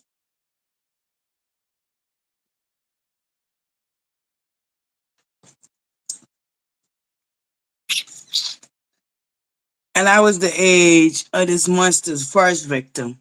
You know, the victim that he molested and gave chlamydia to? That was the age I was when I was violated. I was about 3, 4 years old. And it affected me so much that it affected the birth of my firstborn child. So I know this is triggering, but this is something that we have to talk about and we have to get through, ButterCups. We have to. And block, we went and asked when we passed out flyers. The neighbors on that block said they didn't even know a little girl was missing, especially not the little girl from that house, because they were familiar with that house. Right. They were familiar with the house. Yeah. Were there any other children? So now here go the cousins co-signing with the father said. Them raggedy bitches, Shannon and her motherfucking mother, never went around that neighborhood looking for that baby girl because they know what happened to that baby girl. That's why they didn't fucking go looking for her. And I wholeheartedly believe they're the ones who was tearing down the posters that was being put up by Roxy Rocks in Tawana in Kenya. This job requires a college degree. Sorry, ButterCups. I done ended up. Sorry, hold up. Let me get us back to where we was at. My bracelet over here hitting shit. Right. They were familiar with the house. Yeah. Were there any other children, young children, older children in the house that you know of? Multiple children frequent that household and live in that household. At least, let me see, 5, 6, 7, 8, 9, 10, at least 11 children. Wow. Have lived in that house recently. And currently there are 7 that live there and 2 others that may possibly still frequent that household. One of the things, Lori, if I can interject for a second, one of the questions that is commonly asked in terms of the family, I want to, get through this and go on to some other things, but not only were there a lot of small children in the house, it has become public knowledge in terms of. Let me be clear, because, like I said, similar, not the same. His mother, who was taking care of me at the time, was not aware that that was happening to me. And when she did discover, because she came out one night and she caught him literally in the act, and she was horrified, and she got me out of there. His mother was horrified and got me out of there, but she did not go to the police. She didn't go to the police, but I never ever held it against her because she did get me the fuck up out of there when she did discover it. My mother didn't know until years later, nor did my grandfather or anybody else that should have known. Because once I was made to go and tell his cousins, who was my age, who I had told, that went home and told their mother, who in turn made me lie and say that I lied. I didn't speak of it again for many years later, until many years later. Number one, everybody knows Jarvis Butts, who is been identified as the suspect in this crime, and of course, as of today, has been bound over to trial to face all of those charges and even increased charges. The prosecutor added, or it upgraded, I think is the better term, a charge today. So we are grateful for that. But one of the questions that I get a lot in the comments is asking about the grandmother's history in terms of her having her own children and how she was able to get foster children. And then was Jarvis Butts living in the home or not? Things like that. If you guys could clarify for us, whatever information you can share. Because of course this is still an ongoing investigation. So we don't want to say anything that's going to interfere with that process, but anything that you guys can share in terms of the dynamics of the home as far as the access maybe that Jarvis had to the children. You said how many children were in the house, but again, like I said, with the public already being aware that there was issues with the grandmother, would you either one of you know how she was able to bring in foster children in the home? You want to answer that, Kiwana, or you want me to answer it?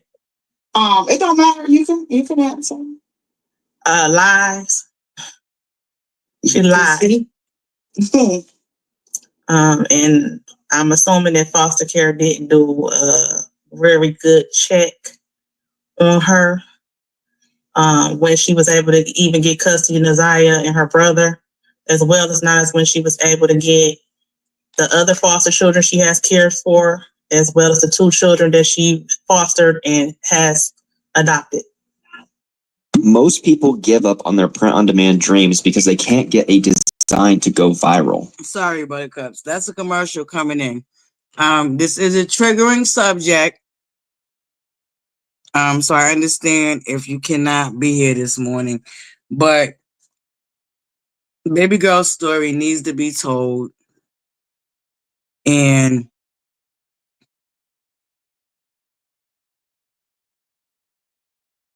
it's important because they still have not found her body, Buttercups. They still have not found baby girl's body. And we need to come together as a community and get that aunt and that grandmother locked up, because they are every bit responsible for what happened to baby girl. They need to be in jail right along with Jarvis. Buttercups,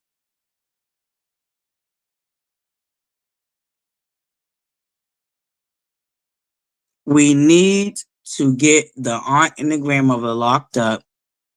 We need that house ran through, because I believe baby girl is buried in that house. I absolutely believe that Shannon is the mastermind behind Jarvis unaliving a little girl that he violated and destroyed. Did y'all hear them text messages? Did y'all hear them text messages?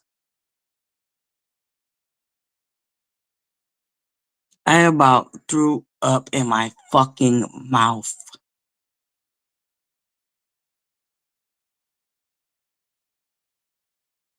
The way this nigga was asking this or telling this 11, probably 10-year-old at the fucking time that he need his dick sucked was the fucking, yo, them text messages, baby. Woo!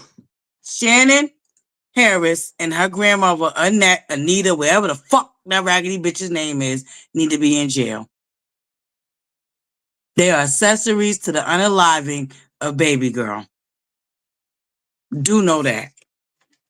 And yes, this subject is triggering, but we have to talk about it, and we have to come together as a community and get justice for this little girl, because she deserves it. In the way that nobody showed up for her when she was alive, we damn sure need to show up today, in this hour, and get her found and bring her home so she can have a proper burial. These are the aunts. For context, this is an interview done down to Community Advocate Network. All right, Buttercups? Everything that we're listening to this morning, I will share the links in the description box. If you're just now getting here, we listened to the interview with the father speaking. From my understanding, he is now deceased. That interview was done 11 months ago, excuse me. We heard the big brother talk, and we're now listening to the cousins Kenya and the great aunt Kiwa. Most people give up on their print-on-demand dreams because they can't get a design to go viral. But what if AI could help you create a viral? The 2 children that she fostered and has adopted. I hate bullying. Thank you, baby. And also, I would like to add, we found that she had only made them aware that she had 2 children, and she has more than 2 children. So I don't know if cases were missed from that. I'm not sure, but she has 7 children, and from what I understand, I have people I know who work in foster care and things like that. They ask you about your children. They want to interview your children, see how your children are, how they turned out, where they life with, what type of upbringing they had.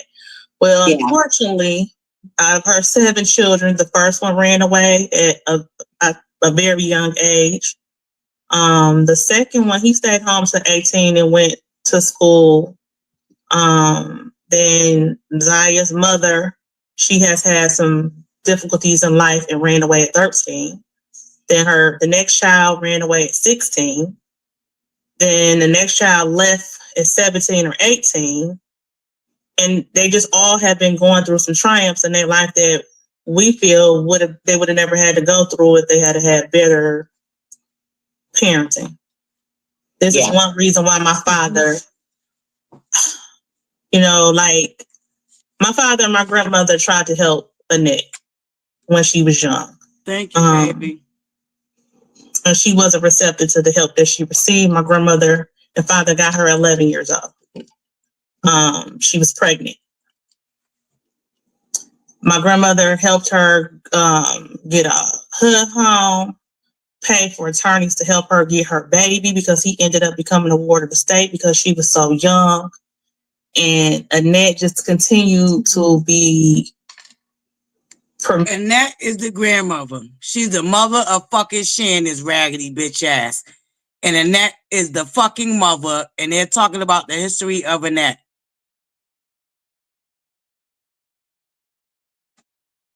Thank you for being here, Buttercups. I do apologize. This is like I warned y'all from the start of this live, this was gonna be a triggering live this morning. So I love y'all. Thank y'all for that still here. I apologize, but we have to talk about this, Buttercups. We cannot no longer act like this don't exist. It don't affect our community. We have to. So please, I love y'all. Thank y'all for being here. I did give trigger warnings. Promiscuous and things like that. But she was a victim of a lot of trauma herself. Yeah. So her children, so they have some issues too. You know, everybody got their problems, but it's to the extreme. If I may ask, Deborah, I'd like to ask this question: how did the alleged accuser, how did he even come into contact? I'm trying to figure out, how did she get in contact with him? She lived in one residence and he lived in another. What was the connection of the contact? As far as Naziah? Yes. Her aunt, my niece, her aunt Shannon, that was her boyfriend, the father of her. Sorry, Buttercups. Real quick correction. This is the cousin or aunt Janelle. I'm sorry. This is not Kenya that we heard on the phone call down the 7 Mile radio. Correction, Buttercups. This is apparently an aunt named Janelle.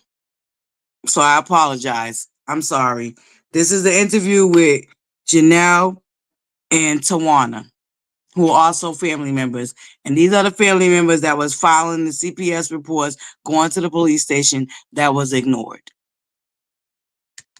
Children.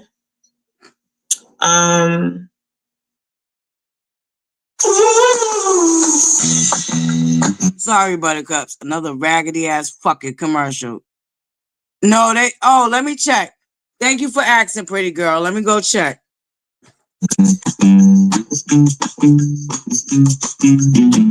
Yeah. Yo, is there any Buttercup willing to come up right now and just wing it with me real quick while I go get receipts and everything else we need? Because we're still talking about the Destiny painting and the LaBarick dusty ass, raggedy ass nigga of it all in the fucking tree that he fell from.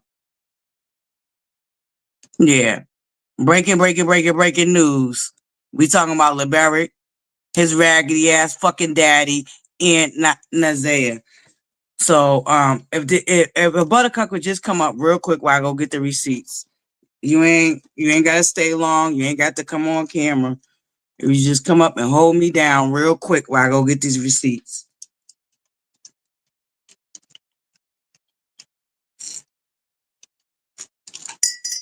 There go the link. Because the street team did send me some receipts a while ago. I'm sorry, Buttercups. And I didn't mean to go get them.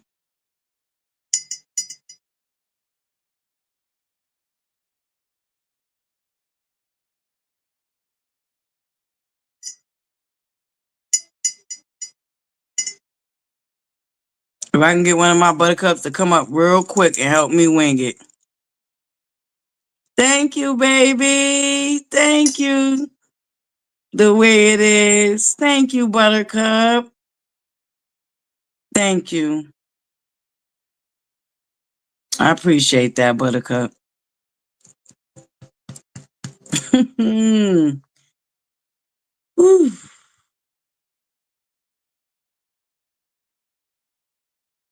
That hit so different. That really hit so different. Thank you, Buttercup. I appreciate that. Thank you so much. Can I get a Buttercup to come up real quick so I can go and get these receipts? Yeah, they need to be locked up, number one, Buttercup. All of them. Absolutely despicable and horrendous. Thank you. Thank you, one of my Buttercups. All right, baby. You want to turn your camera off? I see you, baby. Thank you, baby. I love you. You want to turn your camera off or you want to be on camera? Hold up. I'll put up the wall. Hold on. Don't go nowhere. Let me put up the wall just in case you can't hear me and you don't want to be on camera because your camera's on right now.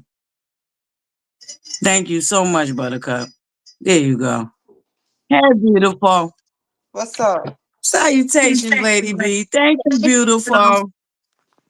Good morning. Well, afternoon. Can you hear me? Yeah, right. We in late afternoon too. Yep, we can hear you. Can you Okay. hear me? Yep. Okay, baby. Go ahead and take over while I go get these receipts. Thank you so much, Lady B. Y'all make sure y'all subscribe to our beautiful resident chef. How everybody doing? How everybody doing? Dang, I need to get my laptop right quick so I can see what y'all saying. I can't see nothing. I'm just up here. Go get my laptop out my room, Zion. Well, anyway, how's everybody afternoon?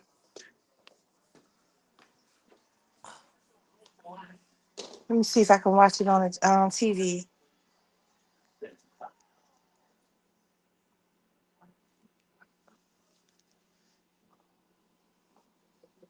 Mm-mm. I ain't doing nothing. Gonna sit here and make me some home fries to go with the rest of my crab cakes I have left over.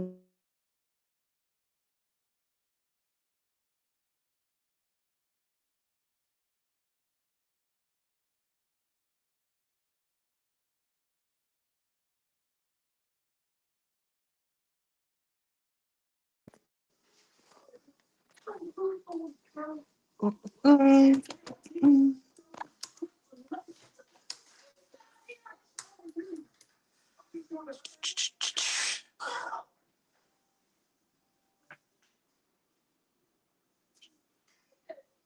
Let's see. Let me refresh. Let's see what. Let me see what y'all talk about in the chat. Let's see. Let me refresh. See what. Let me see what y'all talk about in the chat.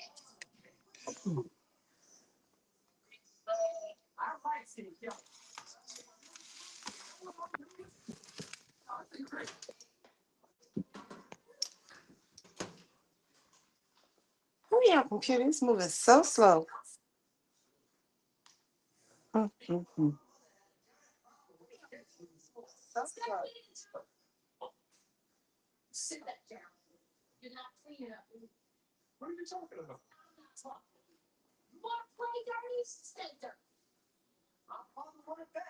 The weather is it's cool to me. I'm from New York, so this ain't nothing.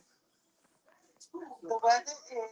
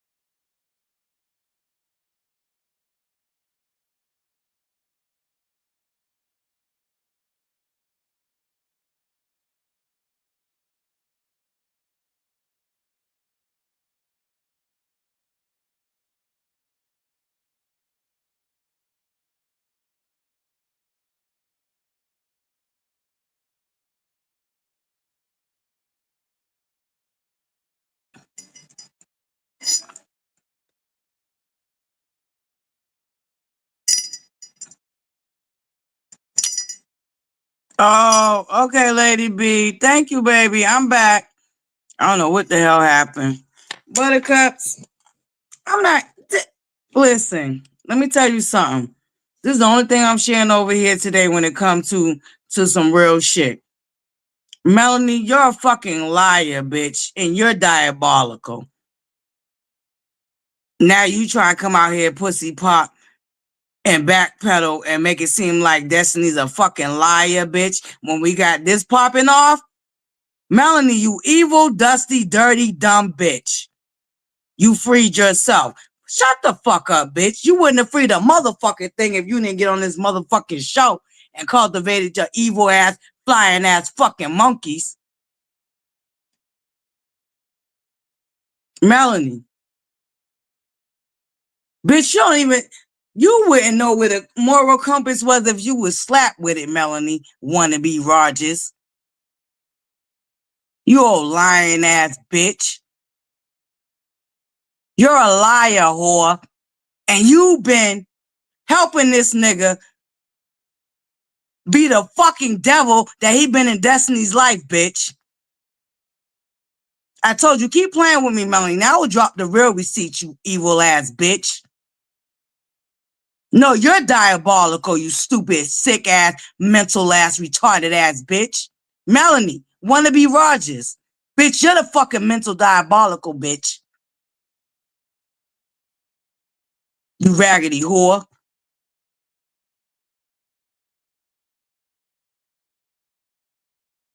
You a fucking gutter snipe whore that came from the gutter snipe ass mammy that you got too, bitch. Let's be clear, Melanie, fucking wannabe Rogers. You stupid bitch. This is what the fuck you been going up for. And the truth is already out, bitch. You been exposed. We know that you're a lying, coward ass bitch, Melanie, wannabe Rogers. That's who the fuck we know you to be. And you and your fucking nasty ass, disgusting ass, vile ass cult been going up for this bitch ass nigga that came from this bitch ass nigga.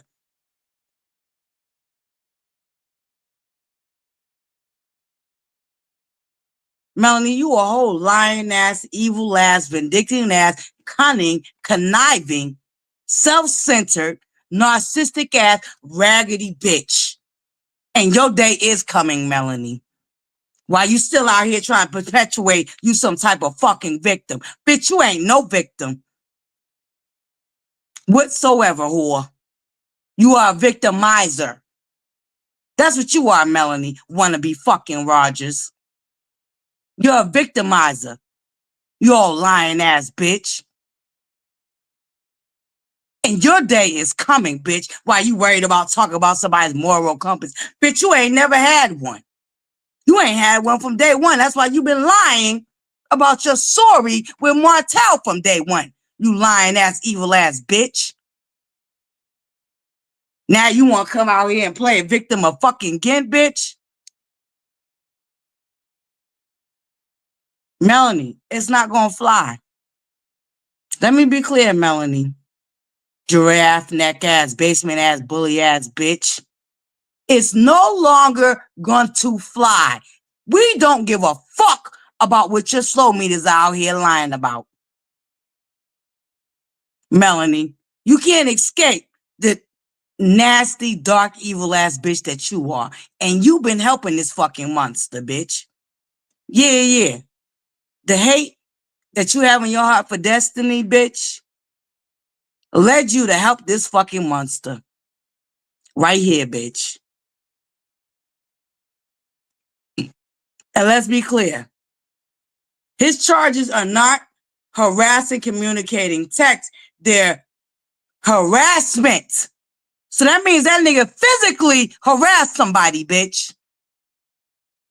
So it's not the same as the lie that you try to put on Martell, Melanie Hope. Wanna be fucking Rogers, lying ass bitch. You ain't even never changed your fucking name. Oh, lying ass, scumbucket ass bitch. You ain't no fucking victim. Stupid bitch. You ain't even talk about domestic violence. You put out them t-shirts and they bought them that first week. You ain't never talked about it since.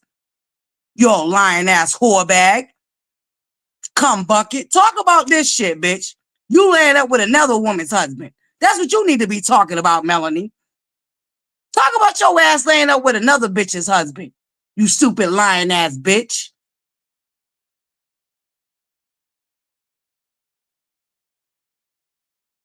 Let's talk about that. Or you, with this bullshit right here. Wanting the slow meters to continue to fight your fucking battles because you a raggedy ass, coward ass bitch that couldn't take the heat. You so sensitive for an evil, conniving ass, dirty ass, vindictive ass bitch that you to be. You are so fucking sensitive, you evil ass bitch. And you think you gonna continue to come out here and shapeshift into Destiny's motherfucking real story, bitch, while you out here lying? Just because you want to be able to exploit your fucking children for further fucking financial gain, you lying ass, raggedy ass bitch. Now, I don't want them receipts, ButterCups. We ain't sharing that bullshit up here. We ain't sharing that bullshit up here. No, we not. Mm-hmm.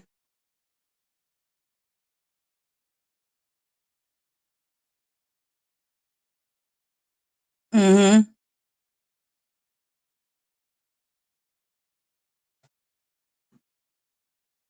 Mm-hmm. Mm-hmm. She was, Kiwa, up early throwing subliminals because she knew that shit was coming. Because this is a bitch that was co-signing this fucking monster. Hold up. Let's not forget. This is a bitch that been co-signing this raggedy ass monster. That came from this raggedy ass monster. This been a bitch. Melanie, this the monster you been co-signing that came from this monster, bitch. Don't let's go dig up your fucking father's history, bitch. Because we know he didn't want your ass. We know that your fucking mother had you as a side baby to a nigga that was married, Melanie. Deflecting ass, raggedy ass, evil ass bitch. See, yeah, you've been deflecting on the rest of your cast members to hide your fucking skeletons, bitch. You dumb bitch. That reverse psychology ain't gonna work over here, whore. I'm not publicizing that bullshit you put in your stories this morning. Cause now you're trying to backpedal on Pussy Pop since this came out.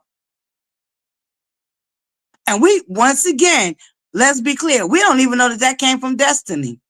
How we don't know that this nigga got the charge from harassing the ex that he bought a house next to stalk and harass. The ex that he was with prior to Destiny. You dumb bitch. The truth shall come out, bitch. And you don't want me to drop the truth, whore. Because you've been caught in the act co-signing this monster that came from this monster. Let's be clear, Melanie Holt, wannabe Rogers. You've been co-signing this monster that came from this monster, bitch. Keep playing, Melanie. Keep fucking playing, you dumb bitch.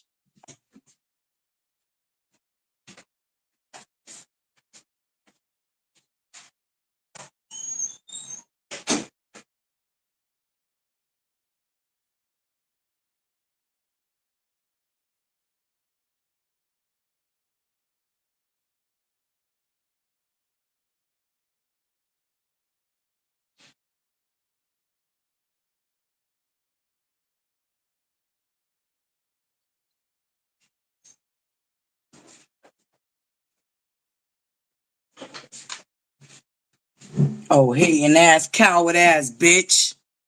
Keep fucking playing.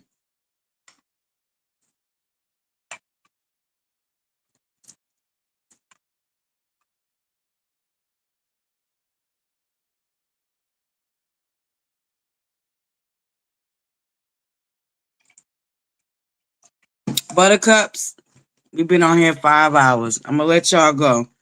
I love y'all. You know what?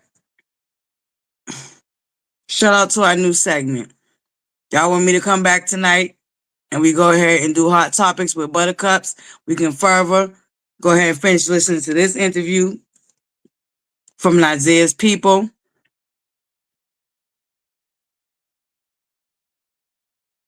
We can do hot topics because I still didn't give y'all my review on Latrice's interview down there, the roasting reviews with our beautiful Scotty giving you the real tea, and JoJo and the Wendy Williams of it all.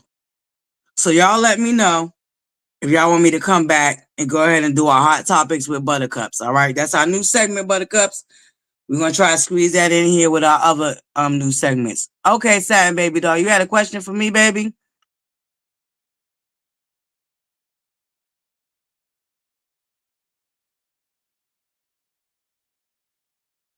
Oh. Yeah, the part where I cussed Felicia out. Yeah, baby. You gonna have to go back, baby. ButterCups, let me know if y'all want me to come back later on. I need a quick recess and regroup. We can come back and get into the Naziah Harris story because there's a lot. There's a lot, ButterCups. There's a lot more interviews. There's a lot more receipts that I could pull up. But do know this. If anything that y'all take away from this live, a petition needs to be started because we need Shannon Harris and her raggedy ass, disgusting ass mother, Annette. They need to be locked up. And I wholeheartedly believe Shannon Harris was behind the unaliving of her niece. And I mean every fucking bit of that.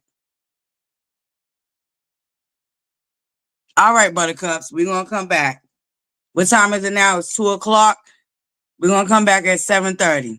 Is 7:30 good for y'all, ButterCups? No, I don't think I seen prosperity this morning, Satin Baby Doll.